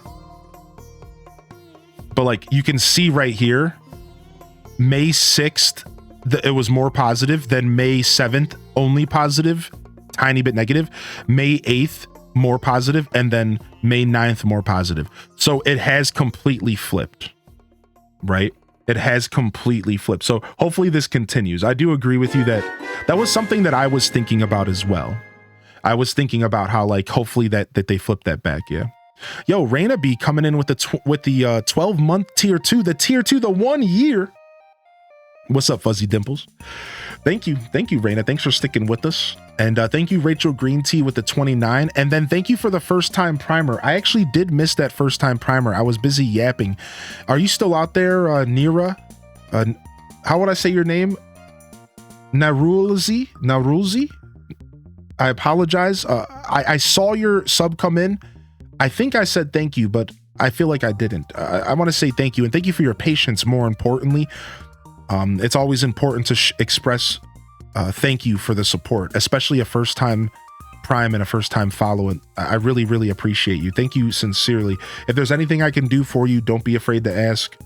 I really do appreciate the support coming in. Thank you. No, Rock Rules. I haven't seen that. I haven't done a ton of Tetris 99 personally. What about you? Are you into it? Yeah, exactly, Des. Some are just gonna stay salty for the salt of it, because that's just how some people are. Some people are just salty people. Yeah. Some people are just salty people, and then some people will forget as well. It starts tomorrow. Yo, what's up, Emma Floating Rubies? Welcome in. Starfruit, baked fish, beer, batwing, brick floor, mahogany bench, cranberry candy. You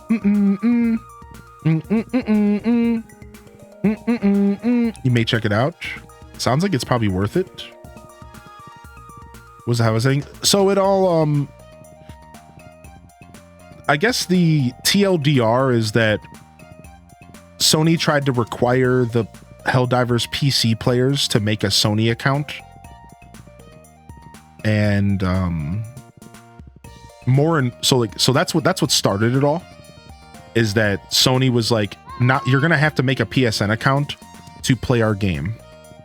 But there was some outlying repercussions of this, and that was what people really got upset about, was because there were some countries that could buy the game Helldivers, play it on Steam, but they didn't have PlayStation Network available in their country.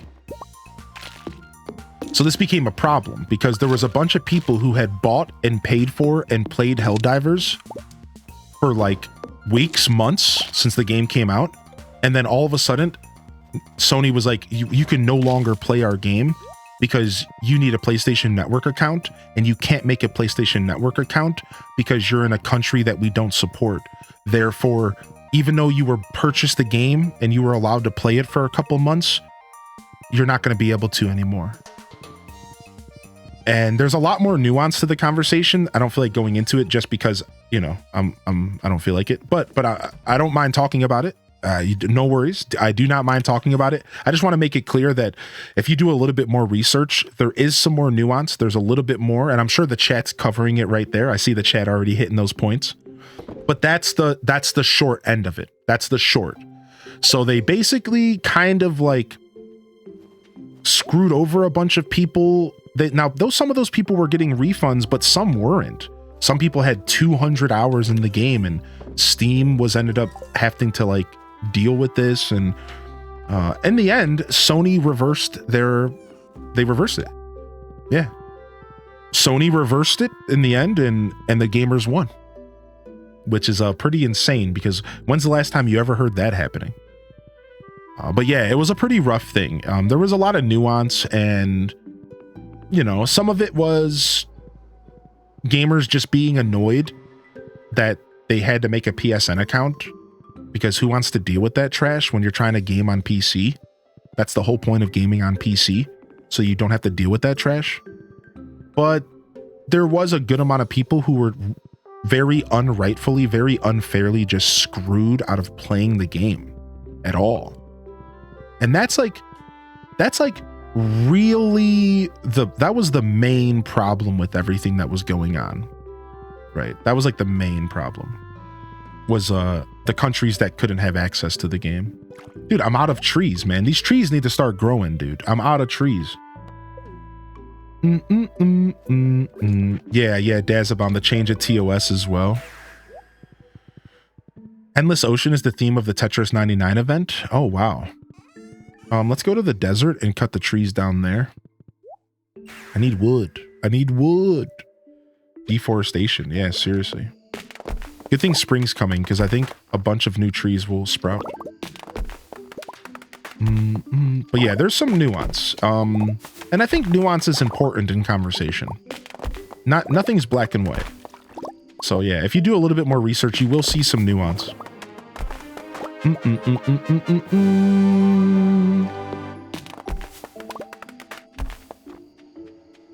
Less than 3. Yo, Fuzzy Dimples with the 3 months. Thank you, Fuzzy. And thank you so much again, Raina B and Rachel. I hope you're doing well. And one more time, thank you to that first time primer. I do apologize that your prime got a little bit whisked away in the chat and in the conversation. But I hope you're enjoying the show today. Don't be shy to jump in and let me know you're out there. I appreciate you. As clearly, we like talking about games here, chat. So if you are new here, welcome to the broadcast. We do pretty regular, pretty consistent content, mostly focused on Nintendo, but I'm known for farming sims. I'm known for life sims, Animal Crossing, Stardew Valley, Harvest Moon, Story of Seasons. These are the games that I focus on mainly, but you're definitely going to get some variety here as well. And you're most certainly going to get a lot of conversation, because even when we're playing the games we're playing, we tend to do a lot of HDes chatting, a lot of yapping about whatever.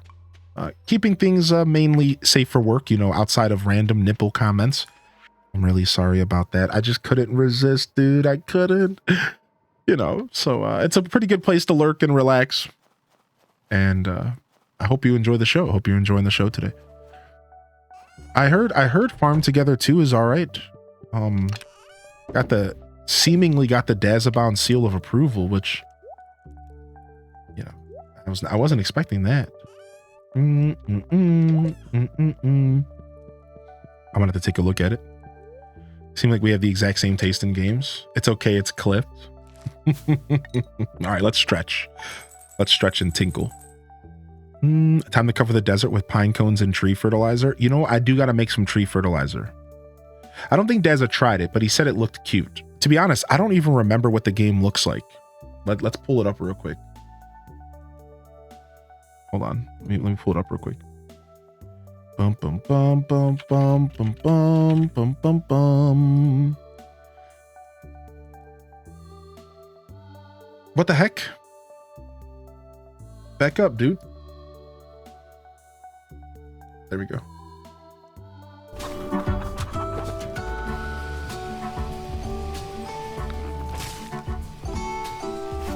I mean, the game is certainly visually appealing. I actually do like the graphics. A lot of times these smaller indie games can be pretty ugly. I'm not like a graphics snob by any means, but you know, it's not too bad. It doesn't look too bad.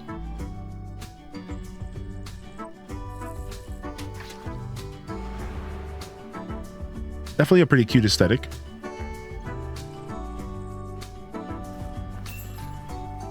Looks like multiplayer.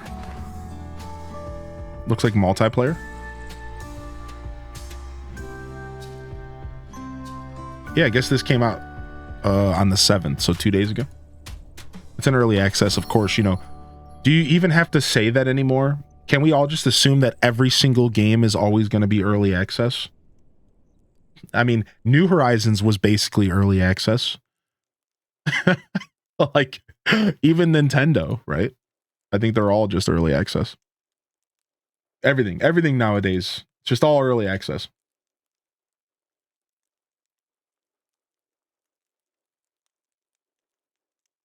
Well, Farm Together, it's doing relatively well on Twitch. Wow. I wonder if this the actual category? Why doesn't it have a picture? Okay, it just doesn't have a picture. Yeah, it's doing not bad. For a pretty deep cut indie game, it's actually doing pretty well, It's actually doing pretty well for an indie game. Wow. I'm shocked. All right, I'll be right back. I'm going to tinkle real quick. I'll be right back. Give me just 2 seconds here, chat room. Let me know what you think about Farm Together 2 while I'm gone. Here, let's quickly play some chat bingo. Anybody can play? Spam Twitch emotes. Any of the Twitch default global emotes. Go, chat, go. Bingo!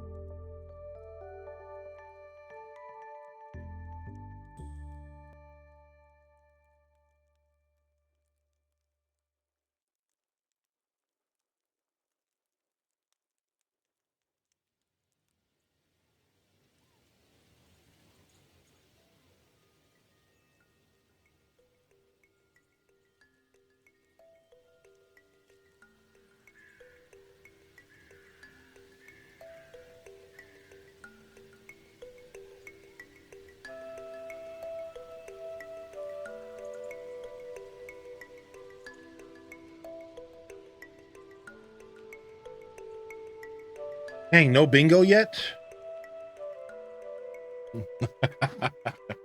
I think it might only choose the first emote you post if you do a bunch of them. I think so. Like the first in the... I really don't know, though. You sunk my battleship? Dude, it's always just some random person's face. Just look for random faces. It's always some random person's face.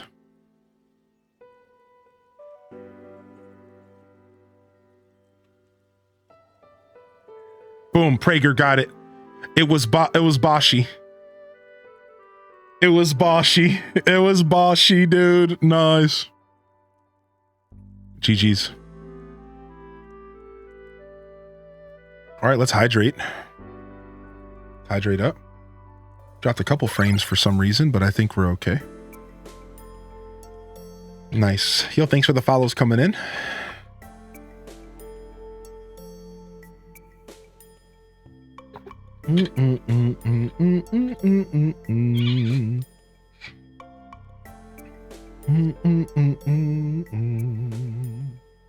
How you doing today? I'm good today, Nat. How are you? Thank you for asking. What's up, Coco Winning? What's up, Sheik Sheik? Yo, let's do a quick roll call with the chat. Jump in the chat. Let me know you're out there. Feel free to drop your favorite emote. If you would like to get a good morning from me, feel free to face roll your keyboard. Do an @Highly, whatever you want to do. Let's get a quick little morning roll call in. I'm sure I've been missing some of y'all in here. We've been yapping. Coco Winning, good morning. Spy, welcome back to the show. Targary, hi there. Hi there, Targary. Yo, enjoy that work lurk. What up, Titan? Tired but good. About to make some lunch. Yo, enjoy lunch. Yo, good morning to you, Irish winners. Good morning, Dark Link. Of course, dude. I hope you're doing well today. Good morning, Hammy. I'm glad to hear that. I'm glad. I like to put a smile on a face if I can. Deku Scrubs assemble. Snezzy, I hope you're doing well. I got a bunch of gemstones and stuff, Snezzy. I did some real life panning. These like cute little bags I went to this like caverns and I got these like a bunch of gemstones. I was thinking of you. I have a bunch of them laying around.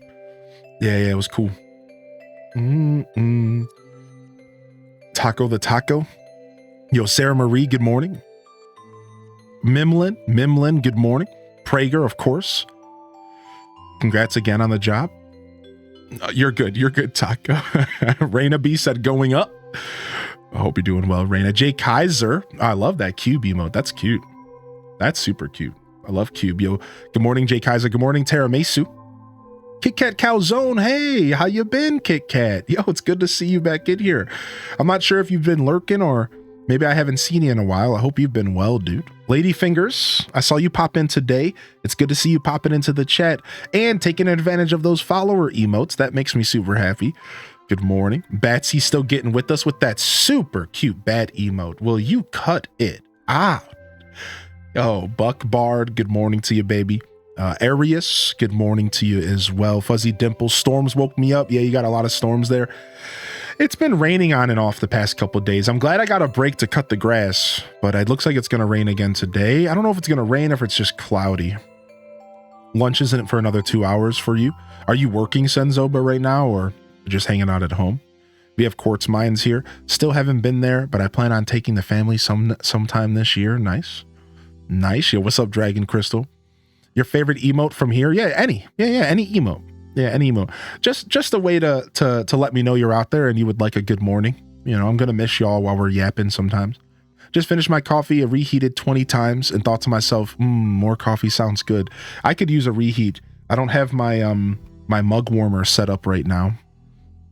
I don't have it set up right now. Taco the Taco, hope you're doing well. That's HGGA fam, baby.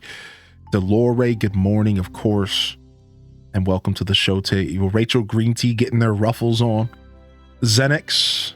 Didn't you tell me it's Zenix, right? Did you say it's Zenix? Did you correct me on that? I think so.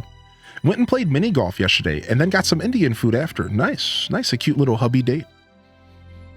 This is still my favorite emote, Lily Tazi. That makes me super happy, dude. I love HDES Browse. It's actually still one of my highest emotes. Here, look, let me show y'all. All right, analytics, engagement. I think we can pull this up without doxing ourselves too much here.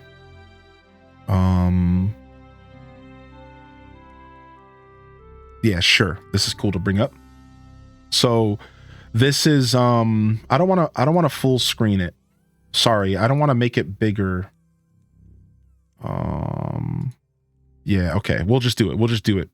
Screw it. So this is like one of the sections of the back end of Twitch, and you can like see some of your stats and stuff, right? So I could see an emote stats. Now it tells me the stats within my channel, and then it tells me the stats outside of my channel, right? Now I prefer outside of my channel because outside of my channel tells me what emotes are being used when you're not here hanging out with me. And Browse has been in the top 2 since we implemented it. This emote stays being used.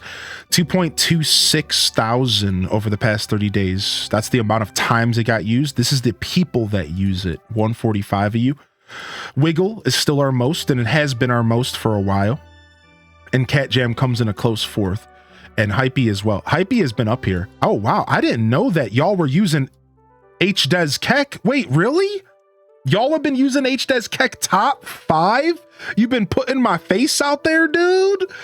I had no idea y'all were killing it with HDES Keck. Dude, that makes me actually so happy, dude. It's a pretty good emote. It's actually not bad, especially for using the default Twitch animation. It's pretty funny.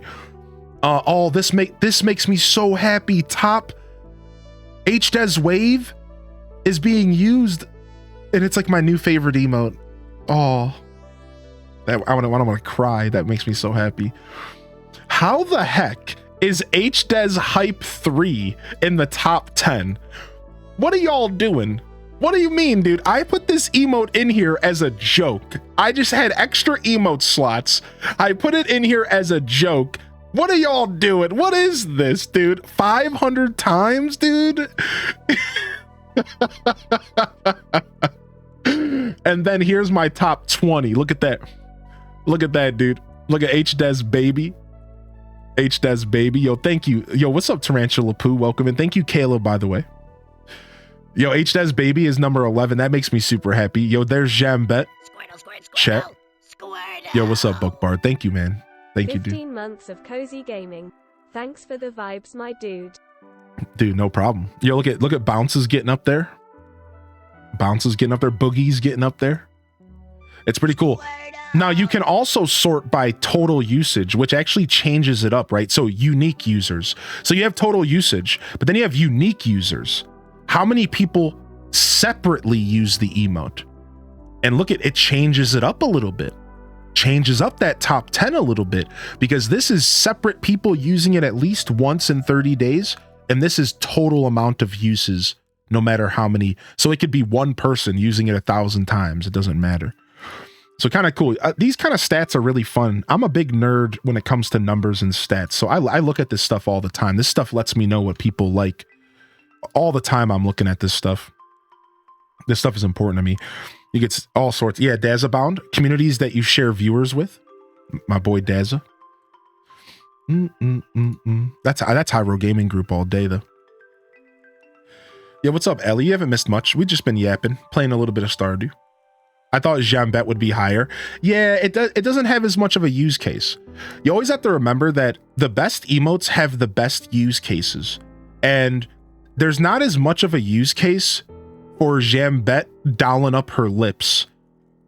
It's pretty good for maybe like a sassy situation, right? It's like, whereas like HDev's browse, you could just throw that into a chat so often. Anytime you want, you could drop a wiggle on. Get your wiggle on anytime you want. Right? Whereas like some emotes are really good emotes, but they don't necessarily have a good use case. So they don't get as popular as others. And I keep that in mind. So when I see an emote that I think should be more popular, but it's not, I always think to myself, what's the use case? And maybe that's why it's not as popular, right?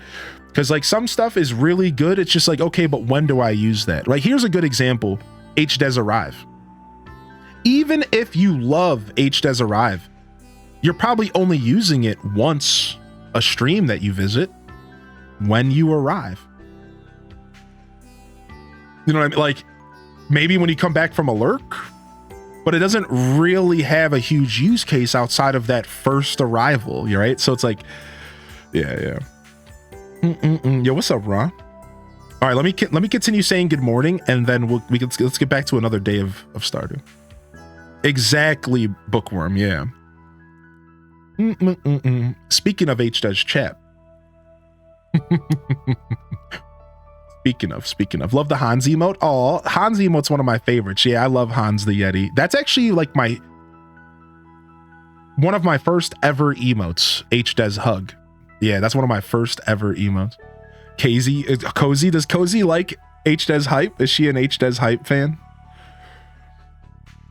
Yo, Tarantula Poo, good morning. Purple Minty, good morning. Welcome to the broadcast. What's this emote, by the way? I've been playing too much Stardew, and it looks like a freaking mega bomb. So that emote, HDes Nut. I'm surprised Twitch just let me keep this emote. It's supposed to be a Deku Nut. Have you ever played Legend of Zelda? So Legend of Zelda has these things called Deku Scrubs, and they spit these nuts at you, and they hurt. Well, I wanted an emote combination, is my first ever emote combo, where you have the Deku Scrub in a spitting, like image, and then you have the Deku Nut to follow it. So it's supposed to be like you're spitting the Deku Nuts out. So that's what it is, but yeah, it's a pretty awkward emote. It's a pretty awkward emote. I do remember NFL Blitz, yeah.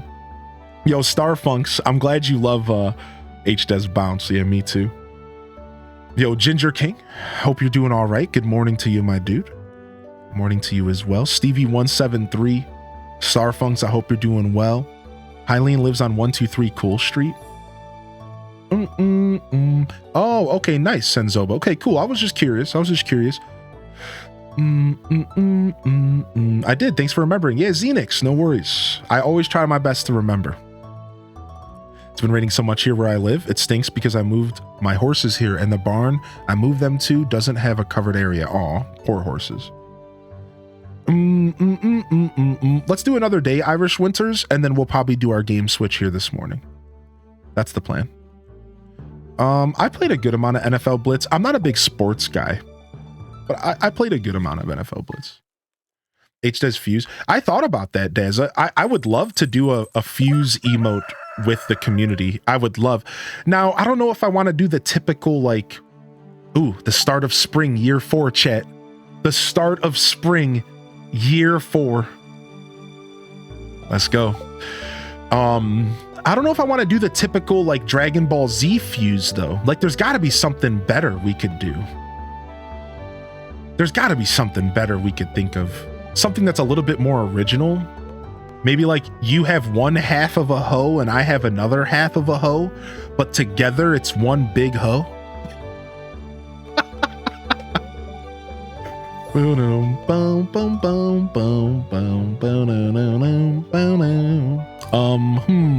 We're talking about farming tools, chat. Why are you humming me? Why are you humming me? Farming tools? Hello?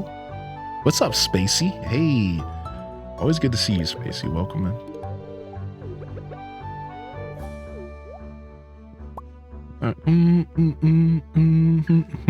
Chat says, Chat's so unsure. Oh, wow. And the best part is the Junimos are harvesting the fiber. I didn't even think that was gonna happen. What? So it made my life even easier. Sick. I don't even have to harvest most of the fiber. Good Junimos. Great Junimos. Little cutie Junimos. Do do do do do do do do do do do do do. Hades is good, yeah. Hades is a great game.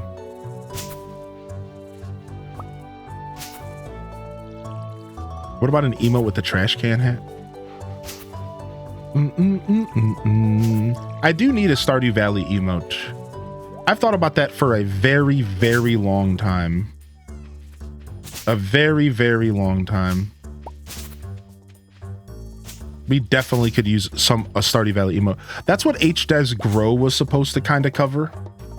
H-Des Grow kind of covers my need for a Stardew Valley emote, but I still think we could use something that like better represents the game specifically, not just farming, for sure.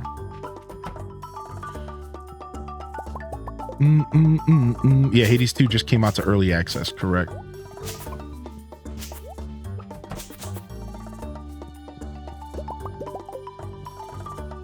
That's right, that's right.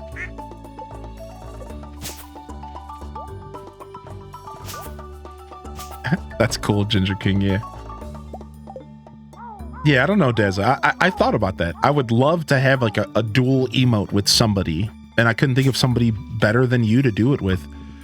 Of course, the traditional Dragon Ball Z Fuse, and it could just be an emote that looks like you as a human, like just your human character, or maybe your Animal Crossing character, and then it could be me as a human or my Animal Crossing character, right? Like it would totally work. It would totally be rad.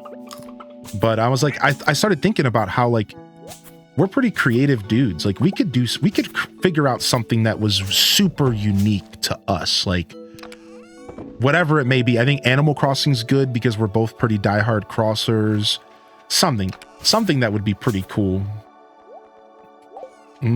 So to catch up those we're talking about, it's like, have you ever been on a Twitch channel and you see if you've ever been around Twitch long enough, not everyone might understand this, but then that's okay. And there'll be a channel with an emote that has a pairing with another channel. So if you were to subscribe to my channel or unlock it using your channel points, and then you unlocked it at the other channel using their channel points, you could have the full combination. Whatever it was. A lot of times you used to see this on Twitch with Dragon Ball Z and the fusion dance in Dragon Ball Z, right? It's like the whole like bending over and doing like the fusion ha thing. So you'd see it like a lot with that. But I was just saying like I could see it being something better than that. Like maybe something more akin to like what we do here. Yeah. Yeah, we just played some Hades 2 yesterday on stream. It was good.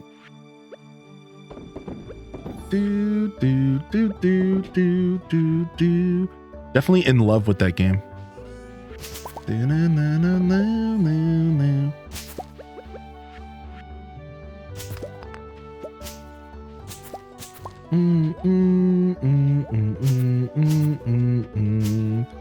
Look at my little Junimos all rainbowed out.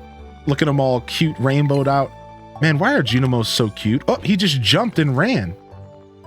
Now he's just shaking his booty. Oh, now he went back home. Okay. Hades 1 got removed from Game Pass. I regret to inform you that Hades 1 got removed from Game Pass at some point. I don't think it's there anymore. Maybe it is still. Maybe I'm wrong. I hope I'm wrong. But I vaguely remember reading that it just got completely removed from Game Pass a while back. Yo, thank you, Sarah Loves Anakin, for 2 months. Yo, thank you for the primer. It all adds up. I sincerely appreciate that. Thank you. We have to go buy some seeds. Do we quickly go buy rhubarb seeds? Why not, right? Buy some rhubarb seeds here.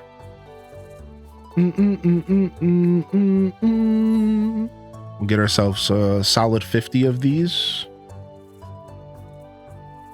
Go. We'll just farm totem home.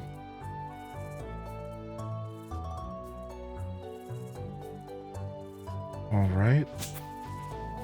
And let's start planting strawberries. Hades 1 is on Steam or on sale right now. Correct. All right, we'll come back here because they're still working on harvesting everything. And that's okay, you little buttums. You take your time. You take your time, little Junimos. We only make happy accidents here.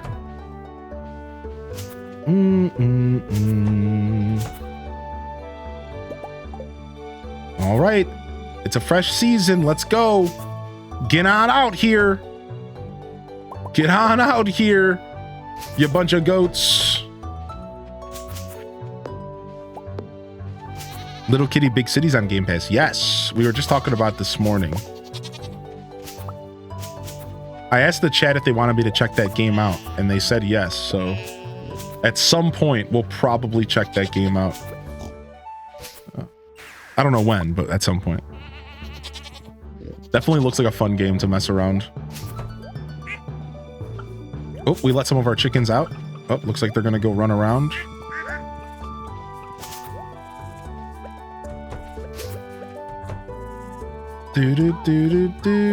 Okay, you guys are good. We can let you out as well. Let's go, little buttums. Ostriches, chickens. We have a lot of animals. It's crazy. It's kind of crazy how many animals we really have. I've never had this many animals on a farm. It's nuts. I've never had this many animals.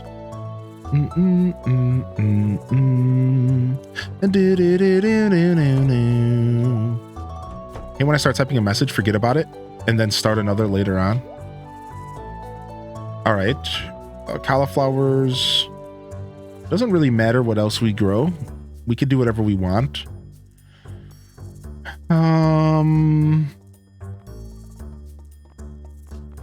I kind of just want to do a ton of strawberries, but I might not have enough strawberries to do as many as I would like. So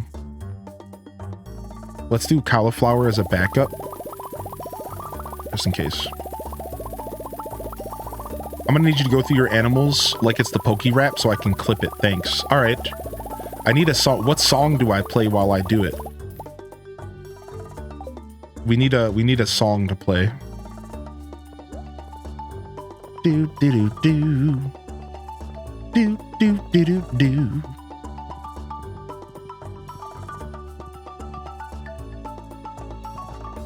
Yeah, welcome back, Anne.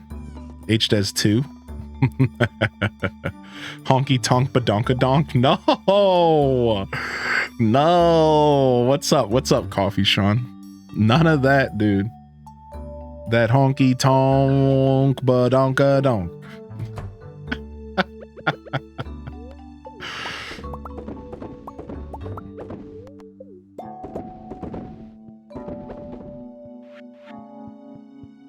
All right. Had to be pretty fast. We can do it. I'll just have to get highly indecent on them. I'll just have to get highly indecent on them real quick. Spit some Dylon fire. Dylon, Dylon, Dylon, Dylon, Dylon. You know?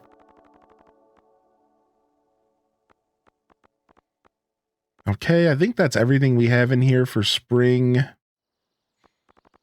For the most part, we can just... I'm sad we don't have any more carrots. I should have seed maked some. Oh, we can get some more carrots. Let's do that, sure. We'll go buy some more carrots from Bobo real quick.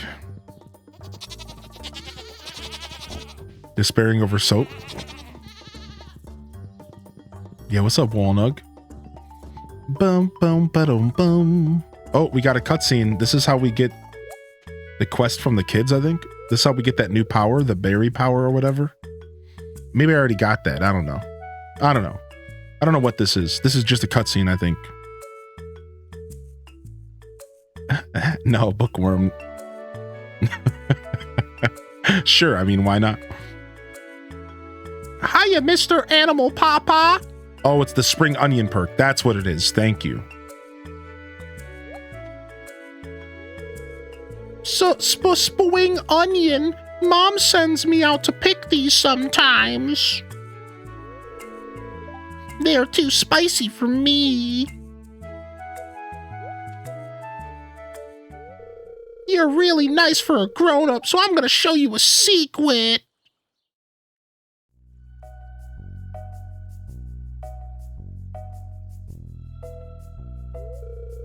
When you see it like this, it looks real good.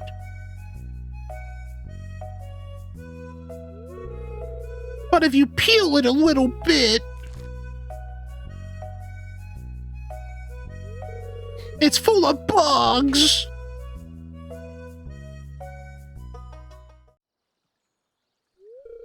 Cool, huh? What did you do with the bugs, Vincent? Usually I just squash them. That's horrible. No, no, no, no, no, no, no. No, I still am missing a book. And I haven't been spoiled on where to get that book. I don't think so. Mr. Animal Papa, please put the bugs back in the grass so they can live in peace. Shut up, Yaz. Don't tell me what to do.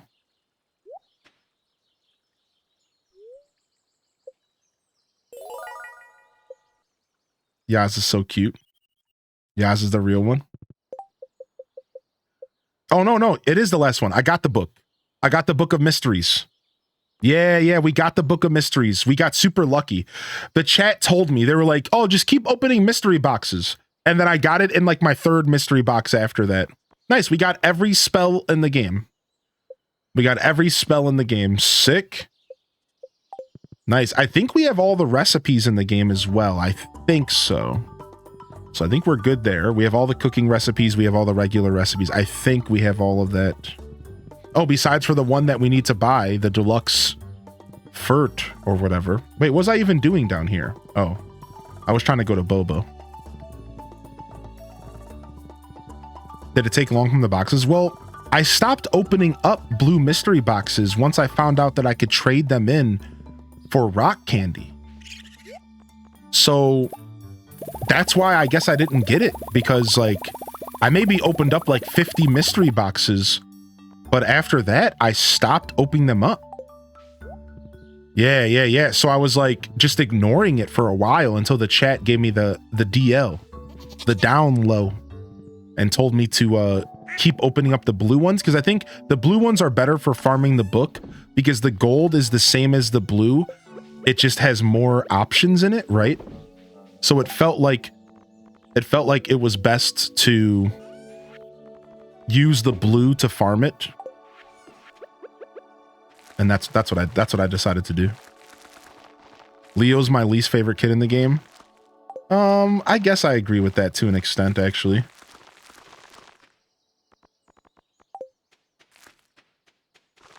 Yeah, probably. I mean, Leo's all right. I don't have a problem with him. And I like Leo's story. I like the story of him actually coming to the mainland and stuff. I think it's kind of cool. But I think he's like, oh, he is your favorite. Ah, yeah. I would say that I don't really like any of the kids in this game, but I think Leo has the coolest story as far as the kids go. So there's that, right? I barely have any bluegrass. Yeah, the bluegrass is really hard to keep up on early game. It's really hard to keep the bluegrass up early game. It's just like really tough. It gets a little bit easier, but it's really, really tough to keep up with it. To like actually keep it thriving. I had to like do all sorts of weird, goofy stuff to like make it work.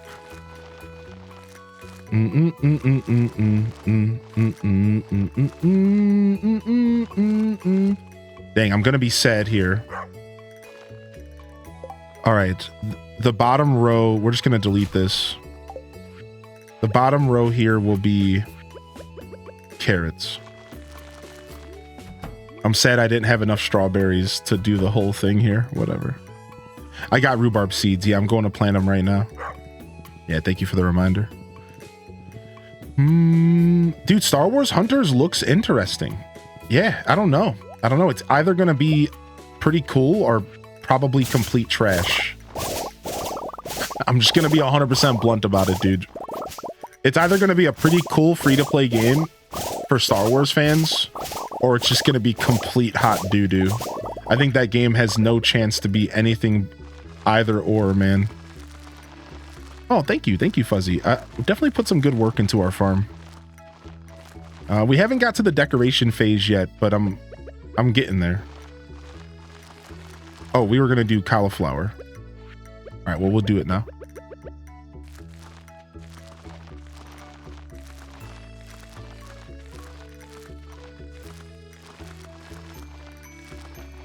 Comes out in June. Ha butted that butted. Yo, what's up? What's up, Brittany? Are you our new butt spot? All right, nice. Some goofy fields, but you know.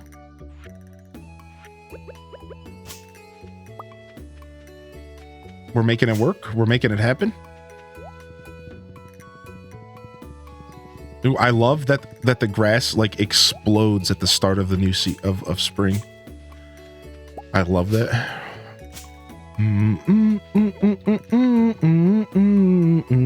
What's the little house in the middle? You talking about? Oh, that's a Junimo hut. Junimo huts are something you get access to once you unlock the wizard's special spells or whatever. And it's an auto harvester. They will harvest your crops for you. It's an auto harvester. So as long as it's not raining, they will harvest. Yeah, you can put hats on the dog. Isn't that amazing? That's a new feature to 1.6. That's a 1.6 feature. You can put hats on your pets now, except for the turtle. Apparently the turtle ain't about wearing hats.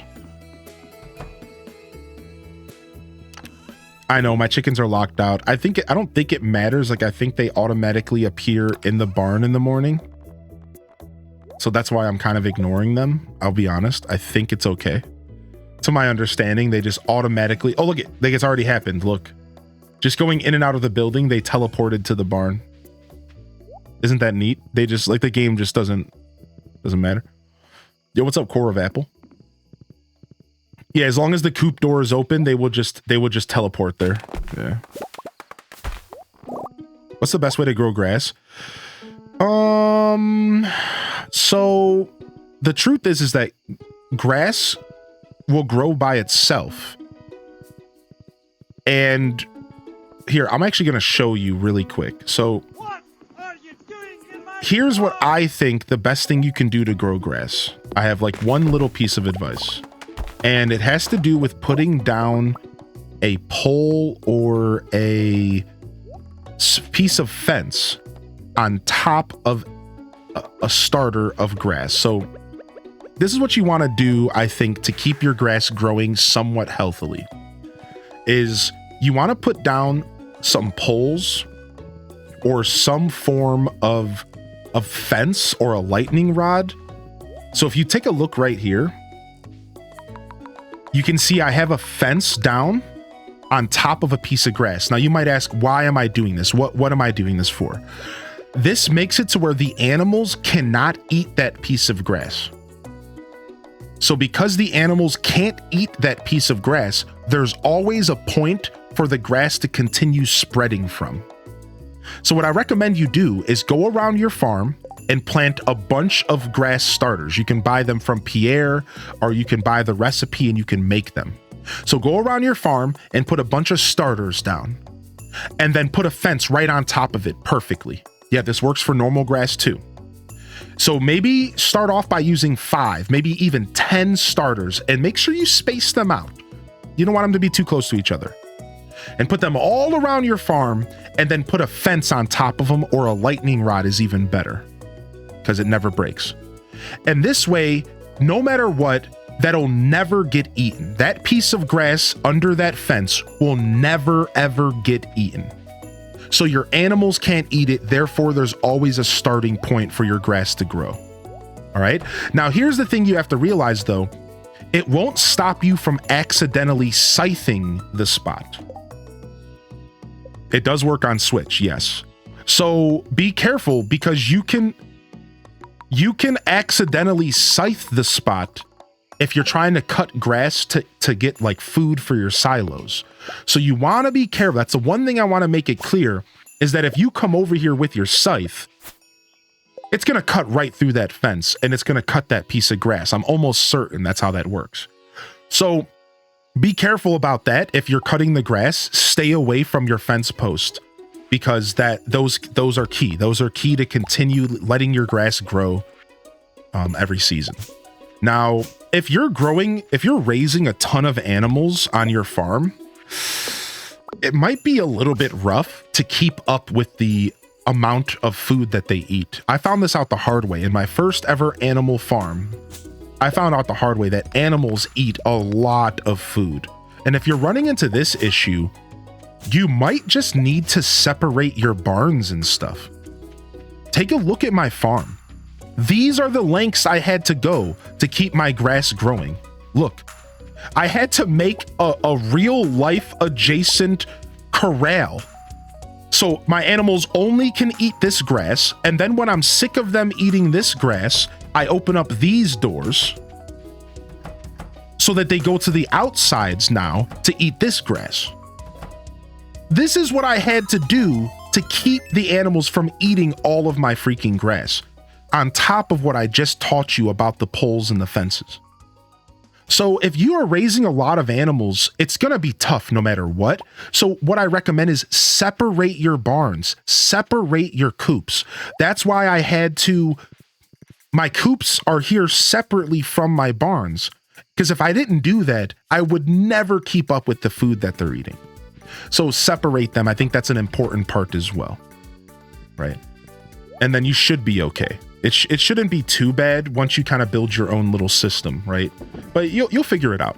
You'll figure it out. I'm very confident most of you, with given time, will figure out your own systems. I'm just here to give you a little bit of advice, but I think you'll figure it out. So, thank you. Yeah, no problem. No problem.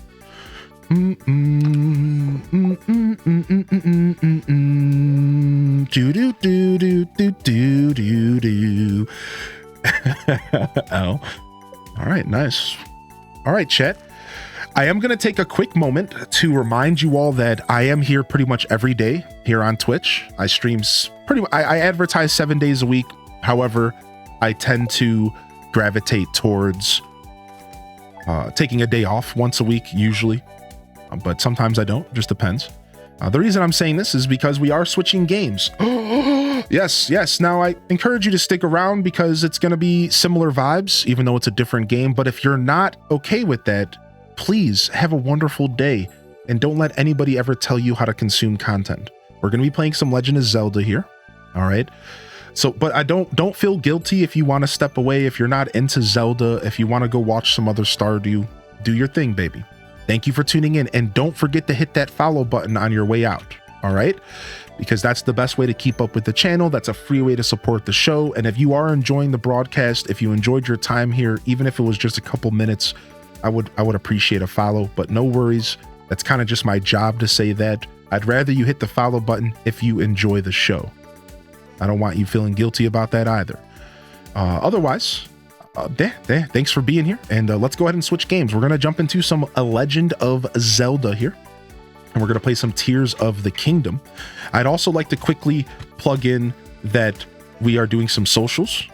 And you can find me all over the internet. And you can also join our Discord if you want to join one of the most beautiful Twitch communities out there. Our Discord is kind of an extension of Twitch in a lot of ways. And it's a great place to be. So if you're looking for some vibe in there as well, I encourage you to check out the Discord, all right? So let me go ahead and jump over here.